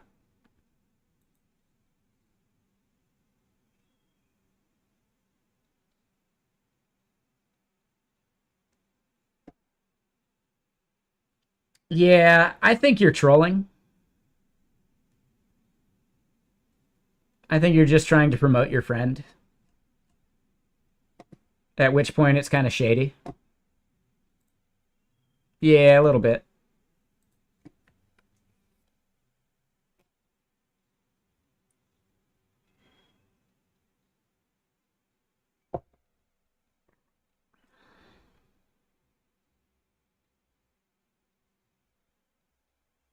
I think you're just trying to promote your friend at this point.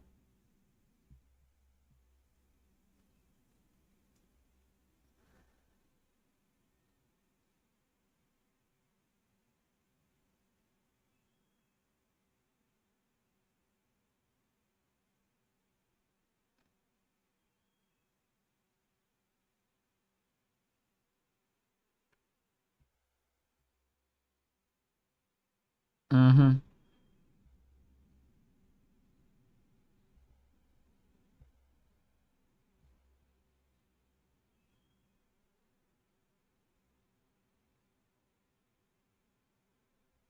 I really just think you're a spammer trying to promote your friend at this point. There's very little you can do to change that other than being someone fun to talk with.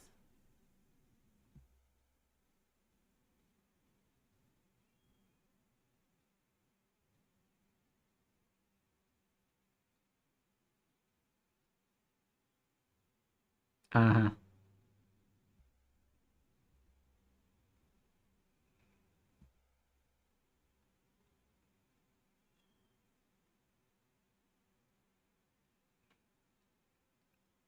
Bedtime Bear, I'd say one more questionable thing and go for it.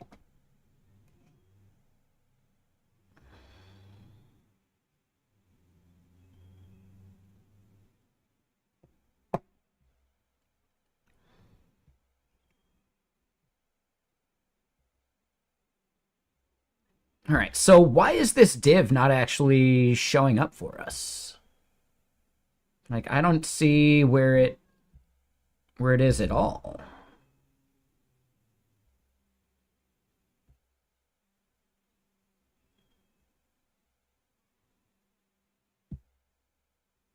Oh, hold on.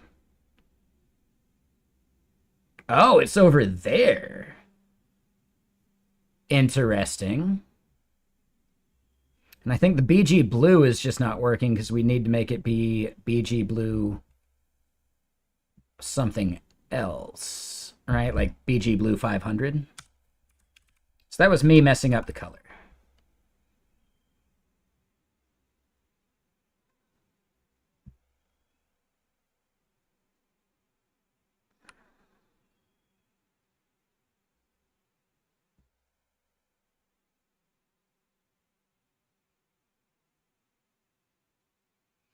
All right, we see it over there now. Okay.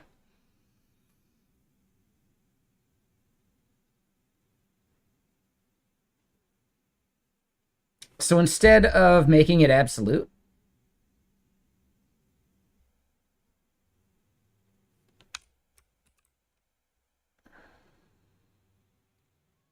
I wish Solid Start had a better hot module reloading.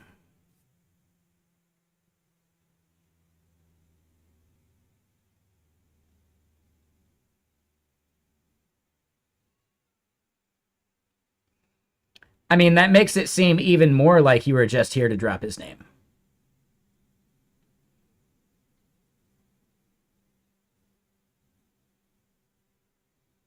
AKA someone. I'm not hosting anything. The user builds it in their browser. Now, a video might be a good idea, but building a video in the browser actually sounds way more complicated than building a GIF. And Testy, you know how you could actually make it seem like you've actually been here before? Having a follow from back then. The fact that your account was created in June is already questionable.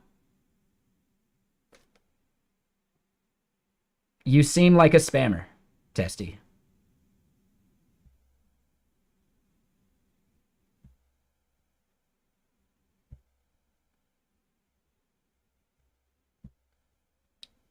But yeah, so AKA, the goal of what I'm doing is to not do any of the heavy lifting server side. Thank you for the raid, Trap Exit.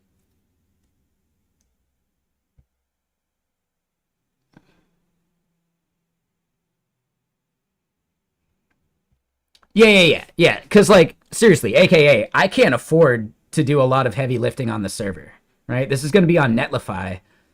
Netlify likes to have your credit card on file. I definitely don't want a bunch of, like, video encoding or GIF generation happening on the server. So instead, yeah, I do everything on the client's machine as much as I can. Now, I do think there is something to, right? Like something to creating a video instead rather than a GIF. I think our MVP is a GIF. And if we want to build in video generation on the client side, which is probably doable with FFmpeg and Wasm, right? I don't know if it's a ban. I might have just done a timeout. We'll give him a chance.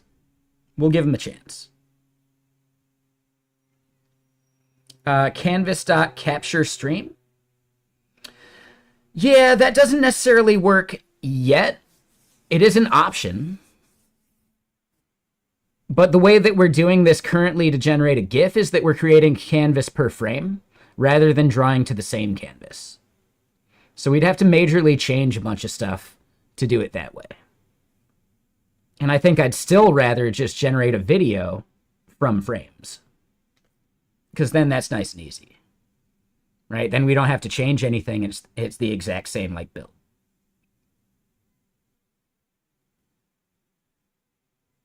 No, and I get it, Bedtime Bear. Yeah, I undid the ban. I think a timeout makes a lot of sense. I appreciate that. And looks like, yeah, you got the timeout in there. Perfect. Thanks. Yep. Yeah, that works. So yeah, canvas.capture stream, probably doable.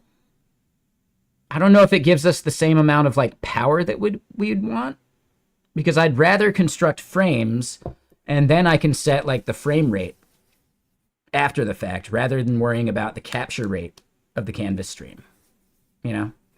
So I don't know. I just think our MVP is going to be a GIF at first. And beyond that, yeah, we could always make a video thing happen later. But we got to focus on getting this thing over the finish line rather than all the stuff we could do. Best way to generate a PDF on the server? I mean, I know it's possible in a serverless environment. I don't know if it's possible in Vercel's serverless environment, though. So I'm not sure about that unemployed.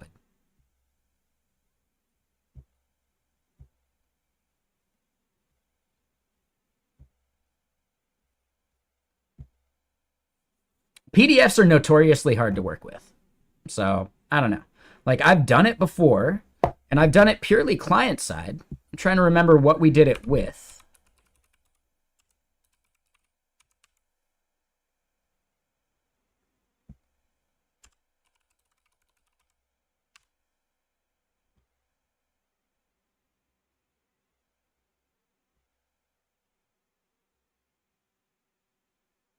Yeah, it looks like PDF.js is what I used, and I did it just in the browser, so no server involved. So Ember, right? Like, Mozilla has a good tool for rendering diffs, but not for creating diffs. No, and I get that, AKA. Like, at the end of the day, you should treat side projects the same way you would try and treat them at work. So as a dev at work, a lot of like my leadership in client meetings, etc., has been pushing back on, is this required to launch or is this a nice to have? And if it's nice to have, we can probably put it as a thing to do later rather than like what we need to do to get this thing launched. because the client at like a client agency is always going to ask for the moon, especially if it's a fixed bid contract. Oof. Fixed bid contract is the worst. The client will ask for everything. If it's an hourly contract, well then fuck it, we'll do anything you want. But in fixed bid contracts at a lot of the companies I've worked at, if the project manager isn't going to push back, it's now on me, the lead, to do so.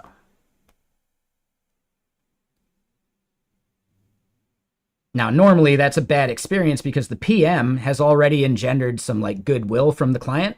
So they actually have like a budget to detract that goodwill from when they push back. If they put it all on me, the dev, then it sucks, right? They're just going to hate the dev because the PM doesn't want to be the bad guy. And that's just a really bad working experience at a client agency. But it does happen.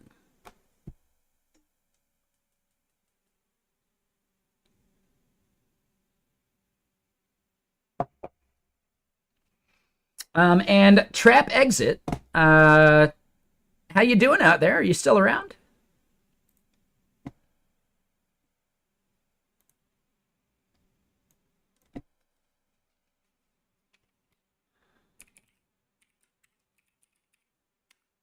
Yeah, what were you doing? Sorry, I forgot to do the shout out thing.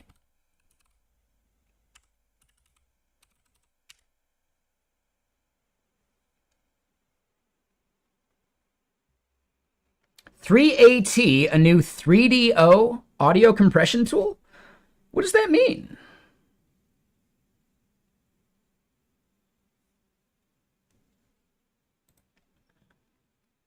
Oh, and I already follow you. Perfect. Just wanted to make sure. And when you say 3DO, you mean like the old school like gaming platform, right? Yeah, the game console. Okay. Awesome. Yeah, that sounds fun. What language are you building those things in typically? Like, what is the language to like target the 3DO?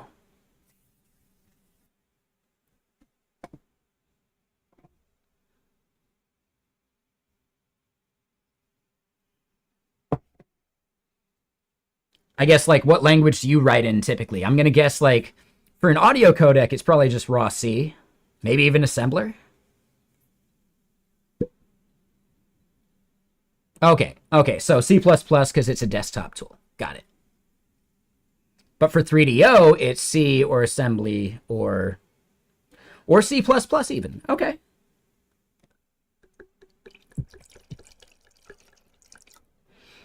I like that you have this like niche for the 3DO.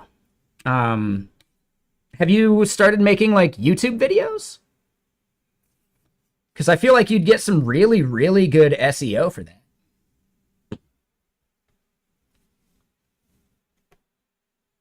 Yeah, you definitely should, right? Just like about your process and how you build some of this. And it doesn't have to be perfect. I would say like just get it out there and then your video quality can improve over time. But just having it there, like I think you've got something like there for like the SEO of 3DO. Like, you know, you can corner that SEO targeting.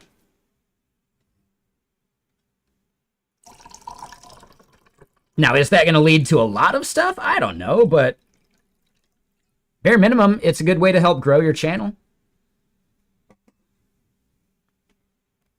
You know, that's how the Primogen got to the level he's at.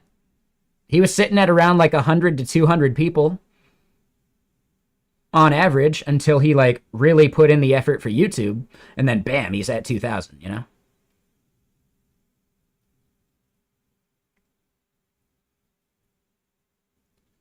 Yeah, exactly, Trap. Yep.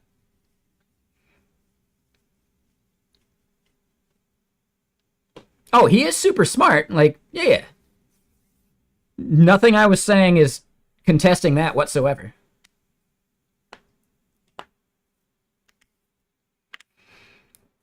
I'm just pointing out like the growth of his like live streaming channel has been driven by his YouTube content creation. And I'm slacking. I need to do more YouTube stuff too. Right? The growth of like Pirate Software's Twitch channel has been driven by YouTube as well.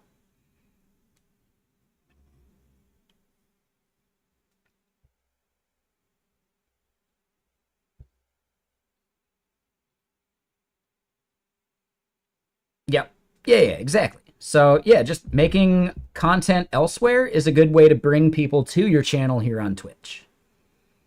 Because, like, I'm willing to bet money that all of those people make way more, like, money in general, off of their Twitch stream than they do off of making their YouTube content. I'd be really curious. I haven't talked about this with Prime specifically. I would love to know how much he actually makes from his, like, AdSense from YouTube, right? Like, the ad revenue that he gets on YouTube. I bet it is way less than he makes from subs and bit donations and stuff here on Twitch.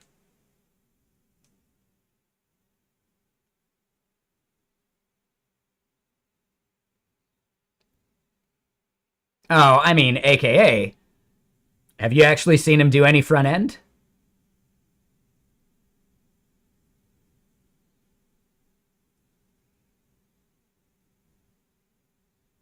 Everybody has blind spots. And this isn't a slight against the Primogen. It's just simply like he would point out as well that he would not be a great front end developer.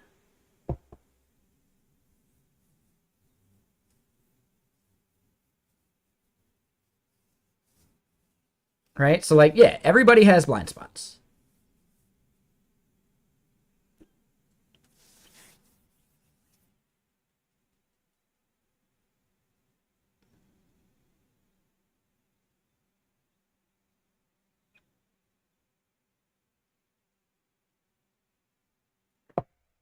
I will also point out that the Primogen is actually far more pragmatic as a person than he is as, like, a personality. So there's something to recognize there. When he is, like, shitting on other languages or tools or things like that, that is the character. That is not necessarily him, in my opinion, from, like, the conversations I've actually had with him.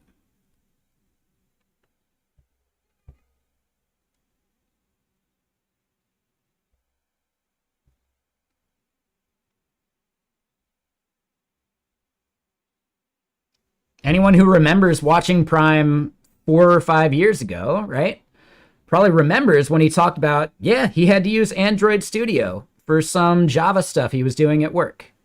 Sure. He's a get shit done kind of person in real life. His stream character is an elitist, you know?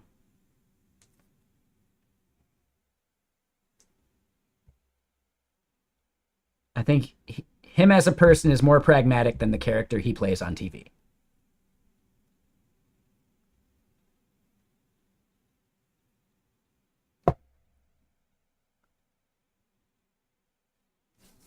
That's fine.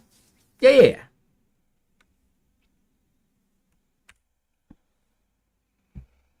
I would still say he probably has no clue about some of, like, the front end stuff that people do. Could he learn it really quickly? Absolutely. But he's not omniscient, you know?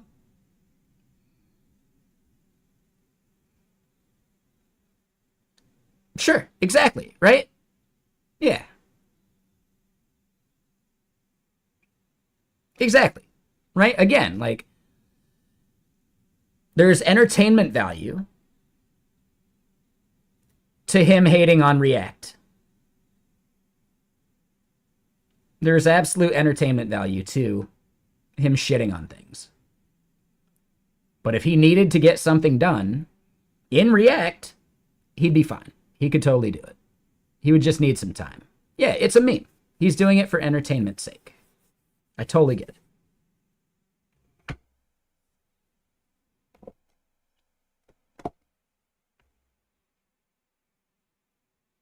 Yep. Now, he has a good point that there are some things built in React and Next.js, etc., that didn't need to be that way. Like, at all, right? There's people building documentation sites, right? Like, basically static sites with Next.js. Why? Right? They're fighting, like, use server and all that BS when it could have just been a Hugo website, you know?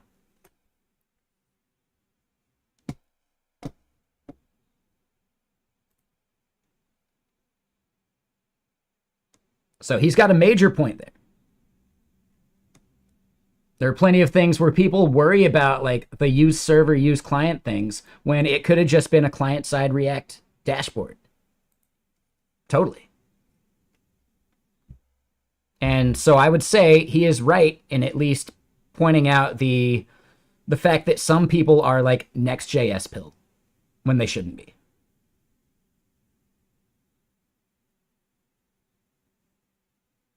I agree with that, aka. I think there are people who lack the experience who take the memes for truth.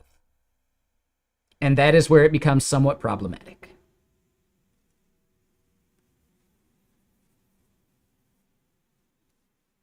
For sure.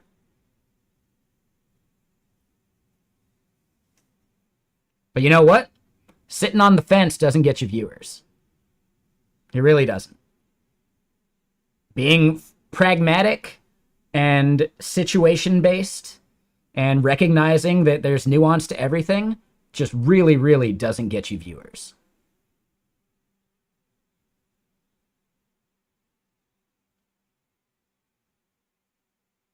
Yeah, that makes sense for sure, Trap. Yeah. I think there is something to the effect of let me think about the right way to phrase this. You don't need to know how the internal combustion engine works to drive from point A to point B. The only time that will matter is when you have to actually repair the engine, when something goes wrong. Then you are benefited from understanding the internals of the system. But the amount of times that you've driven versus needing to know what the three main components of internal combustion are, right? That ratio is really leaning towards like, who gives a shit? Pay someone else to do it. And if you don't know, like the three main components of the internal combustion engine, it's air, spark, and fuel. When you are debugging your engine and it's not starting or it's not running consistently or it's running poorly, those three things are what you need to check. Air, spark, and fuel. Knowing those three things, you can actually debug an engine problem pretty easily and consistently. So I think at that point, like, do I need to know that? No. How many times has it benefited me? Maybe 10, maybe 20. Like, I have absolutely been able to diagnose and fix an engine problem on the road. But the amount of times I've had to do that compared to the amount of times I've driven places, very, very low. Same thing goes with trying to understand the internals and the basics of everything you do on a computer. You don't need to understand how L1, L2, L3 cache works to deliver someone a web page. You don't need to know that. It's fine. You can totally be productive without that knowledge. Right? Now, being curious and learning that stuff will make you just more knowledgeable in general, but will it help you release web applications? No.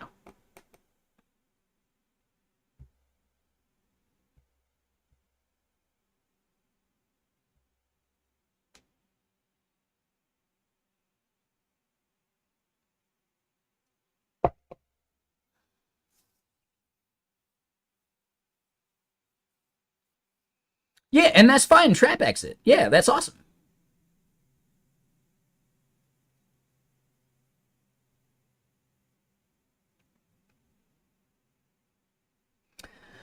So, I mean, Ember, that's where it comes down to, do you have the right mechanic, right? Just paying any random person to fix it, well, that's a terrible idea.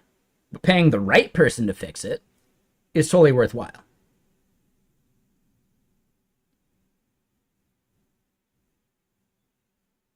So, Ember, I understand what you're getting at, but also just recognize that it's a little too vague, right?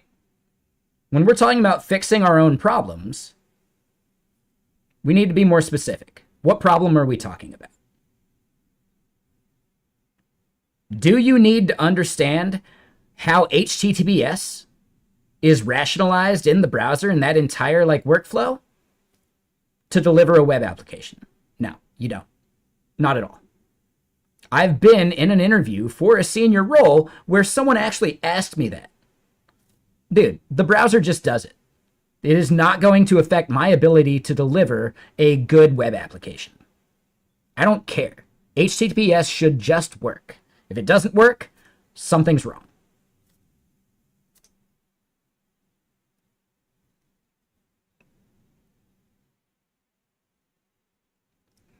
I get it, Ember, but again, we need to be more specific, right? It's like really easy to kind of hand wave away and say that, like, yes, you know, not knowing enough about the platform leads to this cycle of relying on other people.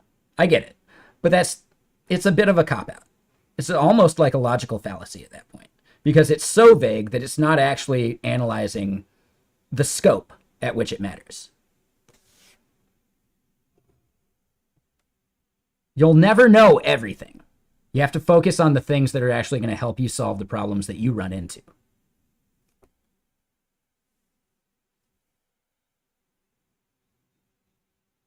Yeah, it's a scoping problem, trap exit. That's what I'm getting at.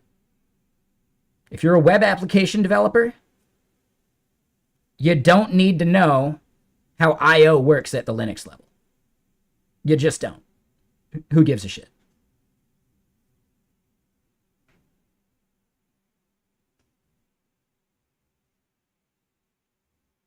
If you want to learn it, go for it. And then you can branch out and increase the scope of what your job does eventually. But you have to really like consider what things are worth learning. You can only spend so much time learning so much. Which is why people like Prime have blind spots. People like, me, everyone. Like everyone has blind spots. You have to focus on the things that you think are going to be effective. Yes, exactly. Time is finite, right? So you have to really like focus on what you're doing. Exactly. Now, am I wasting time talking about wasting time? Absolutely. But we're also like, it's a Saturday. We've gotten a lot of work done already. If I wanted to stress, I'd be doing work stuff right now. Duh.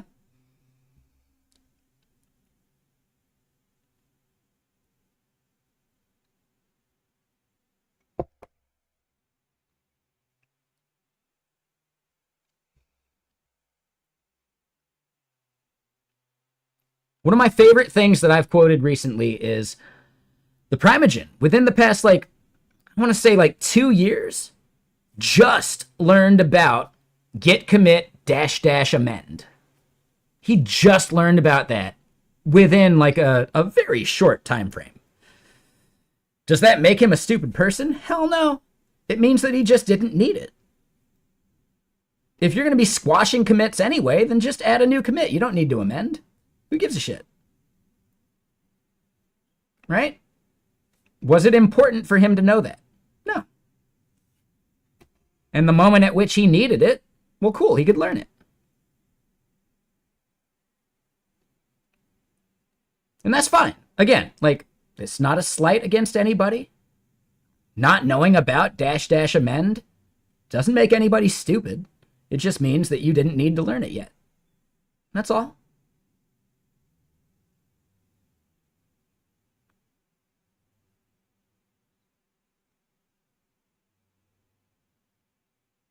Yeah, if you're going to squash at the end, a new commit doesn't matter, right? So if your merge process involves squashing at the moment that the PR gets merged into main, then make as many commits as you want. You probably don't need to worry about amend.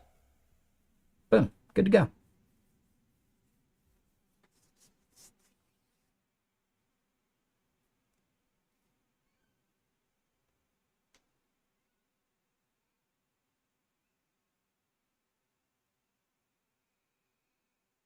So I get that, Ember. Yes. Yeah. Right? We can always recognize the devs that probably shouldn't be devs. Right? They got into dev because they heard they could make a lot of money doing it. We actually had this conversation earlier. And I even have a Trello ticket to make like a short about it that I think would be a good like short. Right? And the idea is passion as either a multiplier or an exponent. So skill is equal to talent times passion, or maybe raised to the power of passion. At some point, you can overcompensate for a lack of talent with passion.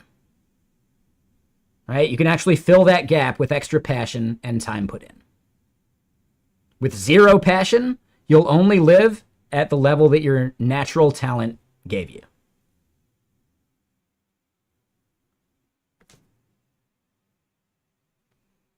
And the analogy I gave is, I'm a snowboarder. I pretty much always think about a snowboard analogy. I knew people that had only been snowboarding for like 3 years, but they ended up getting free gear and eventually a paycheck from brands, right? Like sponsored wise, because they had natural talent and they had enough motivation to make it happen. Whereas I maybe had less natural talent, but I made up for it and I got sponsored and free gear. I never got a paycheck, but I got sponsored and free gear snowboarding because I snowboarded every day, right? Or at least 5 days a week. I made up for the lack of talent with passion. Now, it doesn't mean that my talent was zero. If your talent is absolute zero, passion isn't going to help.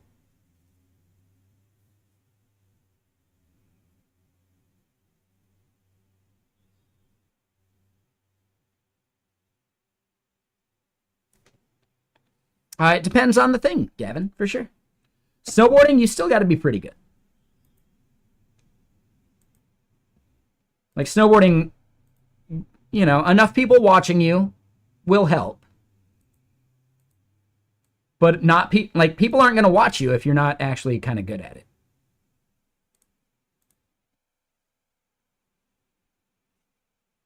So it's almost like a chicken and egg kind of thing.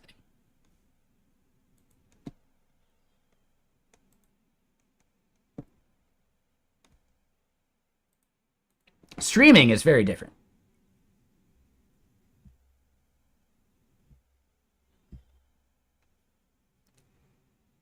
I was going to make a joke on the Alt F4 stream. Like, just because they were the last person I remember that I'm familiar enough with that I could make a joke. But I think, no, there's a better way to phrase it. There are streamers who are beginners at web dev, right? Like Leah T. Coates, who still built up like a really good audience. People are willing to watch and hang out while they just learn, rather than being an expert.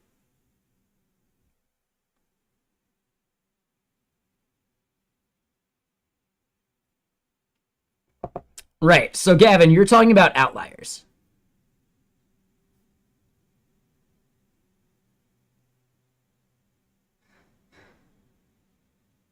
Right?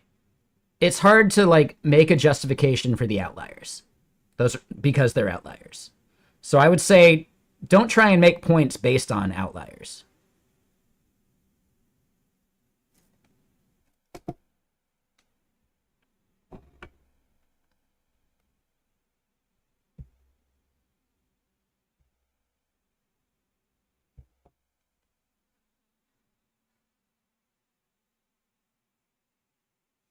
Maybe, Ember. Yeah, I totally get that.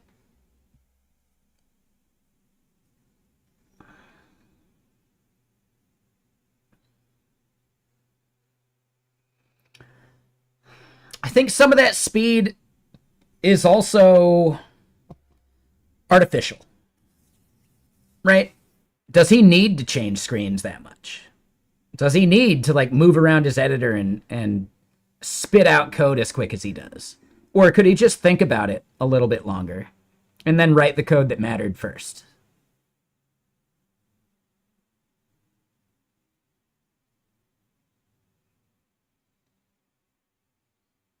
For entertainment's sake, yeah, moving around a lot and hammering out text is more entertaining because something's happening.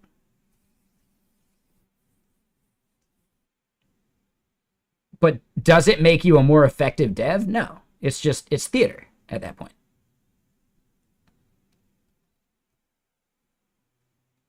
Right? Dylan Mulroy, fantastic programmer, right? But his ability to spit out code is actually hindered by the fact that he ends up undoing most of that code a minute or two later. Could he take a minute or two to think about what he needed to type first? I think so.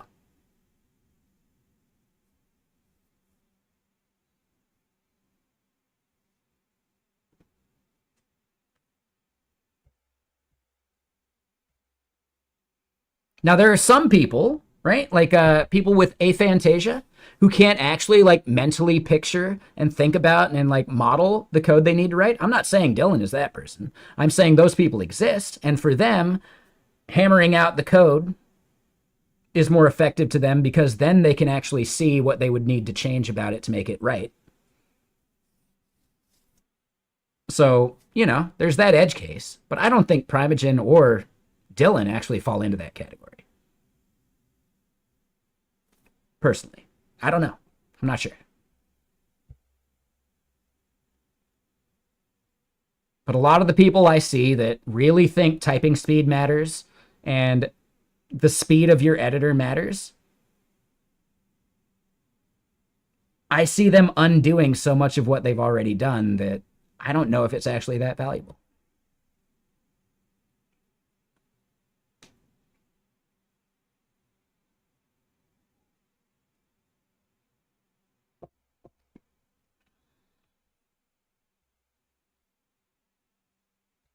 Like listening to a magician on the radio.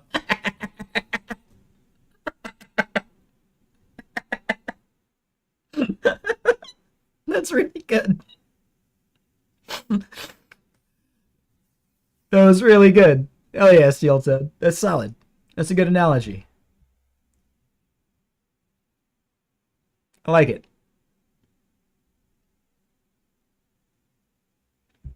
All right, so yeah, real quick, just to like point out, was that AKA? Were you the one that asked about the PDF thing?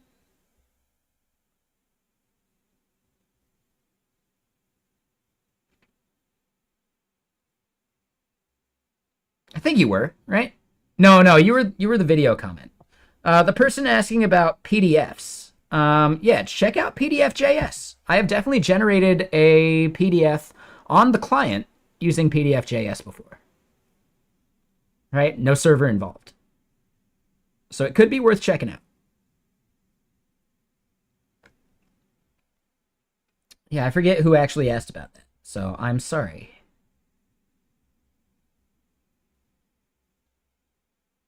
Oh, was that unemployed dev? I think that was unemployed dev. Yeah.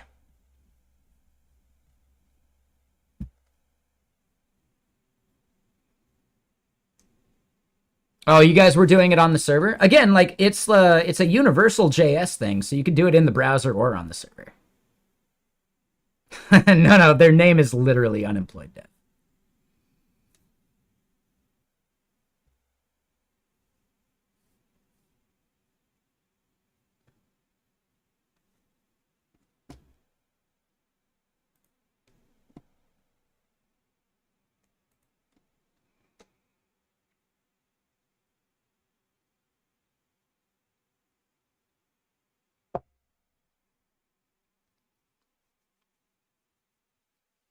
I mean, Ember, they were specifically asking about Vercel.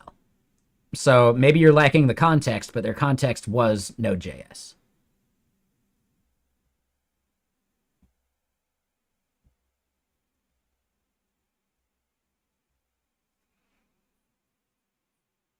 Technically, the Edge runtime isn't Node.js. So that could be part of the issue they're running into. So that's a good point.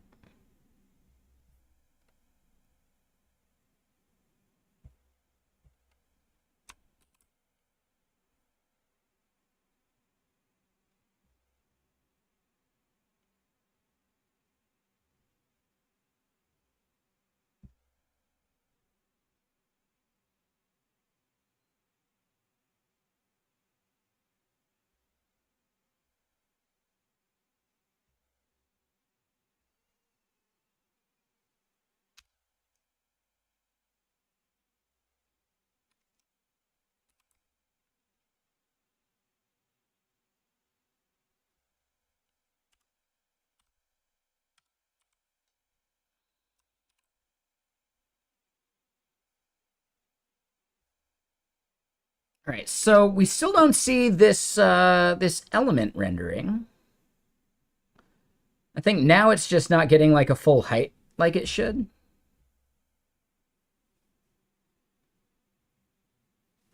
All right, yep, exactly. So we see it right there. Hmm.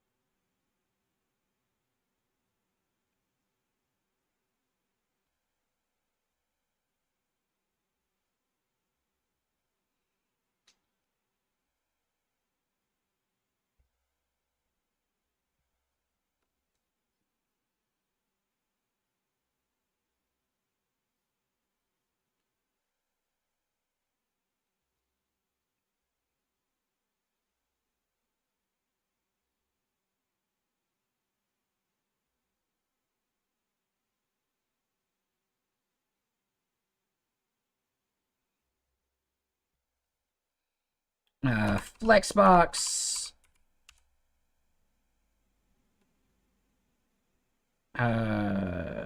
Row.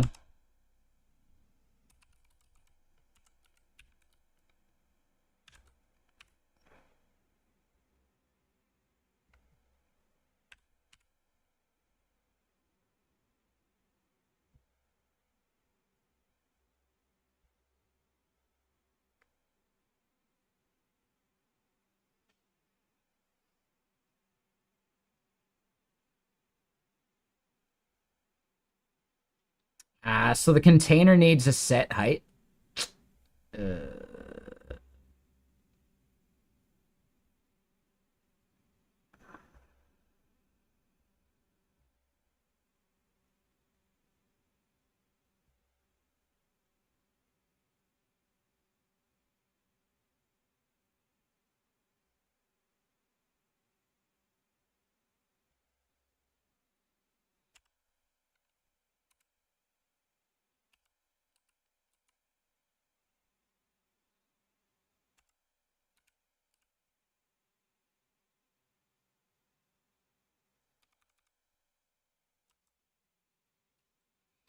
Ooh, do we not have the tailwind autocomplete kicking in on this?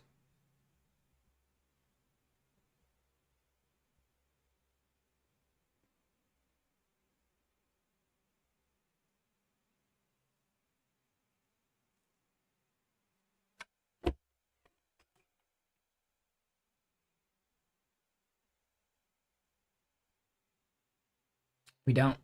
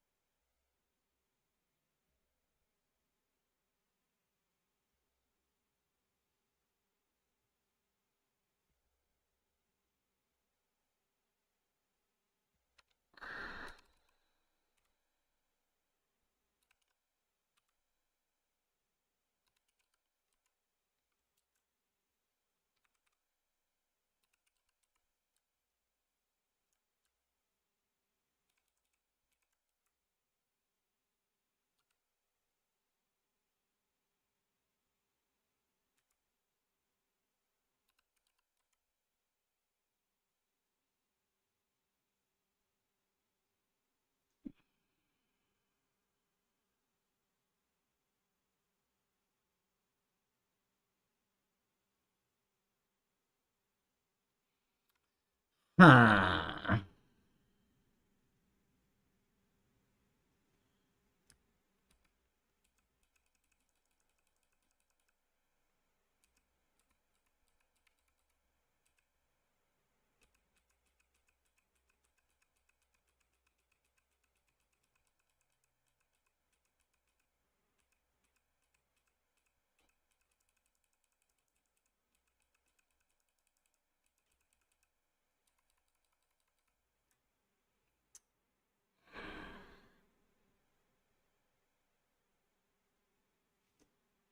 Okay, so what if I do instead...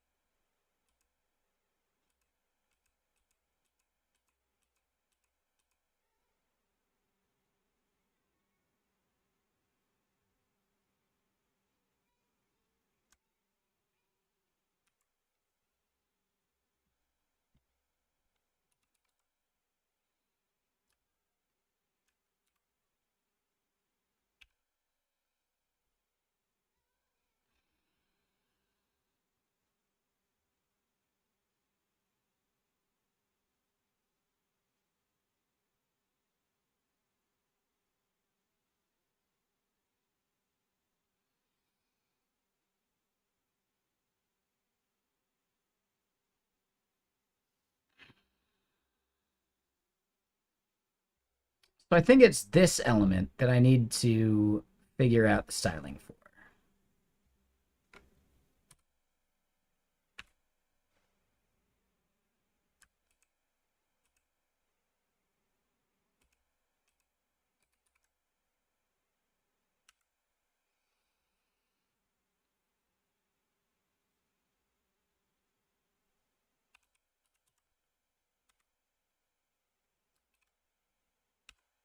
Okay, so we could do that. We could do width, fit, content.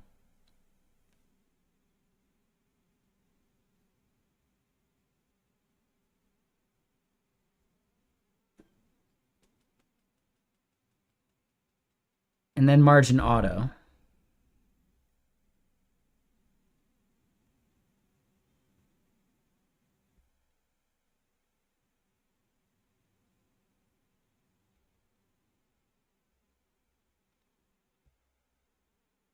We'd almost need...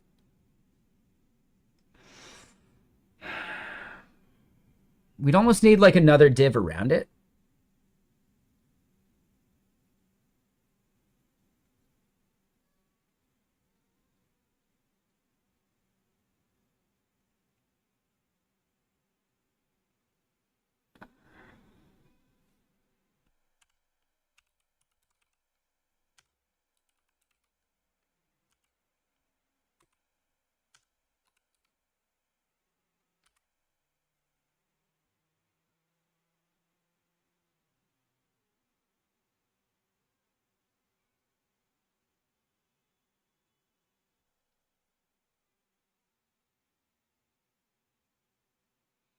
So we're gonna need to like style the other section around it.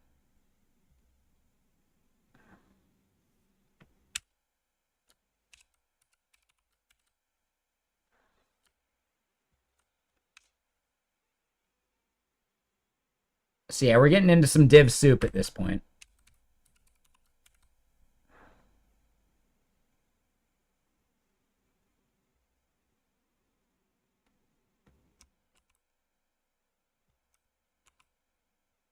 We don't need the W fit or the margin auto. We don't need the relative.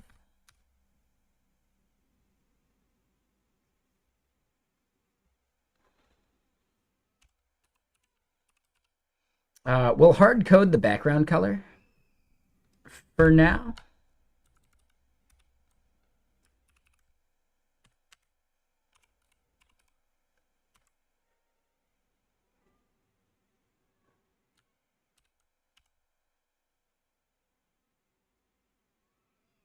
Just make it white.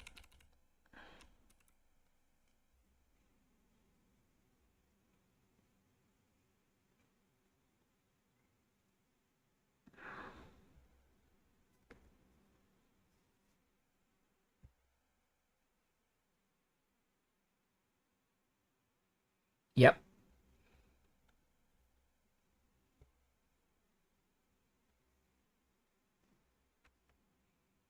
Okay, so instead of the flex 1 and all that, we would do absolute.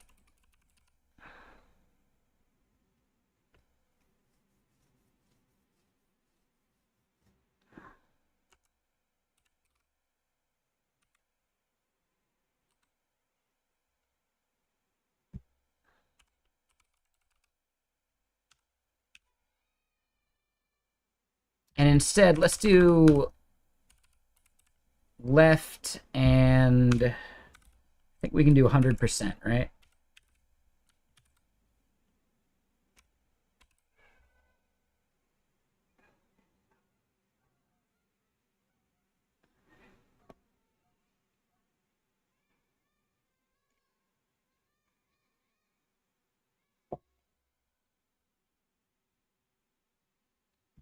And yeah, Robotic Head, you still out there? Sorry, I didn't mean to leave you hanging. Okay. I like that a little bit.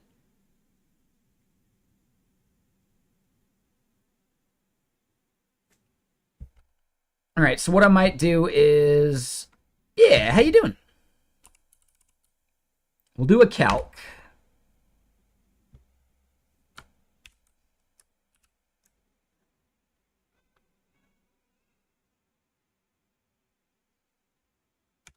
%, minus, let's just say 10px. Yeah, I'm thinking we'll probably play Pal World again as a crew. I'm not sure if Space Case is going to join us or not. He joined us last week, and that was cool. Yeah, because like we have a max of 4. Yeah, I'd say yeah, start getting it updated for sure. Yep. But yeah, we started building out the base. We've got way like a really good production pipeline for like ore and that stuff. So yeah, I think we'll just end up going on like a spree of like killing some bosses and stuff, and like gathering eggs and exploring the area. Like that'll be fun. Yeah. So I think we're pretty good. Acorn's already at like level 40 or something. Like dude, like 30 something at least. Acorn's ahead of us by like 10 levels. Yeah.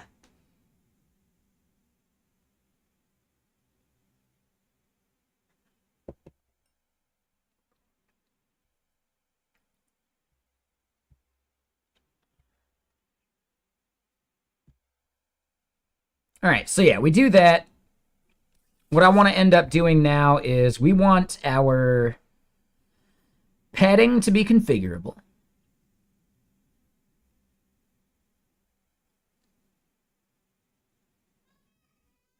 So we'll at least create the state for that. We'll also create the state for the background color.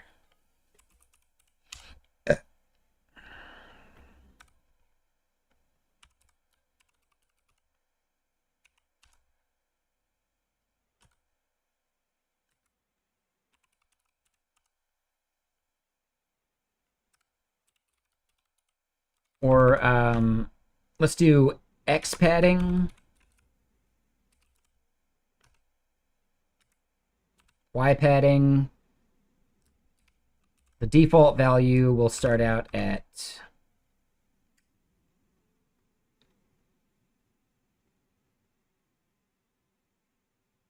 42. Yeah, there we go. Nailed it.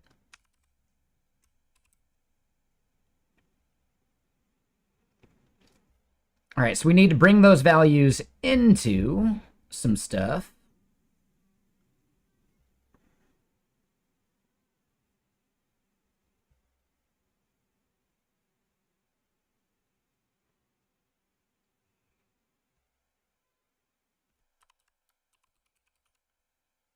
All right, so background is BG color.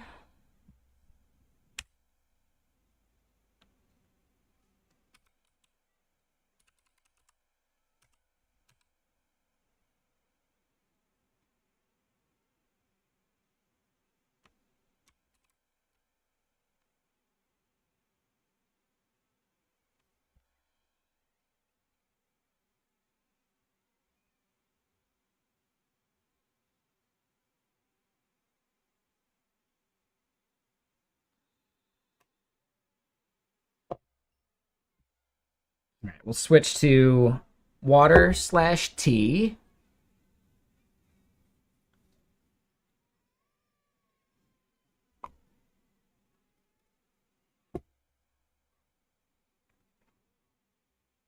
All right, we need to create a color picker widget. Do they have one of those in Solid UI? They do not.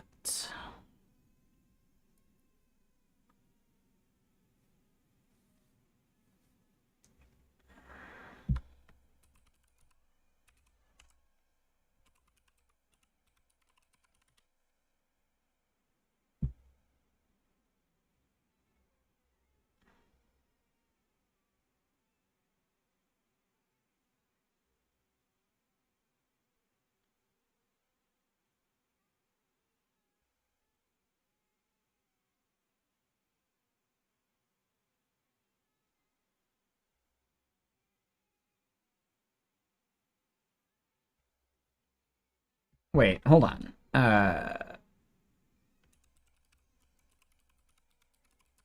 Is color picker native to the browser now?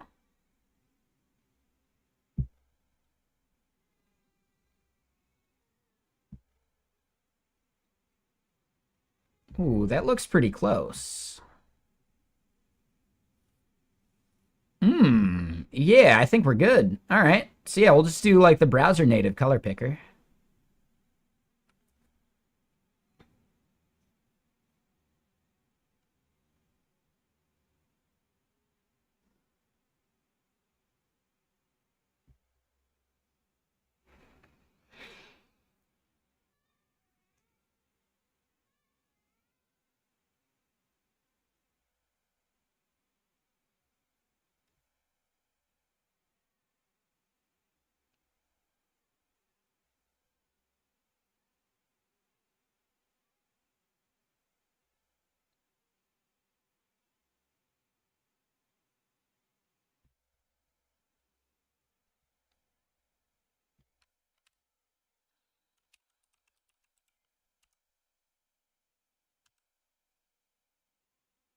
Wow, good job, Super Maven. Like, holy shit, it knew exactly what I wanted there. Wow. Yeah, Super Maven's good, man.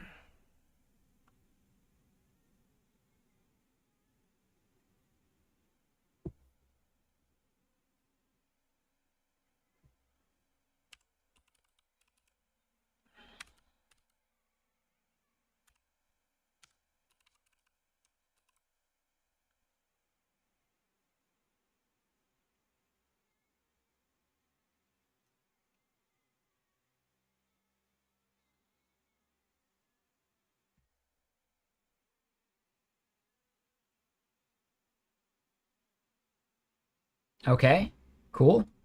So then here, I'm a little surprised that the value isn't populated right. Oh, and hold on, I missed some follows. So AKA, I think I shouted that out. Thank you. AJNA, thank you for the follow. And Pandorm, thank you for the follow as well.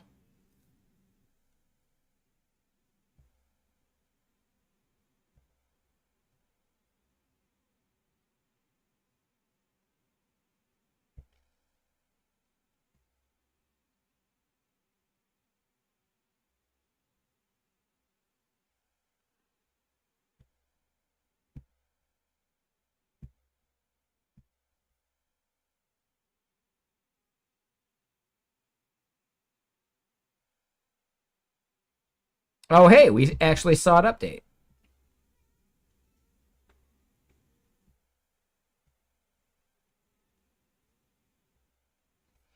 Oh, and instead of on change, I bet I can do on input.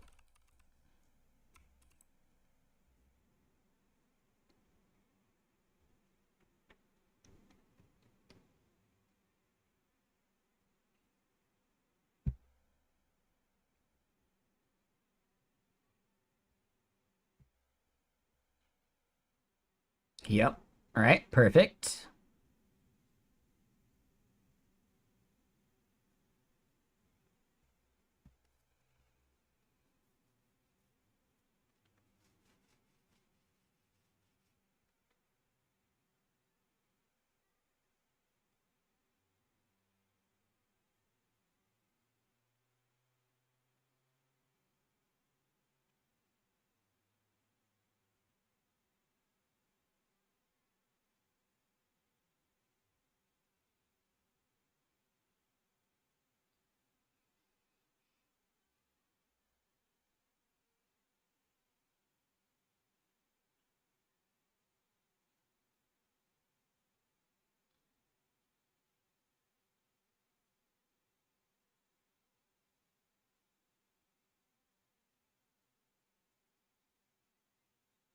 Yeah, I think I'm into it.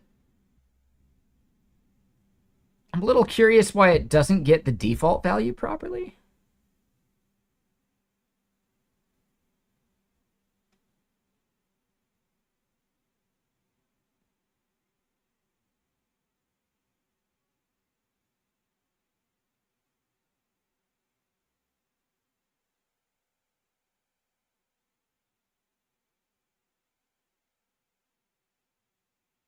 I wonder if I just need to set it to like a full hex value.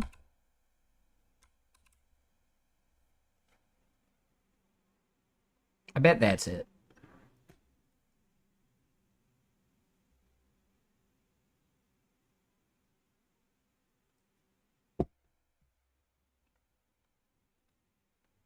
And yeah, if not, we'll Google it. Yeah, see, it's the full hex value. All right. Cool, so that works. That one hurt the eyes. Oof. Okay.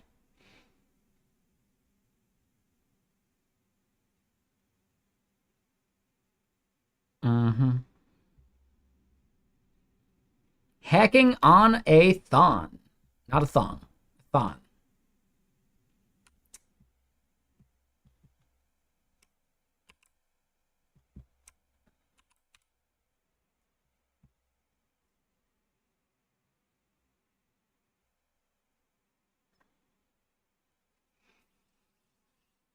All right, so the X and Y padding.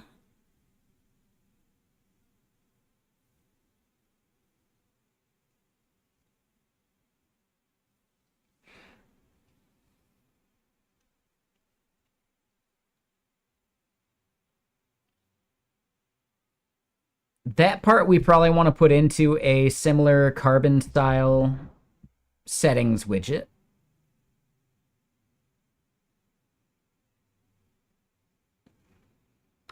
We're going to go a little more basic with what we're doing here.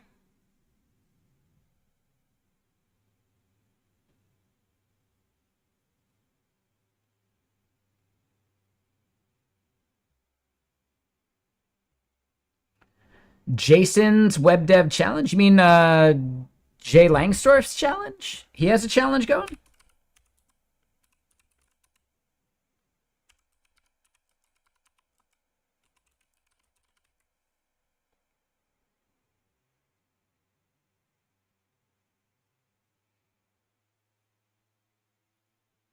So, like, I know he does, like, the web dev challenge thing as, like, a live thing. Are you talking about something different?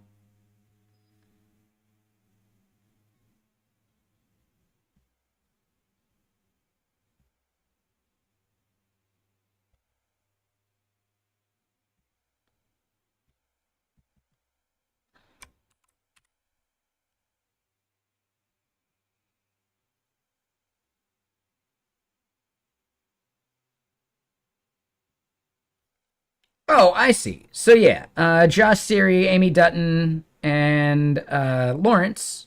Like, yeah, I think I know that Lawrence. I didn't know that was his last name, but okay. Annie Sexton, awesome. She's great.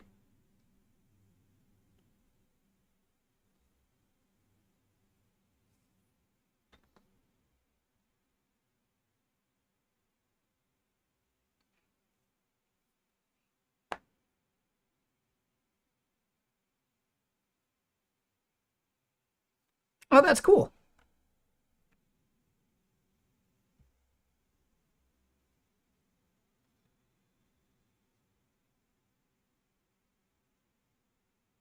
Oh, that's nifty. Yeah, I like that. Oh, that's pretty cool. Nice. Yeah, that Lawrence. Yeah, he's cool. I haven't met him in person yet. I'd like to.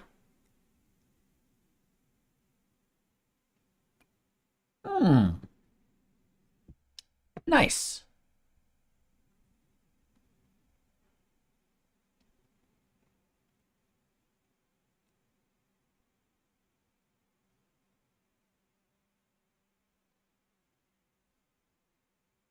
Oh, seems cool. You've got like 9 days to submit, so yeah, good luck.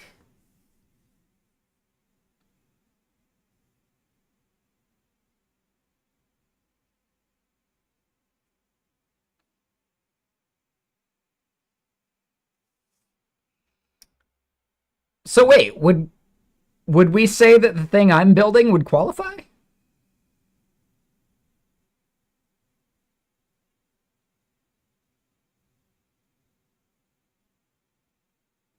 Oh, I bet. Oh, CD Villard, were you like down where that stuff was hitting? I mean, I could deploy to fly.io. I guess I wouldn't be using Tigris data though. So yeah, you're right. I'm not using Tigris. What does Tigris do again? Object storage. I mean, I could.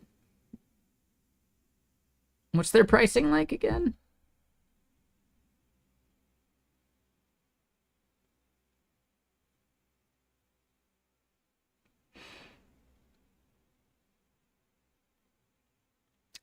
Yeah, if we did want to persist these gifts in some way, we totally could.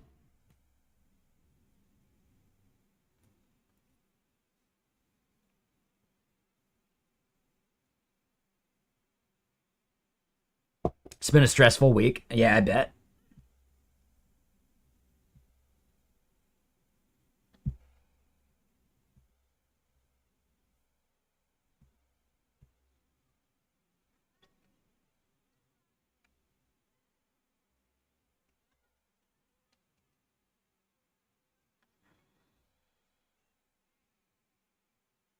All right, so yeah, let's think about this bit.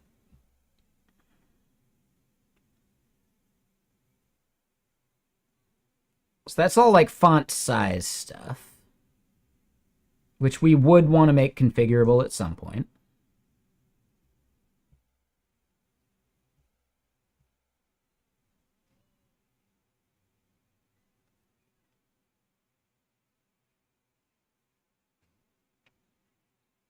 Yeah, I think we'll just start with like the padding vert and padding horizontal. Is there a slider widget we should use?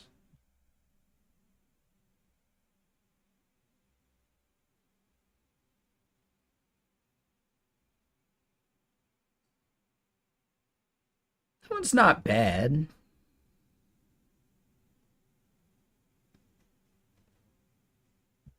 Oh wow, this even has like an OTP field thing.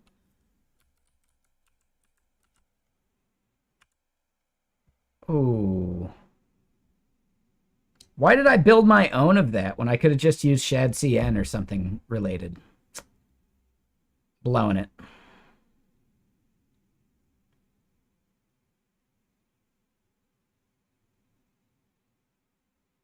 All right, so I do think slider will end up adding. I think it's worth it.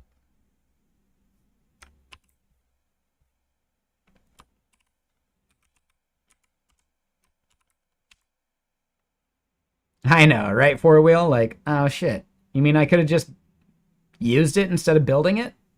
That would have been nicer.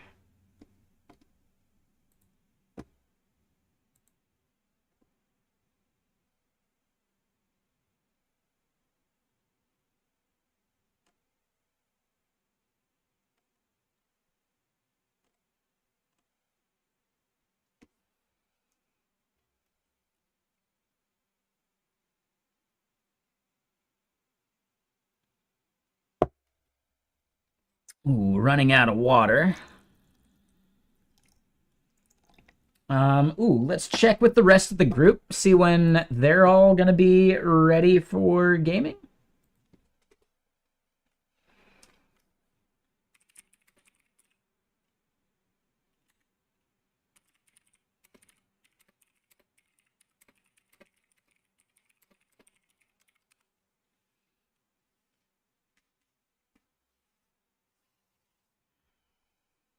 All right, so we got that installed.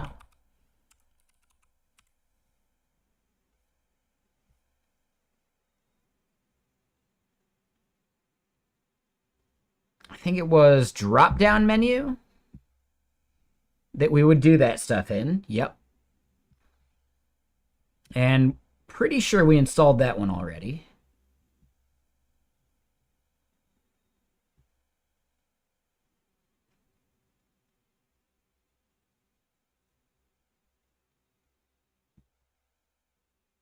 Yep, we brought drop down menu in. Perfect.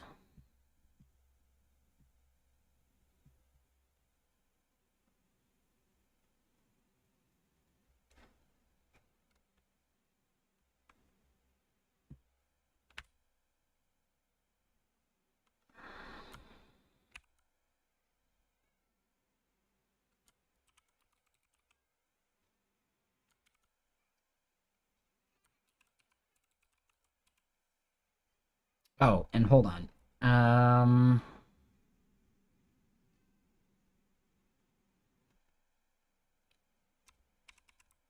That's actually what we're looking for.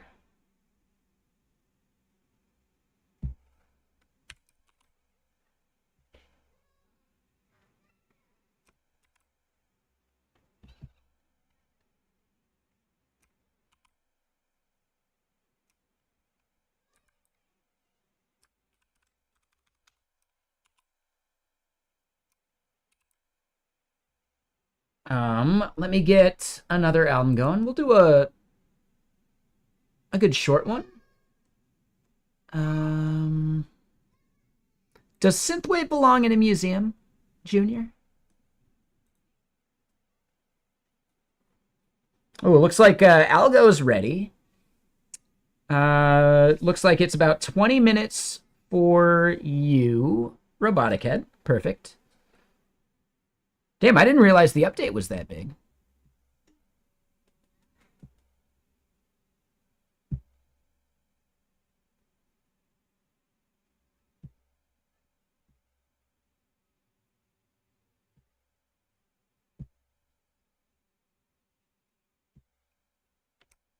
All right, so let's see this thing like render in place at least.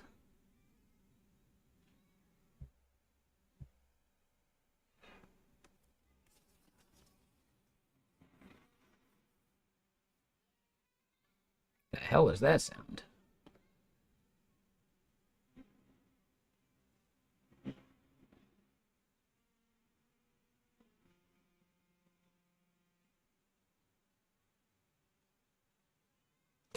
What's up?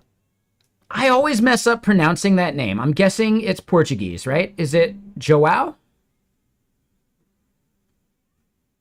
Is it closer to like Joao? Is there like a good like phonetic way you can help me spell it? Like Joao? All right, so if Joao works, I can totally say that. How you doing?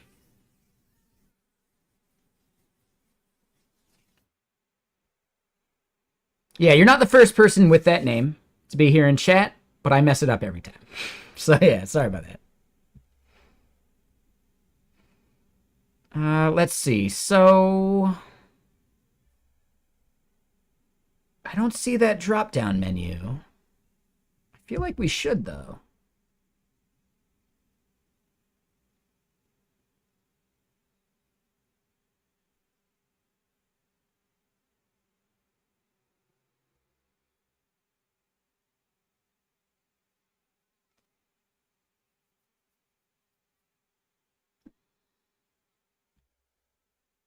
Okay, here we go. All right, and then we get that. Perfect.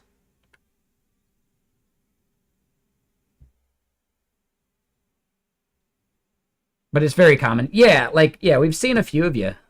So, yep. Yeah, thank you for helping me make sure I'm getting it right. But how you doing? What you up to?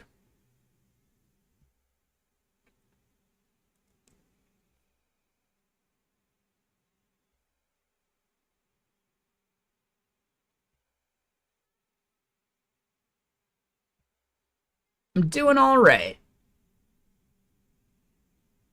Oh, we're going to have to think about what we do for icons here in a minute.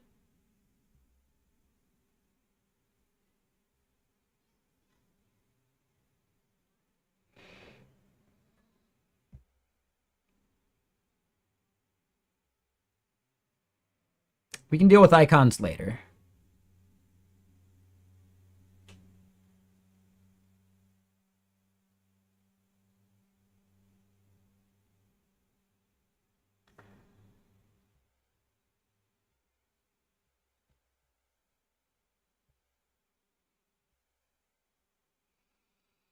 All right, so then the menu items.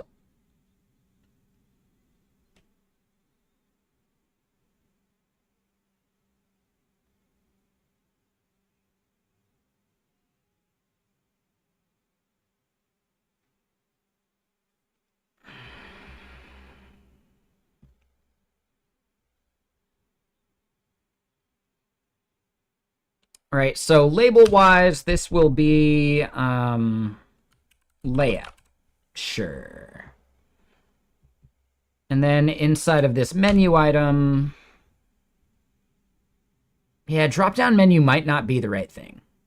And yeah, don't call me Junior. Wait, did we add slider? We did, right?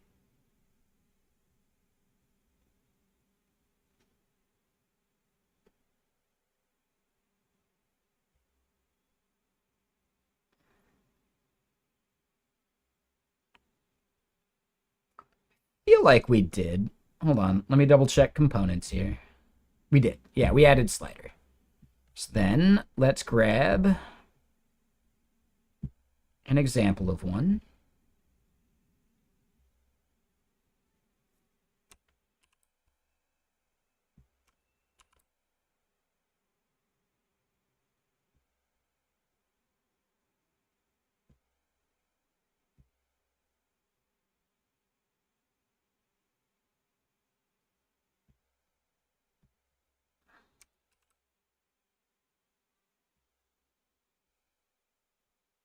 Let's see how that renders.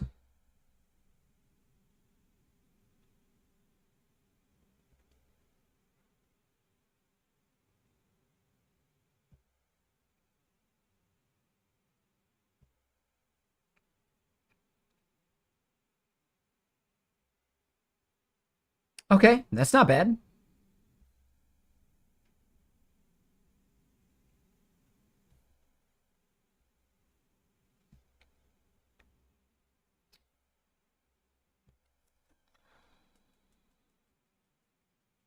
Ah, so slider label and slider value label.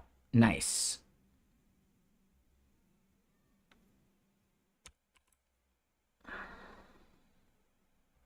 Do those go within the slider? They do.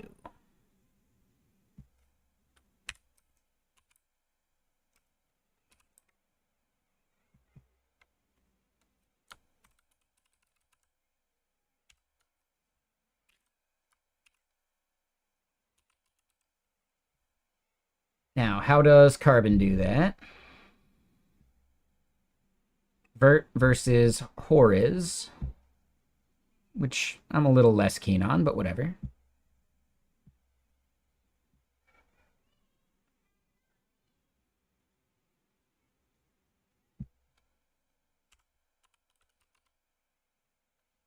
All right, so then value is going to be equal to, this is y padding.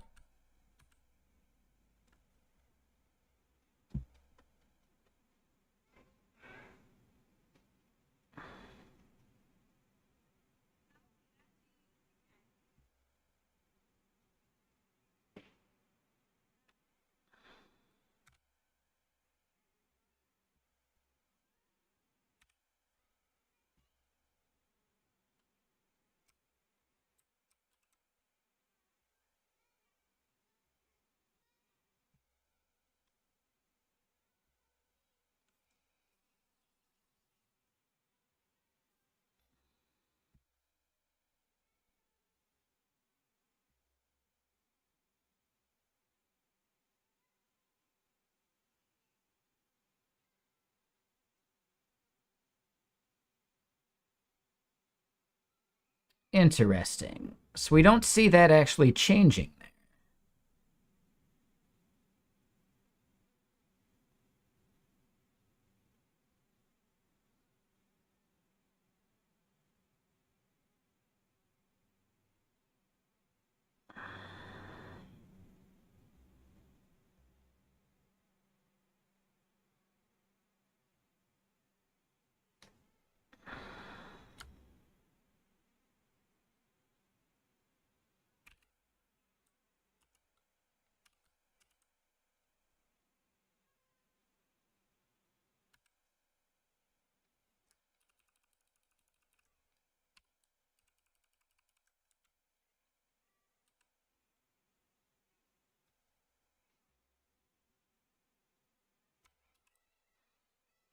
Right.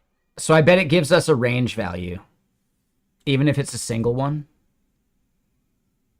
So then, yeah, that E0 is important.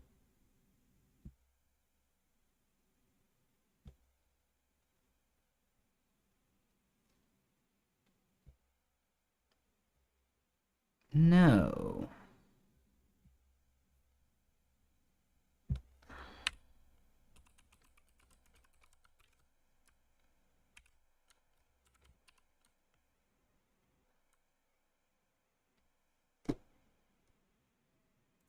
Okay, cool. So Acorn will be ready around 7-ish. So we got some time. Which is good, because I kind of want to knock some of this out. I do kind of need some more water here in a minute.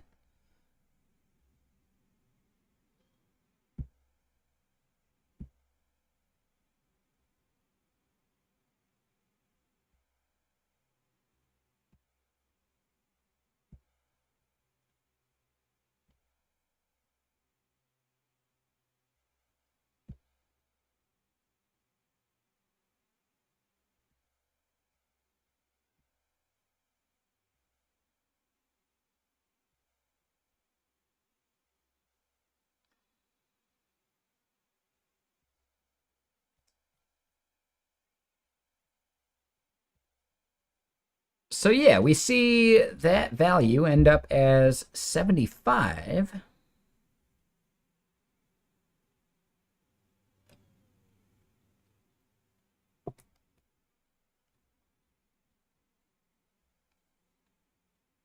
And yeah, we can get rid of these.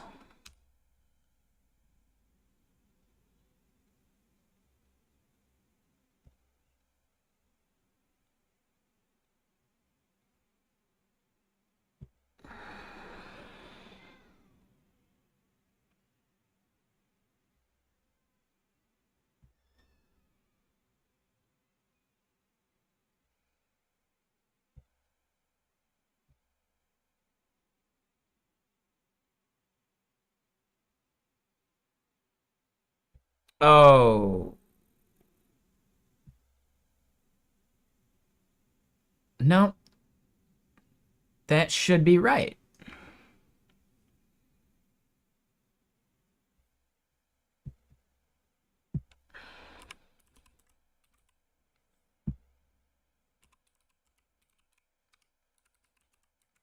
Let me double check the shorthand. I could have messed that up.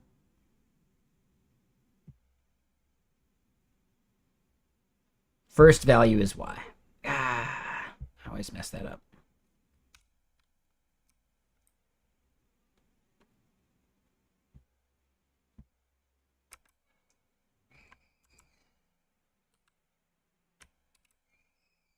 All right, so I was looking at the wrong value there. While that reboots, though, let me go use the restroom and pour some more water, and I'll be right back.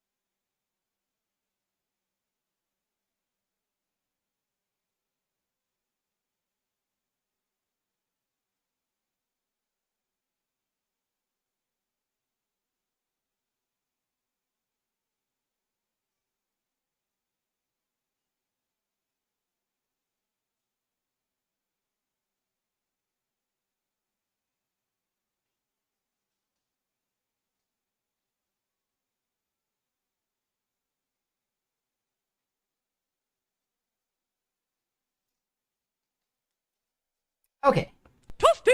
I'm back. Ooh, grabbed a snack.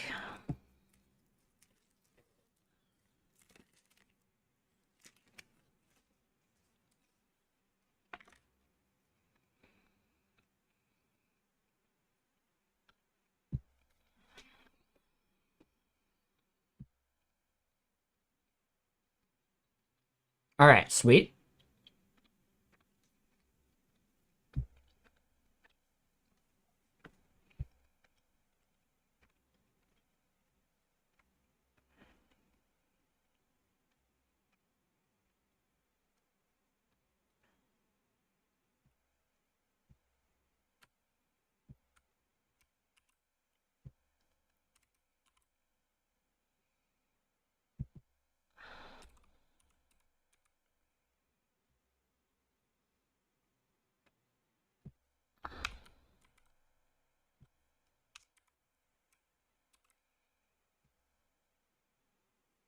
Okay.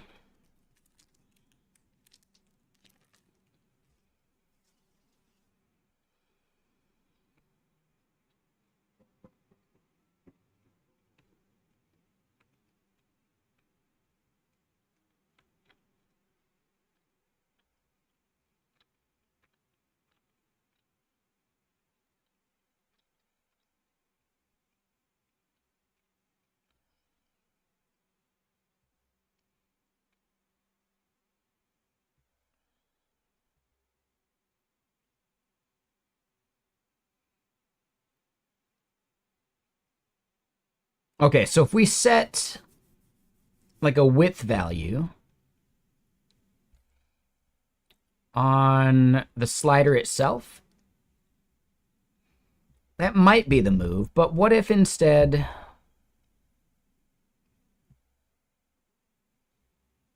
we do this? Does it have a width? No.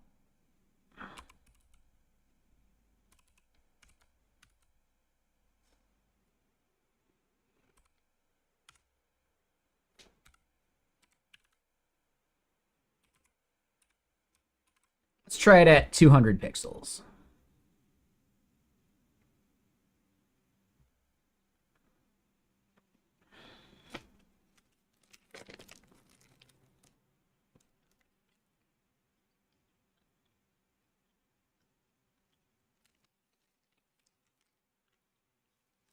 The brand is Righteous Felon Craft Jerky.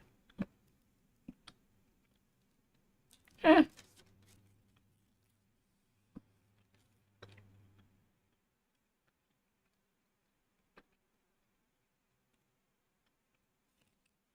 It's pretty good.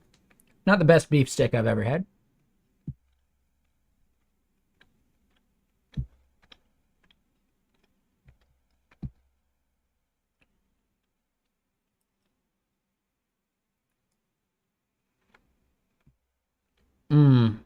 Yeah, so our horizontal width technically not taking effect. Do we need yet another div? I think we do.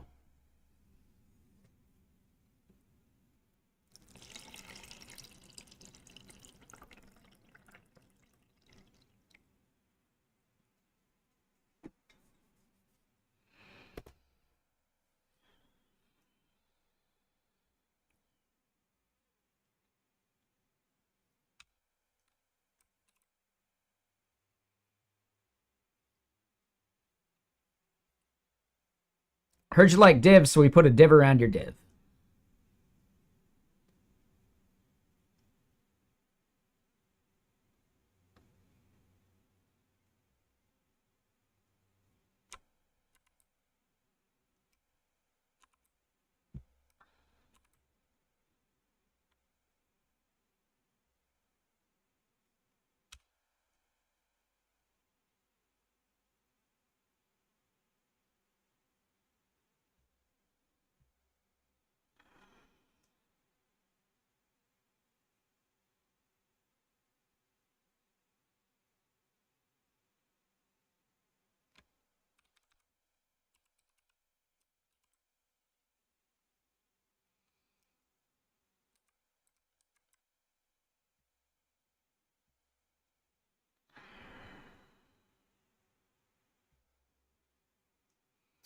The width of this we'll have to like fine tune.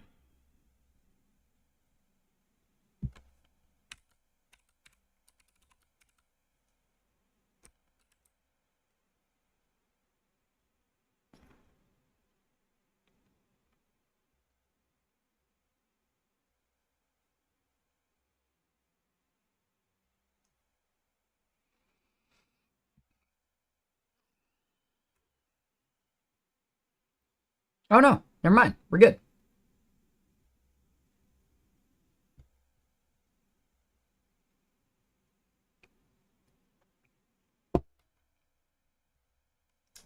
Okay, cool. So for those sliders, we do need to set like a range.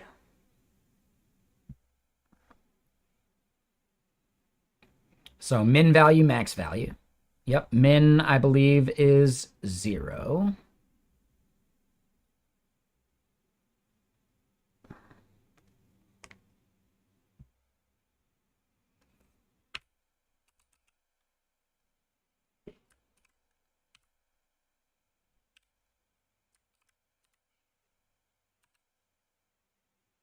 And we'll say 200.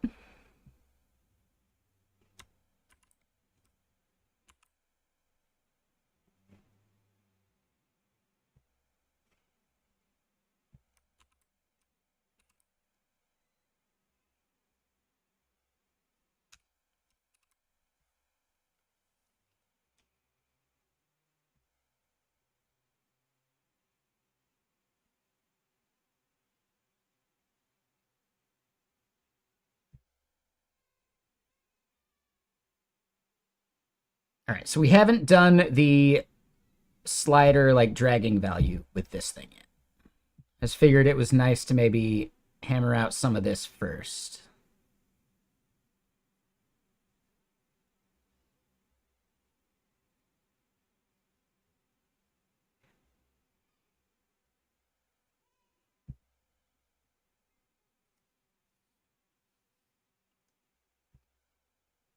All right, so then with those values configurable, right, we can change this. We're not actually getting any of that to make it into like our GIF generation yet, which we'll need to do.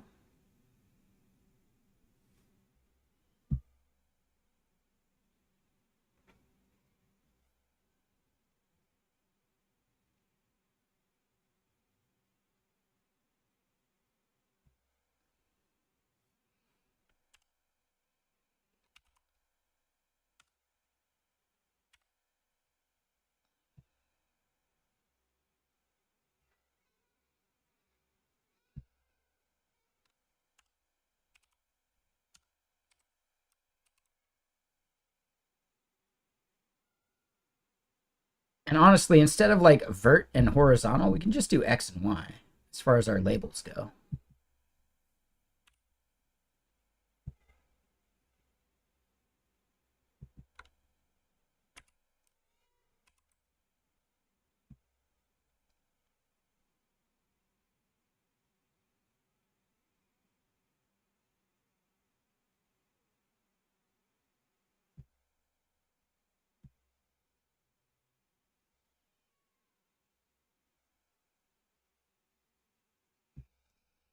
Yeah, so then like shadow stuff, we can add as other drop downs. But I think, yeah, it's at 6:30. Let's try and get some of this like drag and drop stuff going. And it's just for like the width. Right? I at least want to wire up the events for it.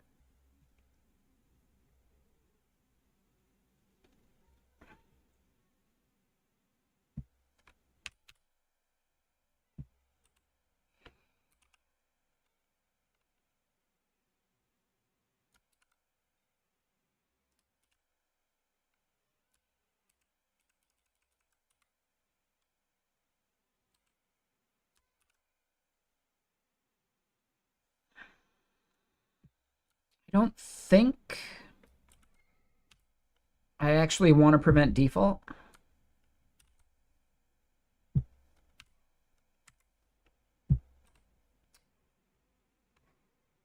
But we can at least do like the set is resizing true and false.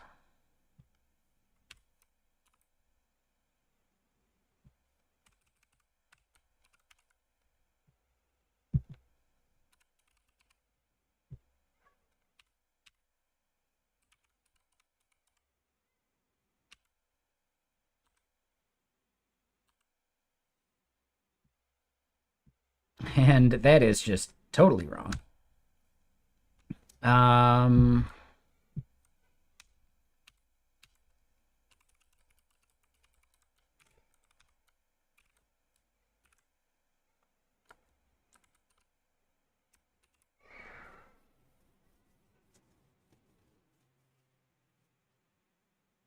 So then, yeah, let's go back up to our state management stuff.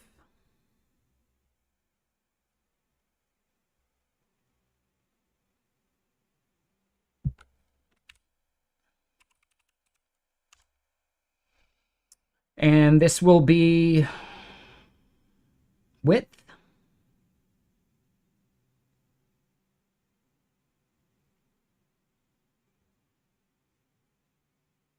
Snippet width.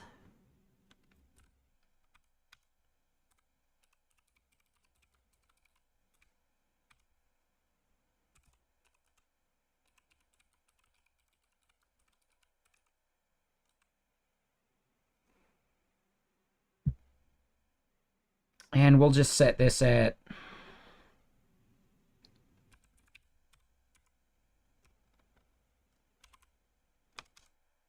450.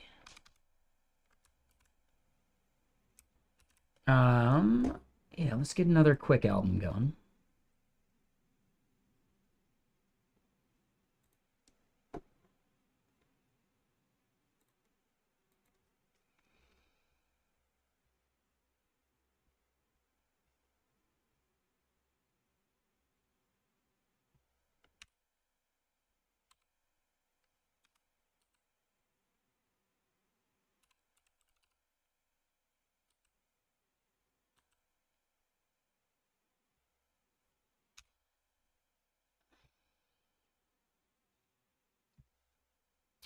Ah, and we can't do that.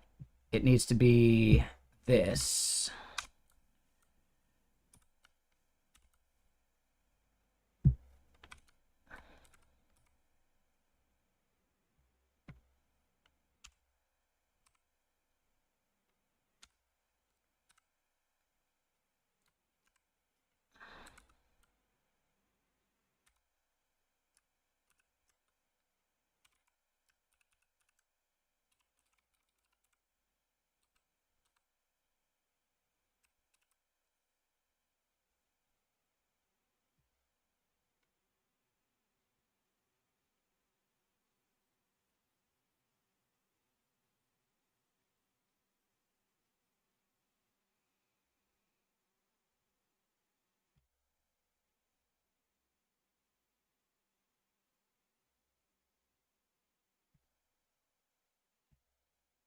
Now, is that 450 actually taking effect?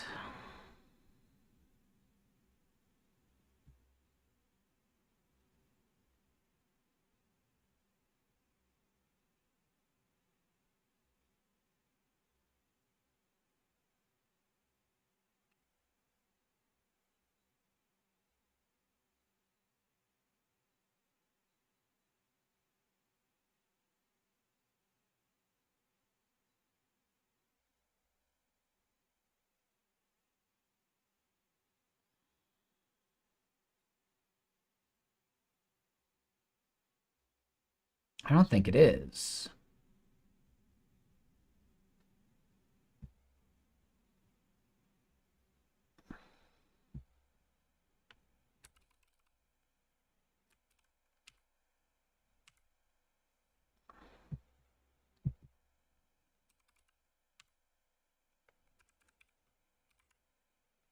Yeah, so it wasn't. Why is that not taking effect?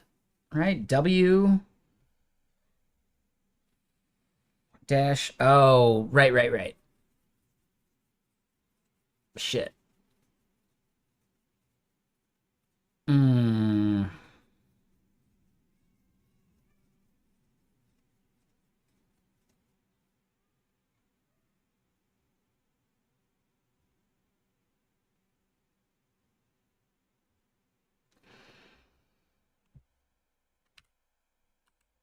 yet another sprinkle a div on it.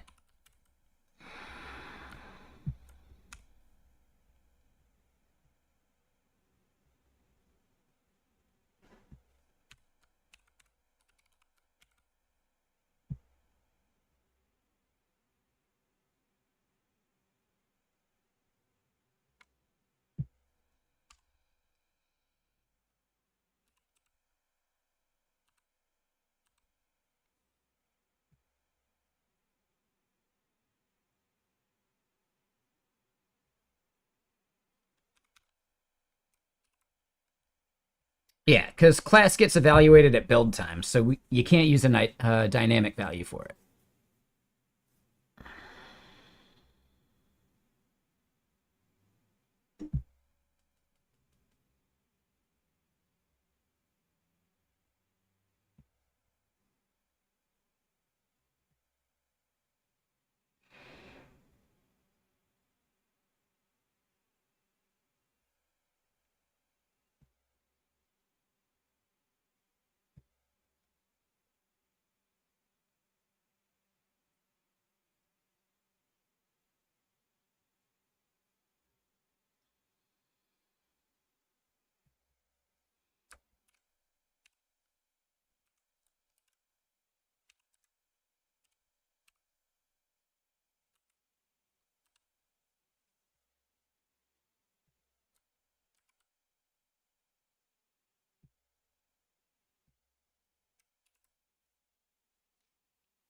So overflow X should make that text hide. Now, it's not ideal, but it could work. Yep.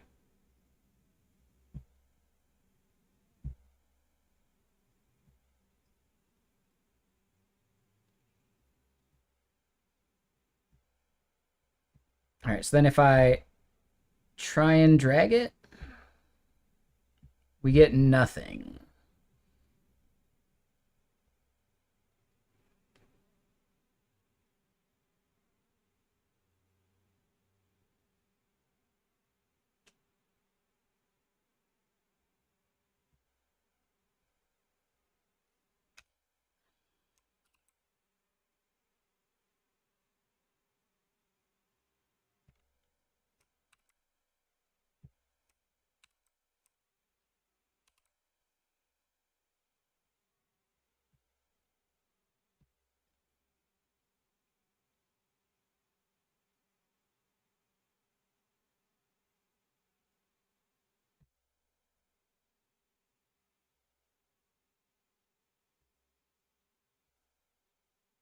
So we're not getting any drag values from that. What am I missing for drag and drop?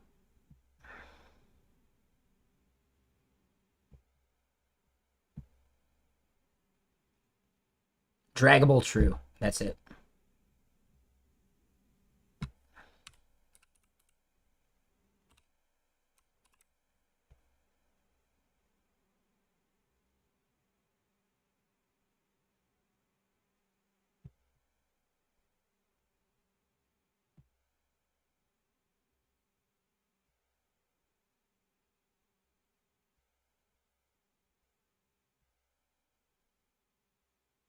Hmm. All right, so I'm missing something else.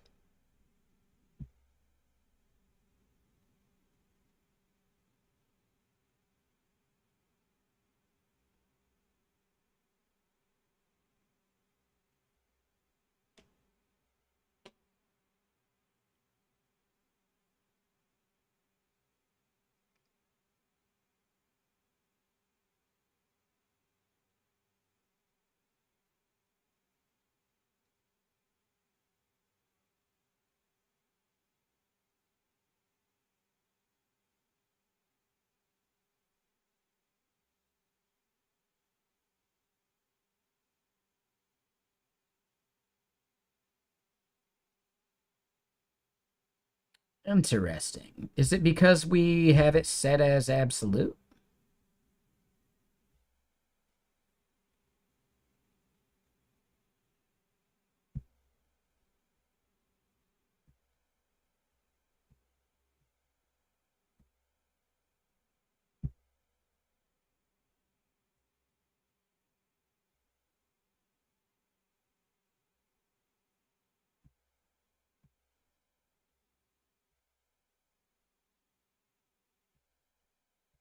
Nope.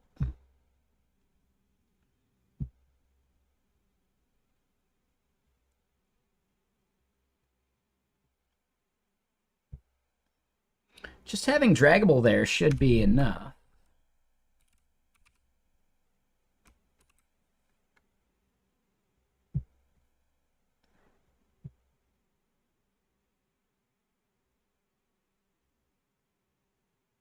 And yeah, I often just use a library for drag and drop stuff. I just wanted to see if we could do it without a library this time. Hey, all right. So draggable needs to be explicitly true. Interesting. All right.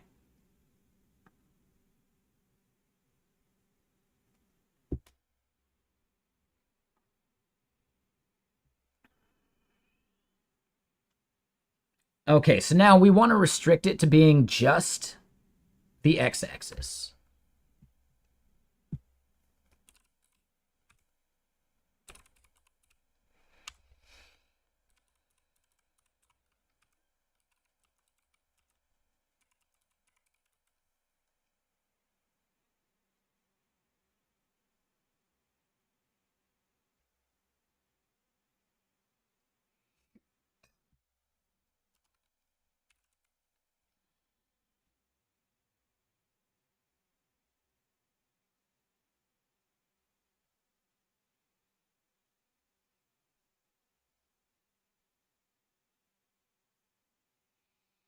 Yeah, we're seeing a lot for just like specific libraries.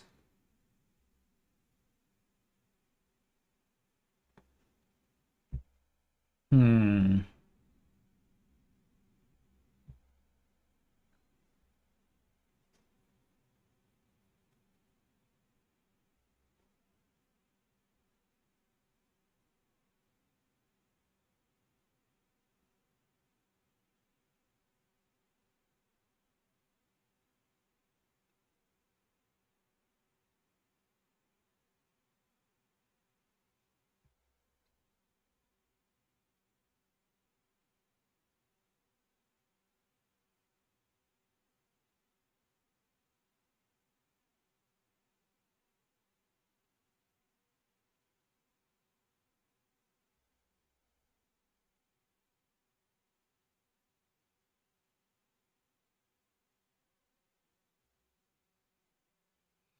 Yes, that's where a library would really come in handy. Let me just double check. So solid JS D&D.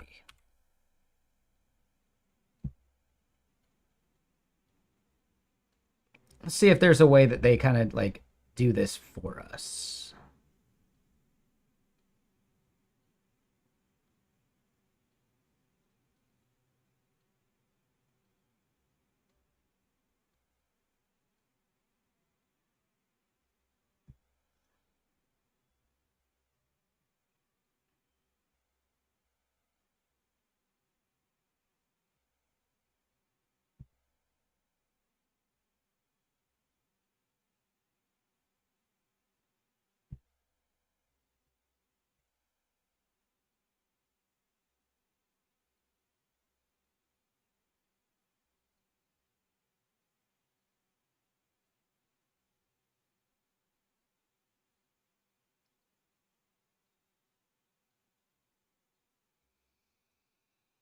Eh, so we could bring in a library for it.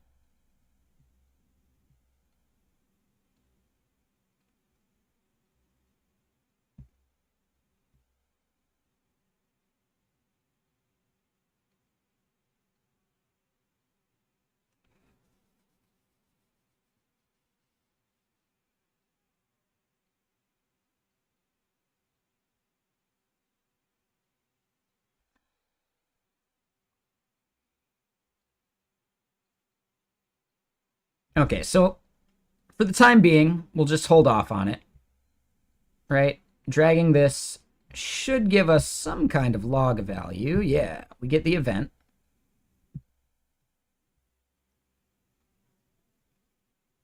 And we see the offset values.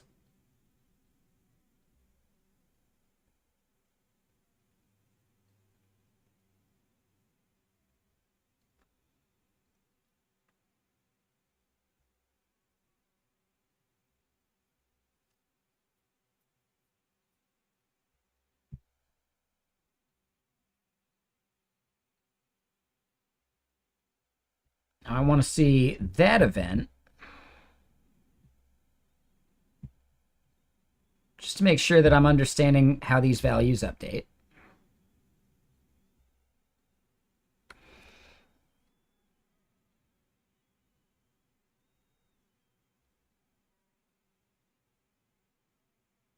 Interesting. So,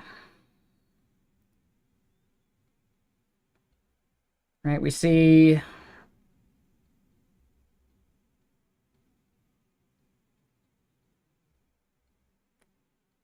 right,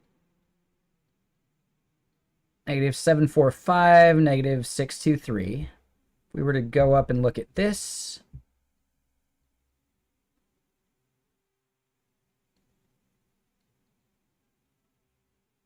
aha.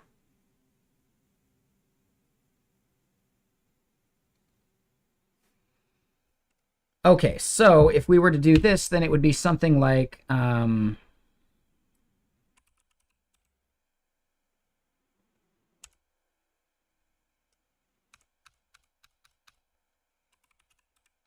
const start width is equal to snippet width.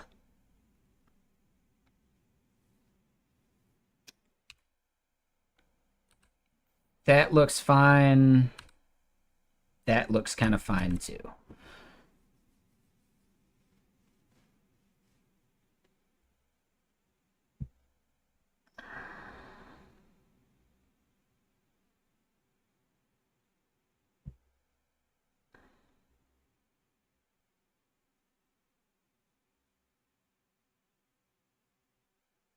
And we break everything.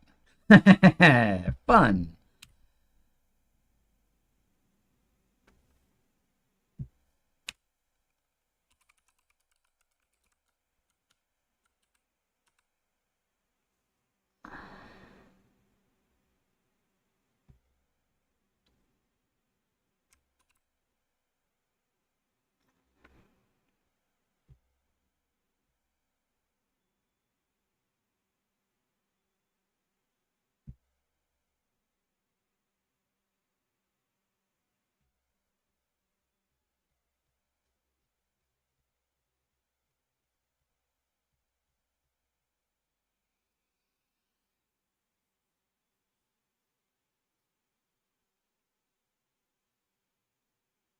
Well, I could see why that's the wrong value. What the fuck? All right.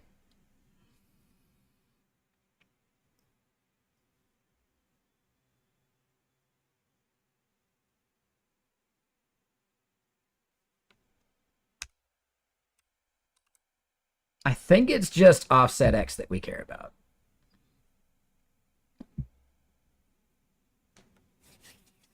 That was really bad. Like, that was not even close.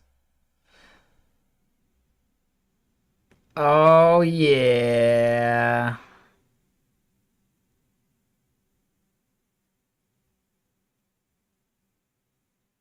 Okay. Got to start completely over from scratch, from the very beginning.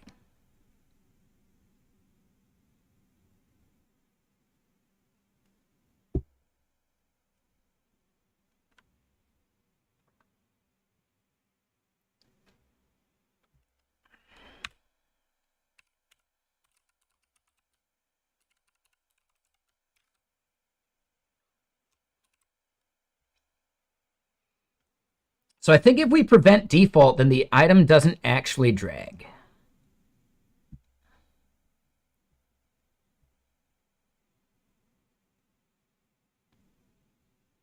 Mm.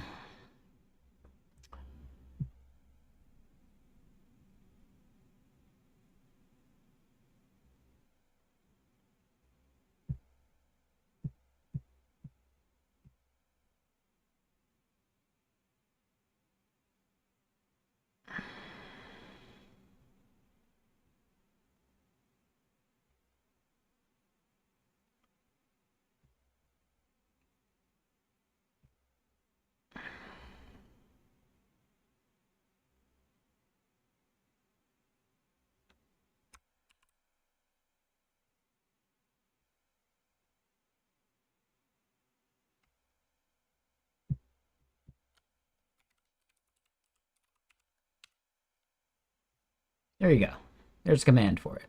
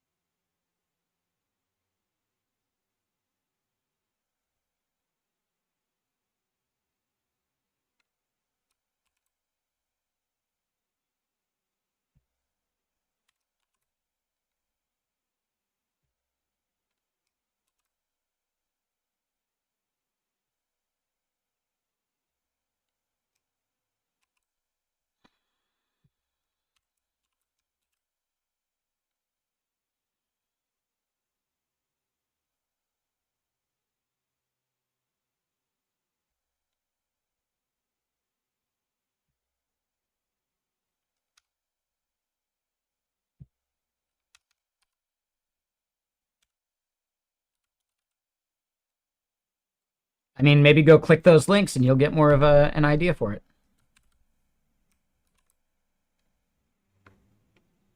Sorry, I'm just like in the middle of it. I don't have time to dive in and give you the entire spiel. Like I'm in the middle of something right now.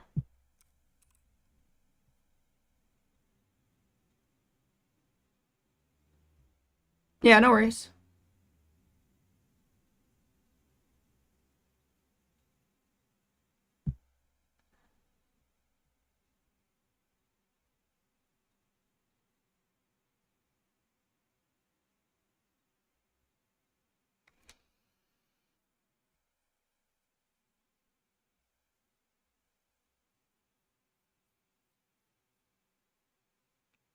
All right, so it does try and set it to something.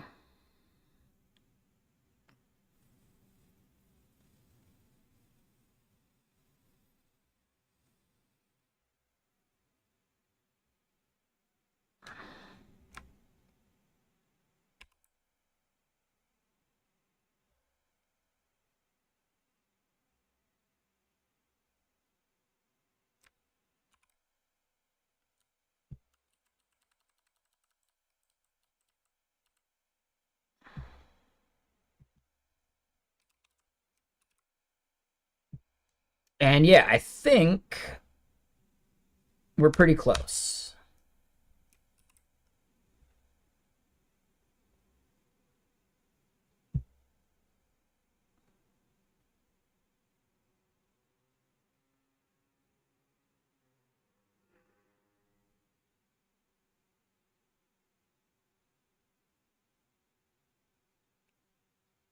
Interesting.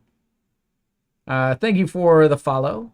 I missed a couple other follows too. So Lord of Dark and Hyde Carry and IR2 Arturo. Hey, how's it going, Arturo? I like that name. You gotta like sound it out as you say it, but then you totally get it.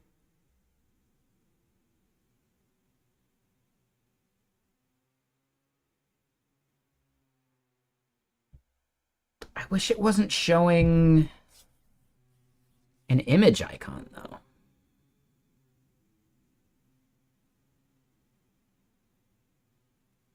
Hmm.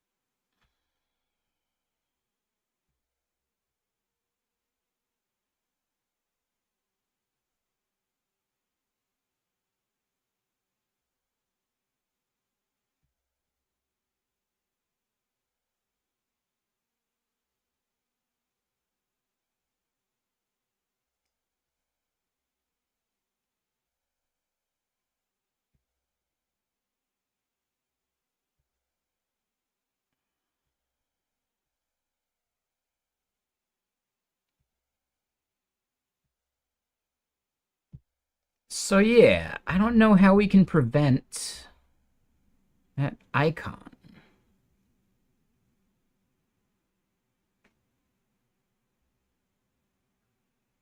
Because that is really annoying.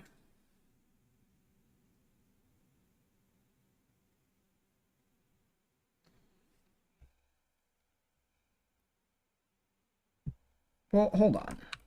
What if we actually do that? And then we comment this.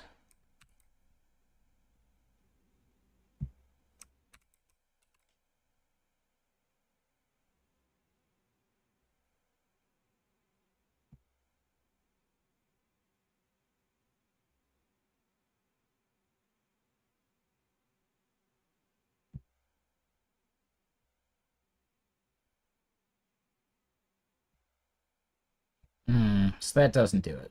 Yeah. By preventing default, we prevent the thing from being draggable at all.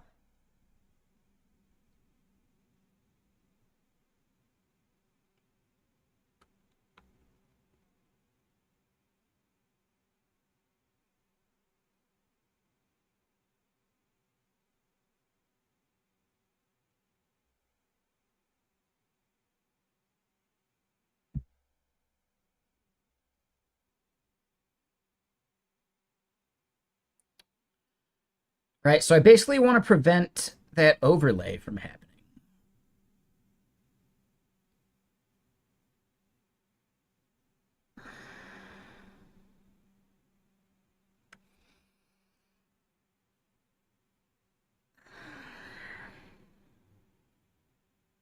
I think we're at a good point, though.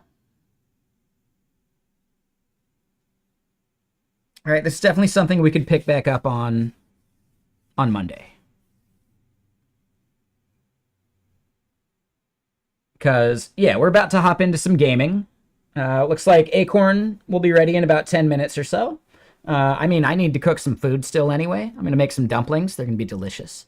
But I can at least get the Pal World launched up for Algo, Robotic Head, and then Acorn when she arrives. And yeah, man, like we made a lot of really good progress. Oh, but it looks like I broke something. Is it only draggable once? Hold on.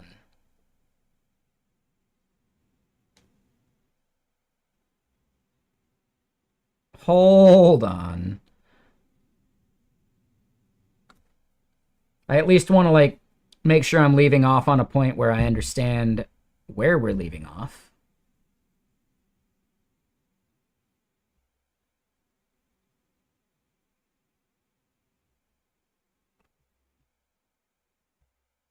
Okay, so it's only draggable once?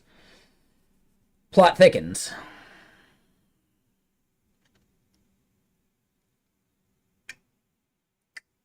So we may go look at how some other tools have done this kind of like drag and droppable slider, like width adjuster. Because there's something I'm missing there. And like I said, I normally use a library to get around all these edge cases. What are we building? There's a command for you. But yeah, man, we made so much progress today. It's almost a shame to leave when we got so many people watching, especially over on the YouTube too. But you know what? I'll be here on Monday. So we can always jump back into it. But let's figure out who we go raid. And man, we got a lot done today. I'm really happy with it, right? Like the theming and some of that stuff. We are going to need to make sure those values go into the resulting GIF, which we're not doing yet, but we can. And yeah, I want to figure out how we do that, but not today. So instead, let's figure out who we go raid. I see Midnight Simon. I see Evan J. Stern, who's gaming. Great person. There's Blaze Bits.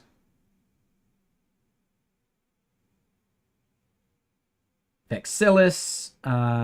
Coding with Strangers.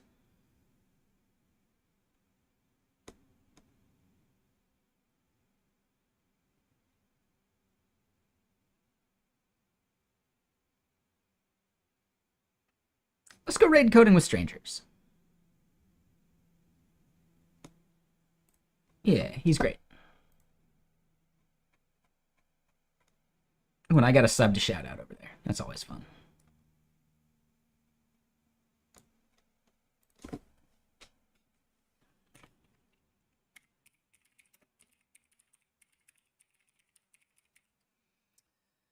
But yeah, we're close.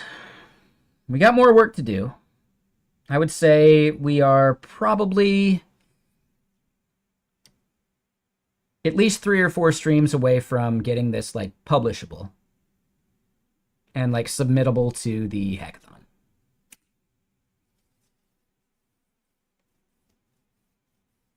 Which I'm really pumped on. Yeah, for people who aren't really aware of what I meant by an animated diff kind of thing, if we go to Shiki Magic Move, this is the tool that we're wrapping that we added solid support for.